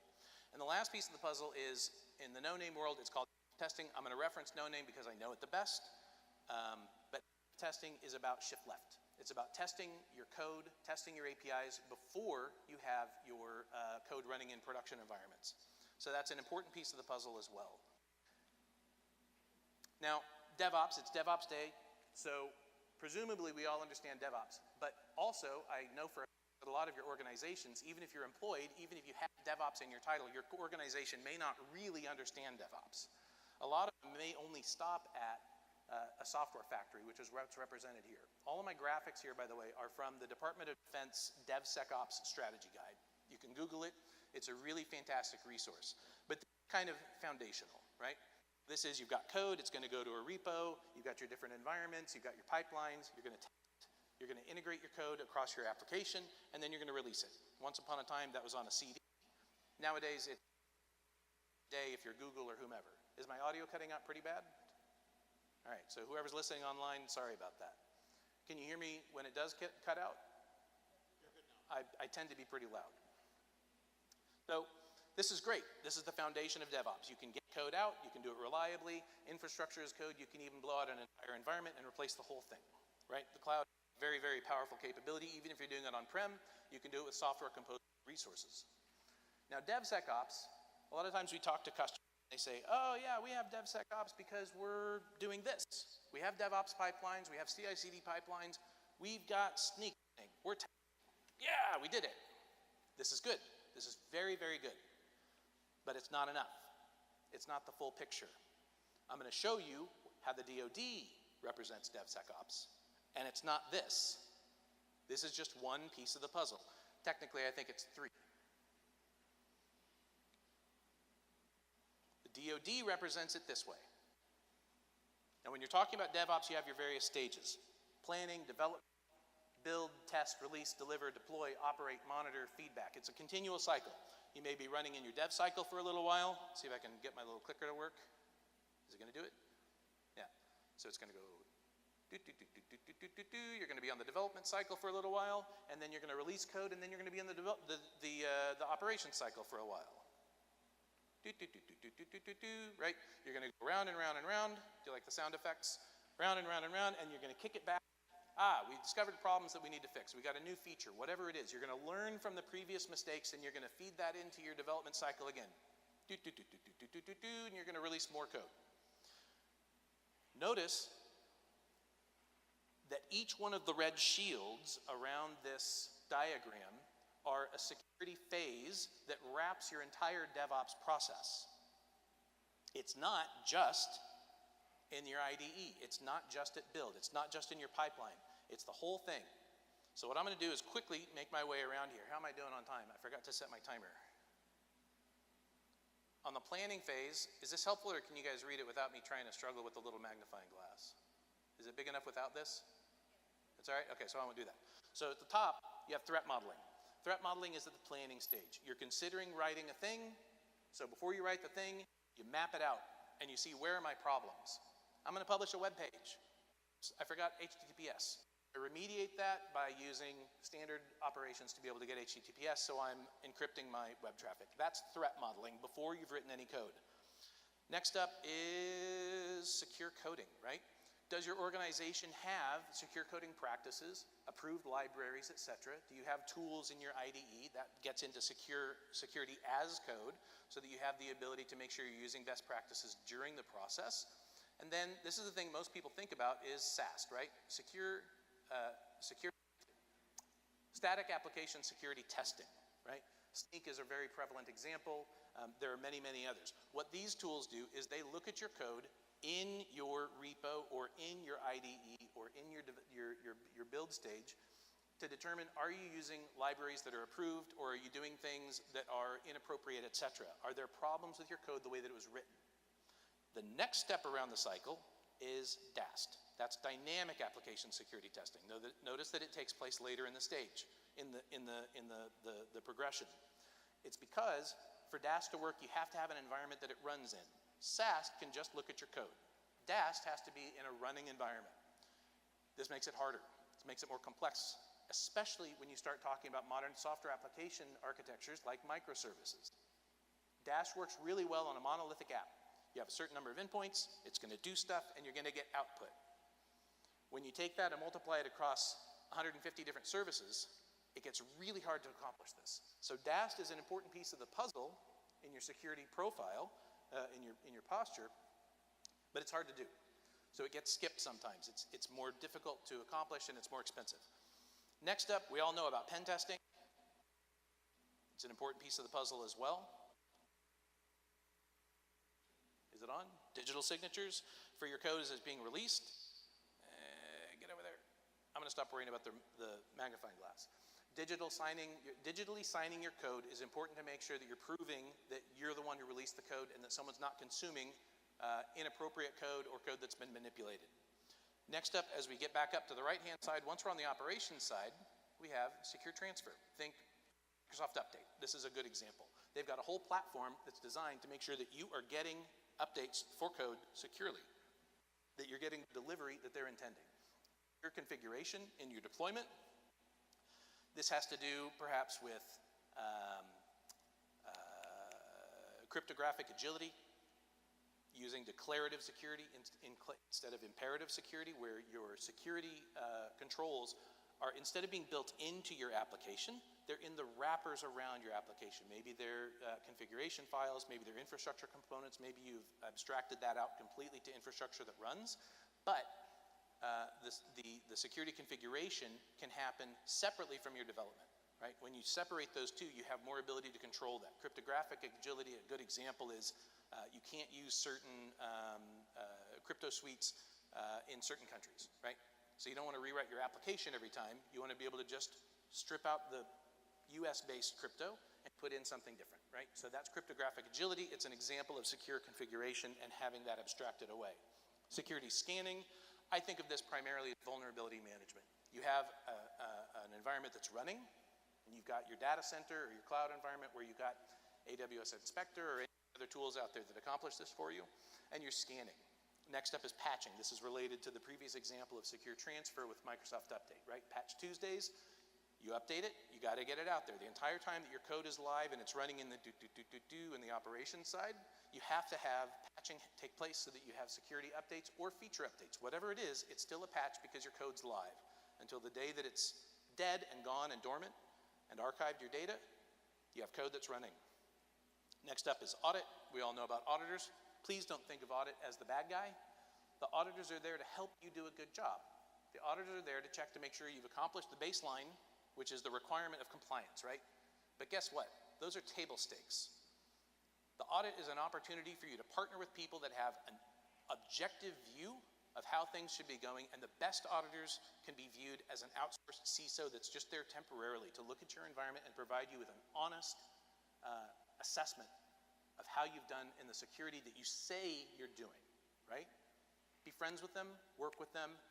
Everybody's going to come away much better, because the purpose behind all of this is to make sure that your organization is more secure, so you don't end up funding North Korean attacks or Iranian attacks or the other things that are there as a result of the data that's being leached out of your environments. Next up in the list, security monitoring. Think SOC, think SIM, Grafana, your observability platforms, etc. And last but not least on the list is security analysis. This is what happened. Hopefully you have a blameless postmortem after an incident. The Kat that was up here just a few minutes ago talking about incident response, I don't know if she mentioned this, but hopefully your organization practices psychological safety. And what that means is when somebody sees something, they can say something. They can say, I think this happened because of this purpose, and they're not going to get fired for it. The security team is not responsible for a breach. The organization is, right? The security team should have been asking for resources, and hopefully they've been approved, but guess who ultimately approves all that? It's the C-suite. That's why the CISO is now criminally liable for certain activities. I don't have any examples of that at the moment, aside from who is the big one? The Uber guy, right? If I'm remembering that correctly, right? So now CISOs have a lot more skin in the game, so hopefully they're paying closer attention. So this is the totality of the DevSecOps life cycle according to the DoD. Notice that it's not just about CI/CD pipelines. Not every organization has to do every part of this. When you get to the point that you have a complete posture, hopefully you have all of these capabilities built in. But it's impossible to boil the ocean. Do what's right for your organization according to your risk appetite and what makes sense. Now, when we bring this back to API security, we're going to focus on a few of these. Each one of my clever little arrows here are pointing at something that is most related to APIs, right? Secure coding, security as code, that's a little bit different. You can philosophically have an argument that that's still relevant, that it has to do with APIs, but APIs are about code consumption. They're about the transformation of data. You can think of them as the door, right? If you've got a data resource here, you've got a door that's going to allow someone through to access that data. The API is the door to gain access to the data or to gain access to the logical functions that manipulate that data or upload it or whatever's happening in your code, right? But the API is the access portal to be able to make that happen. So not every part of the cycle is relevant. Now what we're primarily going to talk about is the technology piece, right? On the technology side, this is a different view of that same infinite cycle, right? And you can see what I'm going to do is primarily talk about DAST, which is there in the middle under testing, right there. And over here we have security scanning. And down here at the bottom we have security monitoring. This little thing's a little harder to use than I anticipated. But this view is exploded out, so instead of it being an infinite loop, it's one long cycle to go through the whole thing. Some people like this view better. I prefer the infinite loop one. But what this does is it shows on the technology side, I'm going to talk about these three things primarily. Am I doing on time? Decent. Now, technology, all you have to do is pick a tool, right? All the vendors are here ready to sell you something. This isn't that kind of conference, so it's not quite as bad. Behold, the API landscape. These are all of the vendors that are out there that have something to sell you that has to do with APIs. Easy, just pick one, right? Even with my magnifying glass, you can't see it. Now, that's not really fair because this isn't just security. But if we zoom in and say, okay, let's just talk about security, there's still 98 pure play security vendors on the market. And this is as of a year ago, right there, 98. These are the security pure play vendors. There's plenty of other things that are related, discovery, risk management. There's threat management that's down there. Come on. Threat management, privacy, right? There's lots of options that are out there, but even this is still so overwhelming. How do you choose, right? The vendor came in and he said, I'm the best API security vendor, blah, blah, blah. Okay, great. Of course you are, according to your metrics. But those metrics aren't appropriate for your organization. You need to make your own decisions. So, how do we do this? This is an open source focused conference, so let's talk about OWASP. Used to be the Open Web Application Security Project, now it's the Open Worldwide Application Security Project, if I'm not mistaken. They have an API security tools list. I'm subscribed to the GitHub repo. It's updated all the time. I'm not sure if the list is updated, but there's plenty of comments flowing, so it's active. Of the 56 tools, when I prepared this a little while back, of the 56 tools that are available on that site, 36 are commercial and only 20 are open source. What's interesting is that when you're talking about the 4 pillars, discovery, posture management, runtime, and the active testing shift left component, think of it as testing. Of those 4 pillars, I'm going to leave discovery out of scope for this part of the conversation because discovery is kind of inherent in any one of these. If you're doing something, you've discovered it, so it's implied. On the commercial side, there are 13 posture management tools and 13 runtime tools. Of those 13, 12 of each has the other component. So only one of those doesn't have the other piece. So generally speaking, posture and runtime go hand in hand. Because what they're doing is they're essentially looking at what do you have running. So you have to have access to the data, you have to have access to the API information flow, and you've got to be able to do something about it and observe it. So those two capabilities kind of go together. Of those 36, 35 also have a testing component, and 22 of those testing tools don't have either runtime or posture. So this is just kind of an aggregate view of what does the API security industry look like. This is, as of several months ago, there are more newer solutions out there. On the open source side, there's only one posture tool, and there's only one runtime tool. And neither of those, one of those, the runtime tool doesn't have testing, and the posture one does. So what does that tell us? Now, in my view, what that tells us is it's much, much harder to build a runtime and posture tool. It requires investment that needs to have a commercial payback in order to pay for all the developers that are necessary to build the infrastructure. And I can tell you from being at No Name, it is hard. It's hard to be able to integrate these security tools into your running production environment to blow things up. Some tools are inline and are intended to be able to block on day one. Other tools are out of band so that you can't have, theoretically, you can't have a production outage that impacts your running workload, but that's not always the case. So there are different approaches to these security tools than, that have different capabilities and advantages and disadvantages. You want to choose the one that's appropriate for your organization, for your workloads, and for your risk appetite, and for what you're trying to achieve. Now, the other piece on the open source side is that there are 19 testing tools on the open source side because it's more direct. You have a tool that can run against a piece of code. That's a document or a document repository. You scan it. You come to your security conclusions. OAuth app is a great example of this. And it lets you know, do you have vulnerabilities? There are newer ways to do this that are more exhaustive, more comprehensive, etc. But that's the lay of the land largely with regard to commercial open source. Now, this is the No Name UI. I'm not here to talk about No Name, but I'm using it as an example of the tool that I am the most familiar with so that you can get an idea of the kinds of things you should be looking for if API security is something that's of concern to your organization. If all the things I've talked about so far resonate with you, then you should be looking into what should I do, right? With all those tools out there, how do you make a decision? This is a view of an inventory page out of the No Name platform, and what it's doing is it's showing you host times path times method. See if the little thing here helps. So you've got host times path times method. Why do you have them broken up like that? A lot of organizations say, oh, we've got like 10 APIs for our app. We're going to get a tool, it's going to scan them. Great.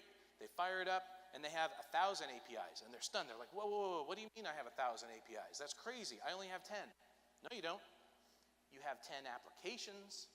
You have 10 things that you thought about as an API, but every single path, we have the car registration API. Yeah, but it has 6 or 7 endpoints in and of itself. You have your get, your put, your delete method, and this is just talking about a REST API.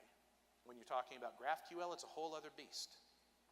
Now, at its most basic, your inventory should tell you what your hosts, your paths, and your methods are, and each one of those is its own line item in any tool that's going to identify these things because each logical function, each method has a completely different business purpose, a different logical purpose, and a different attack surface, right? If you have a delete operation, what's your concern about a piece of data that's behind that? What could happen if it's abused? It could delete something, right?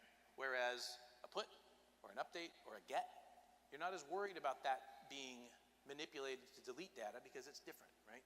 That doesn't mean that they can't be.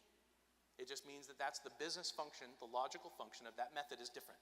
Now, the other thing you want to look for when you're considering one of these tools is the other capabilities, the other visibility you have within your inventory. Maybe you have the concept of risk. Sorry, is it visible? Can you read it from where you are? So you have risk, There's maybe authentication. You can determine what kind of authentication is being used for your API. Is it internet facing? Are there existing security problems that have been found? You want to understand your landscape. Up at the top, you have changes and data types and infrastructure. You want to understand what you have. That's discovery. When you start thinking about security, this is the posture piece, right? Think of it as vulnerability management. A vulnerability scanning tool is going to identify vulnerabilities that you have in your code or in your infrastructure. API scanners are going to do the same thing. In this particular case, what you want to do is you want to have something that's going to tell you what did it find. In this case, we have an API accepts an expired Java Web Token. That's a problem because Java Web Tokens are there to make sure that you're not using long-lived credentials. I'm Scott, my password is password, cool, I can get into the API. No, that's a bad idea. But even if my password is password, if I'm using tokens that are only going to exist for 3 hours, and that's abstracted away from the logic of the code, the token itself is what provides access to the API and the data resource rather than my terrible password, right? So your Java token needs to be able to expire in order to honor that short lifetime. Now, unfortunately, there are plenty of times where an API is still going to accept even though it's expired. So that's a problem. In this case, the tool is telling you, here's your problem, here's why it's a problem, and it also gives you some hints about what you should do. In this particular tool, you have the ability to look at evidence. Those are the specific calls and responses that were used. You can pull all that data up, and you can look at it and go, here's the data, here's the proof that this is a problem. Now, on the runtime side of the world, you have the same idea, but you have a point in time. Now, remember, vulnerability management is about what could go wrong, hopefully before the bad guys have figured that out. Runtime is bad things already happened. It's shift right. The concept of shift right is think of a timeline. You know, on the right-hand side, so for you, it's over here. On the right-hand side of the timeline is now and the future. On the left-hand side of the timeline is things in the past, right? So development life cycle goes, hopefully I've got this right from your perspective, but you start writing code and you go through your timeline, you release the code, and then over here you've got the code running in operations, right? Over here is where the bad guys are going to do a bad thing to your live data where you have customer data that's exposed, etc. That's shift right. It already happened. It's too late. You just want to stop the bad guy, right? So that's why you have detection time, activity, when was it updated, what are the things that are happening that are more like a SOC or a SIM that are going to let you know what did the bad guys do at a certain time? Or is it anomalous behavior? Or is it my API is being consumed faster than I thought? Is that an indicator of compromise, or is that just the inventory being updated at the retail store once a month because that happens all the time? So time is important when you're considering runtime. Now, when you're looking at this from a runtime perspective, there's also the concept of an attacker. Somebody did the thing. Something accessed the API. Whether it's an IP address that's the most specific information, or whether it's a JOT token or a user account or whatever it is, hopefully your tool has the ability to show you something that is a SOC-like environment that you can use as a way to investigate if you don't already have tools that accomplish this for you, right? Any tool you choose that has to do with runtime should integrate with your other tools. If it's a runtime tool, it needs to integrate with your SOC, your SIM, your security team will know what you need. I know this isn't a security conference, so maybe some of these terms are not super familiar, but your security team will know what they are. If you are a developer or an operations person and you're responsible for running APIs, you want to know, hey, we're worried about the security of our APIs. What does the security team need? So you need to make sure that whatever tools they're using, their existing workflow, is compatible with the tool that you're choosing as your API security platform of choice, right? So you need to be able to do something with this data if you have existing tools, and if you don't have existing tools, you need something that provides that for you. In this particular example, we have bad guy doing a thing, and for example, on the previous slide we had, it was a API input validation attack. They're in the top line, say. And then over here we look and see, okay, so what did the dude do? Well, here's his API input validation attack at the top. And then you can also see there was an access attempt with a missing JOT token, I think is what it says. But you can see the history of what that person was up to. So you can view their data. You'll hear people talk about Splunk as a SIM, where they can look at all the data that was involved in a series of activities. You can go back and pull the logs and see what was somebody up to, and where's the malicious activity that caused the problem. The ransomware hit at 4:30. At 4:29, you see the cryptographic functions start to run on a half a dozen machines, and before that, you see them crawling around and doing these things on the network. Those are all SOC activities, SIM activities, SIEM, Security Incident and Event Management. Your API security tool needs to feed into those so your security team has access to that and has actions that they can take. In this particular case, the no-name tool has the concept of blocking. No-name's an out-of-band solution, so it can't block on its own. You have to integrate with something that has infrastructure capabilities in order to block that traffic. Some tools are inline, meaning they insert themselves between your workload and between the customer and the running infrastructure on the back end, right? It functions more like a WAF. When it's something like that, WallArm is an example. You have blocking ability on day one. You turn it on, you're seeing traffic, you see something, you go, oh, there's a bad guy doing a bad thing. Block, boom, right there. Other tools that are out of band, you have to add that extra piece of configuration in order to connect into your either WAF, web application firewall, or your load balancer, or your network firewall, whatever you're going to use to stop the bad guy with that specific piece of information. It's this IP, it's this JOT token, whatever it is, you need to stop that. So something has to be able to do that, and that's a piece of infrastructure, whether it's inline or out of band. Now, the technology piece. Next up is processes, and I'm going to cover this really quickly. On the processes side of the world, we have, on the left-hand side, security analysis. That's after things have happened, how are you going to feed that information into your planning efforts? That then kicks off your threat modeling. APIs are vulnerable to threats, so you want to consider them in your threat model. As we get over to the middle of the screen, we see penetration testing. There's API penetration testing that's very important. Security configuration is up next. Does your application, does your API accept deprecated cryptographic algorithms, for example? Are you using a function that is no longer a good choice? That's an example of security configuration for APIs. Java web tokens that are expiring, if you have a piece of infrastructure that handles that instead of your code directly, which is how it should be done, I believe. Next up is security patching. Your APIs are going to be updated. There's inventory management that goes with that. If you've got API version 1 and you release API version 2, if there was a security reason for that, you've patched it, you've updated it, but you still need to deprecate that old one, because if version 1 still exists, even though your infrastructure doesn't call it, even though you're not publishing it, if it's still there, somebody could still leverage it.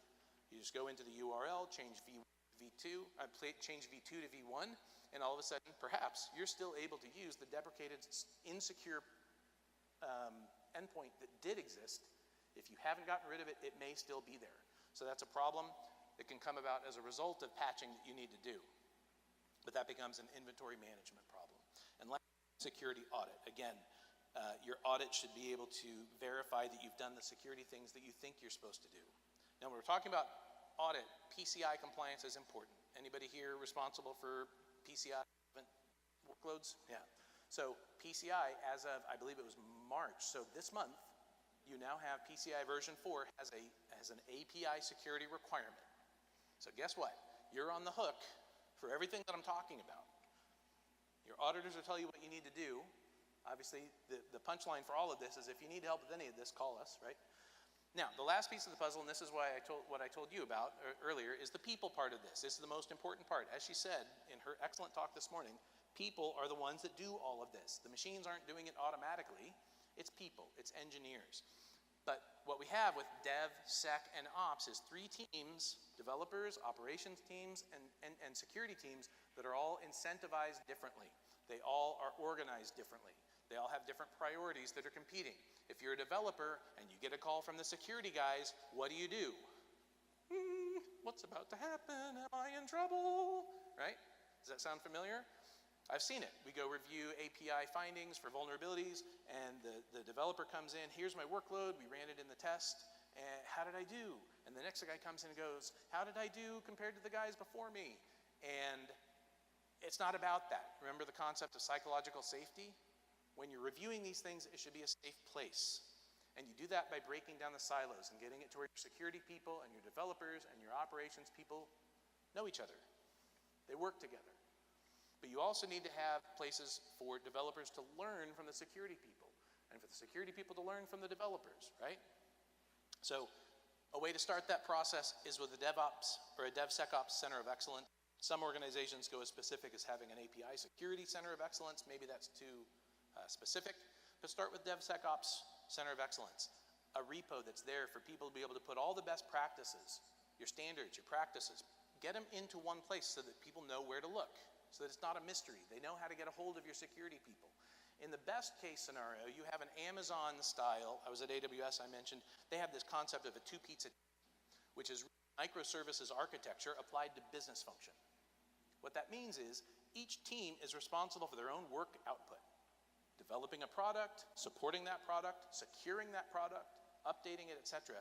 with a two-pizza team, meaning one team that can be fed by two pizzas. That's microservices architecture applied to business concepts, right? Now, when you have that and you've got the developers and the operations team and the security team all being fed by those two pizzas, you have a group that's working very tightly together to support that one very controllable workload. Not every organization can do that. So what do? You start with the Center of Excellence concept, you share best practices, technical trainings. I've seen CISO panels talk about, we have these problems where we got to break down the silos, but how do we do it? And they don't get any farther than technical trainings. Where's the imagination? Come on. What's the best way to get together with people and talk about problems? Pizza and beer, right, for the win. So get your people together. Just have them go have fun. Don't just have the developer happy hour. Have the developer and the operations people get together. It's hard when it's remote, right? Obviously the security people too. I'm not trying to exclude them. I just missed it right now. The other thing I want to mention is resourcing. I'm a big fan of a 70-20-10 or a 60-20-20 split. What do I mean by that? Your day job, the thing your job description actually says, is only 60 or 70% of your time. What do you do with the rest of your time? 20% of your time should be spent working on the job, not in the job.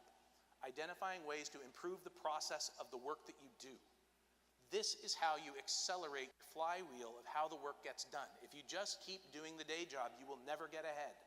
Mathematically, you can only fall behind, because the only other solution is to just keep hiring more people, right? Innovation is about improving things. Working on the job is how you have innovation about the job. The other 10%, or hopefully 20% of the time, is about professional development. How do you make yourself better at the job or acquire new skills? You learn the security things. You go volunteer, whatever it is, whatever your organization allows. These are C-suite problems, but hopefully you can go advocate for these ideas. Gamification is another one. You kind of referenced gamification earlier. When you're running these tests and determining what are you trying to accomplish, make it fun. Come up with an incentive. You know, the carrot's better than the stick, right, in terms of motivation. Social events I mentioned, and the hardest one, but probably the most important, is cross-incentivization. Your developers are there to get code out to market fast. Your operations teams are there to make sure that the application, that the workload is running, and the security team is there to make sure that it's secure, right, that you don't get breached. Those three priorities don't have a lot to do with one another, and neither do the bonuses that people receive for doing a good job on their workload, right, for their work output. I don't have an answer to this, but I would propose that identifying a way to cross-incentivize those teams so that they have a financial incentive or a career incentive to help each other accomplish those goals is going to go a lot farther and get your people to work more closely together and break down those silos. Now, just to bring it all back home, remember, the reason why all this matters is because we are literally under attack all the time. Your organizations are constantly being threatened. This is just the first slide again. I just wanted to make sure I remembered to bring it back home. So, the reason why this is so important is because we are at war. That's the sad truth. And it's not going to get any better, it's only going to get worse. Hopefully, we can all make a difference about this. That's all I've got for you. Any questions? Any comments? Any arguments? Scott, you're full of it. All right. Like I said, I don't want to stand between anybody and beer or pizza or whatever you're going to go do. Thank you so much for your time and being an attentive audience. I appreciate it. And thank you, DevOps LA. Thank you. Thank you so much. And with that, y'all, that concludes another DevOps Day LA. We hope that you will stay around this weekend for the rest of the SoCal Linux Expo. We've got lots of great speakers lined up Saturday and Sunday, so make sure to check the schedule and have a wonderful evening.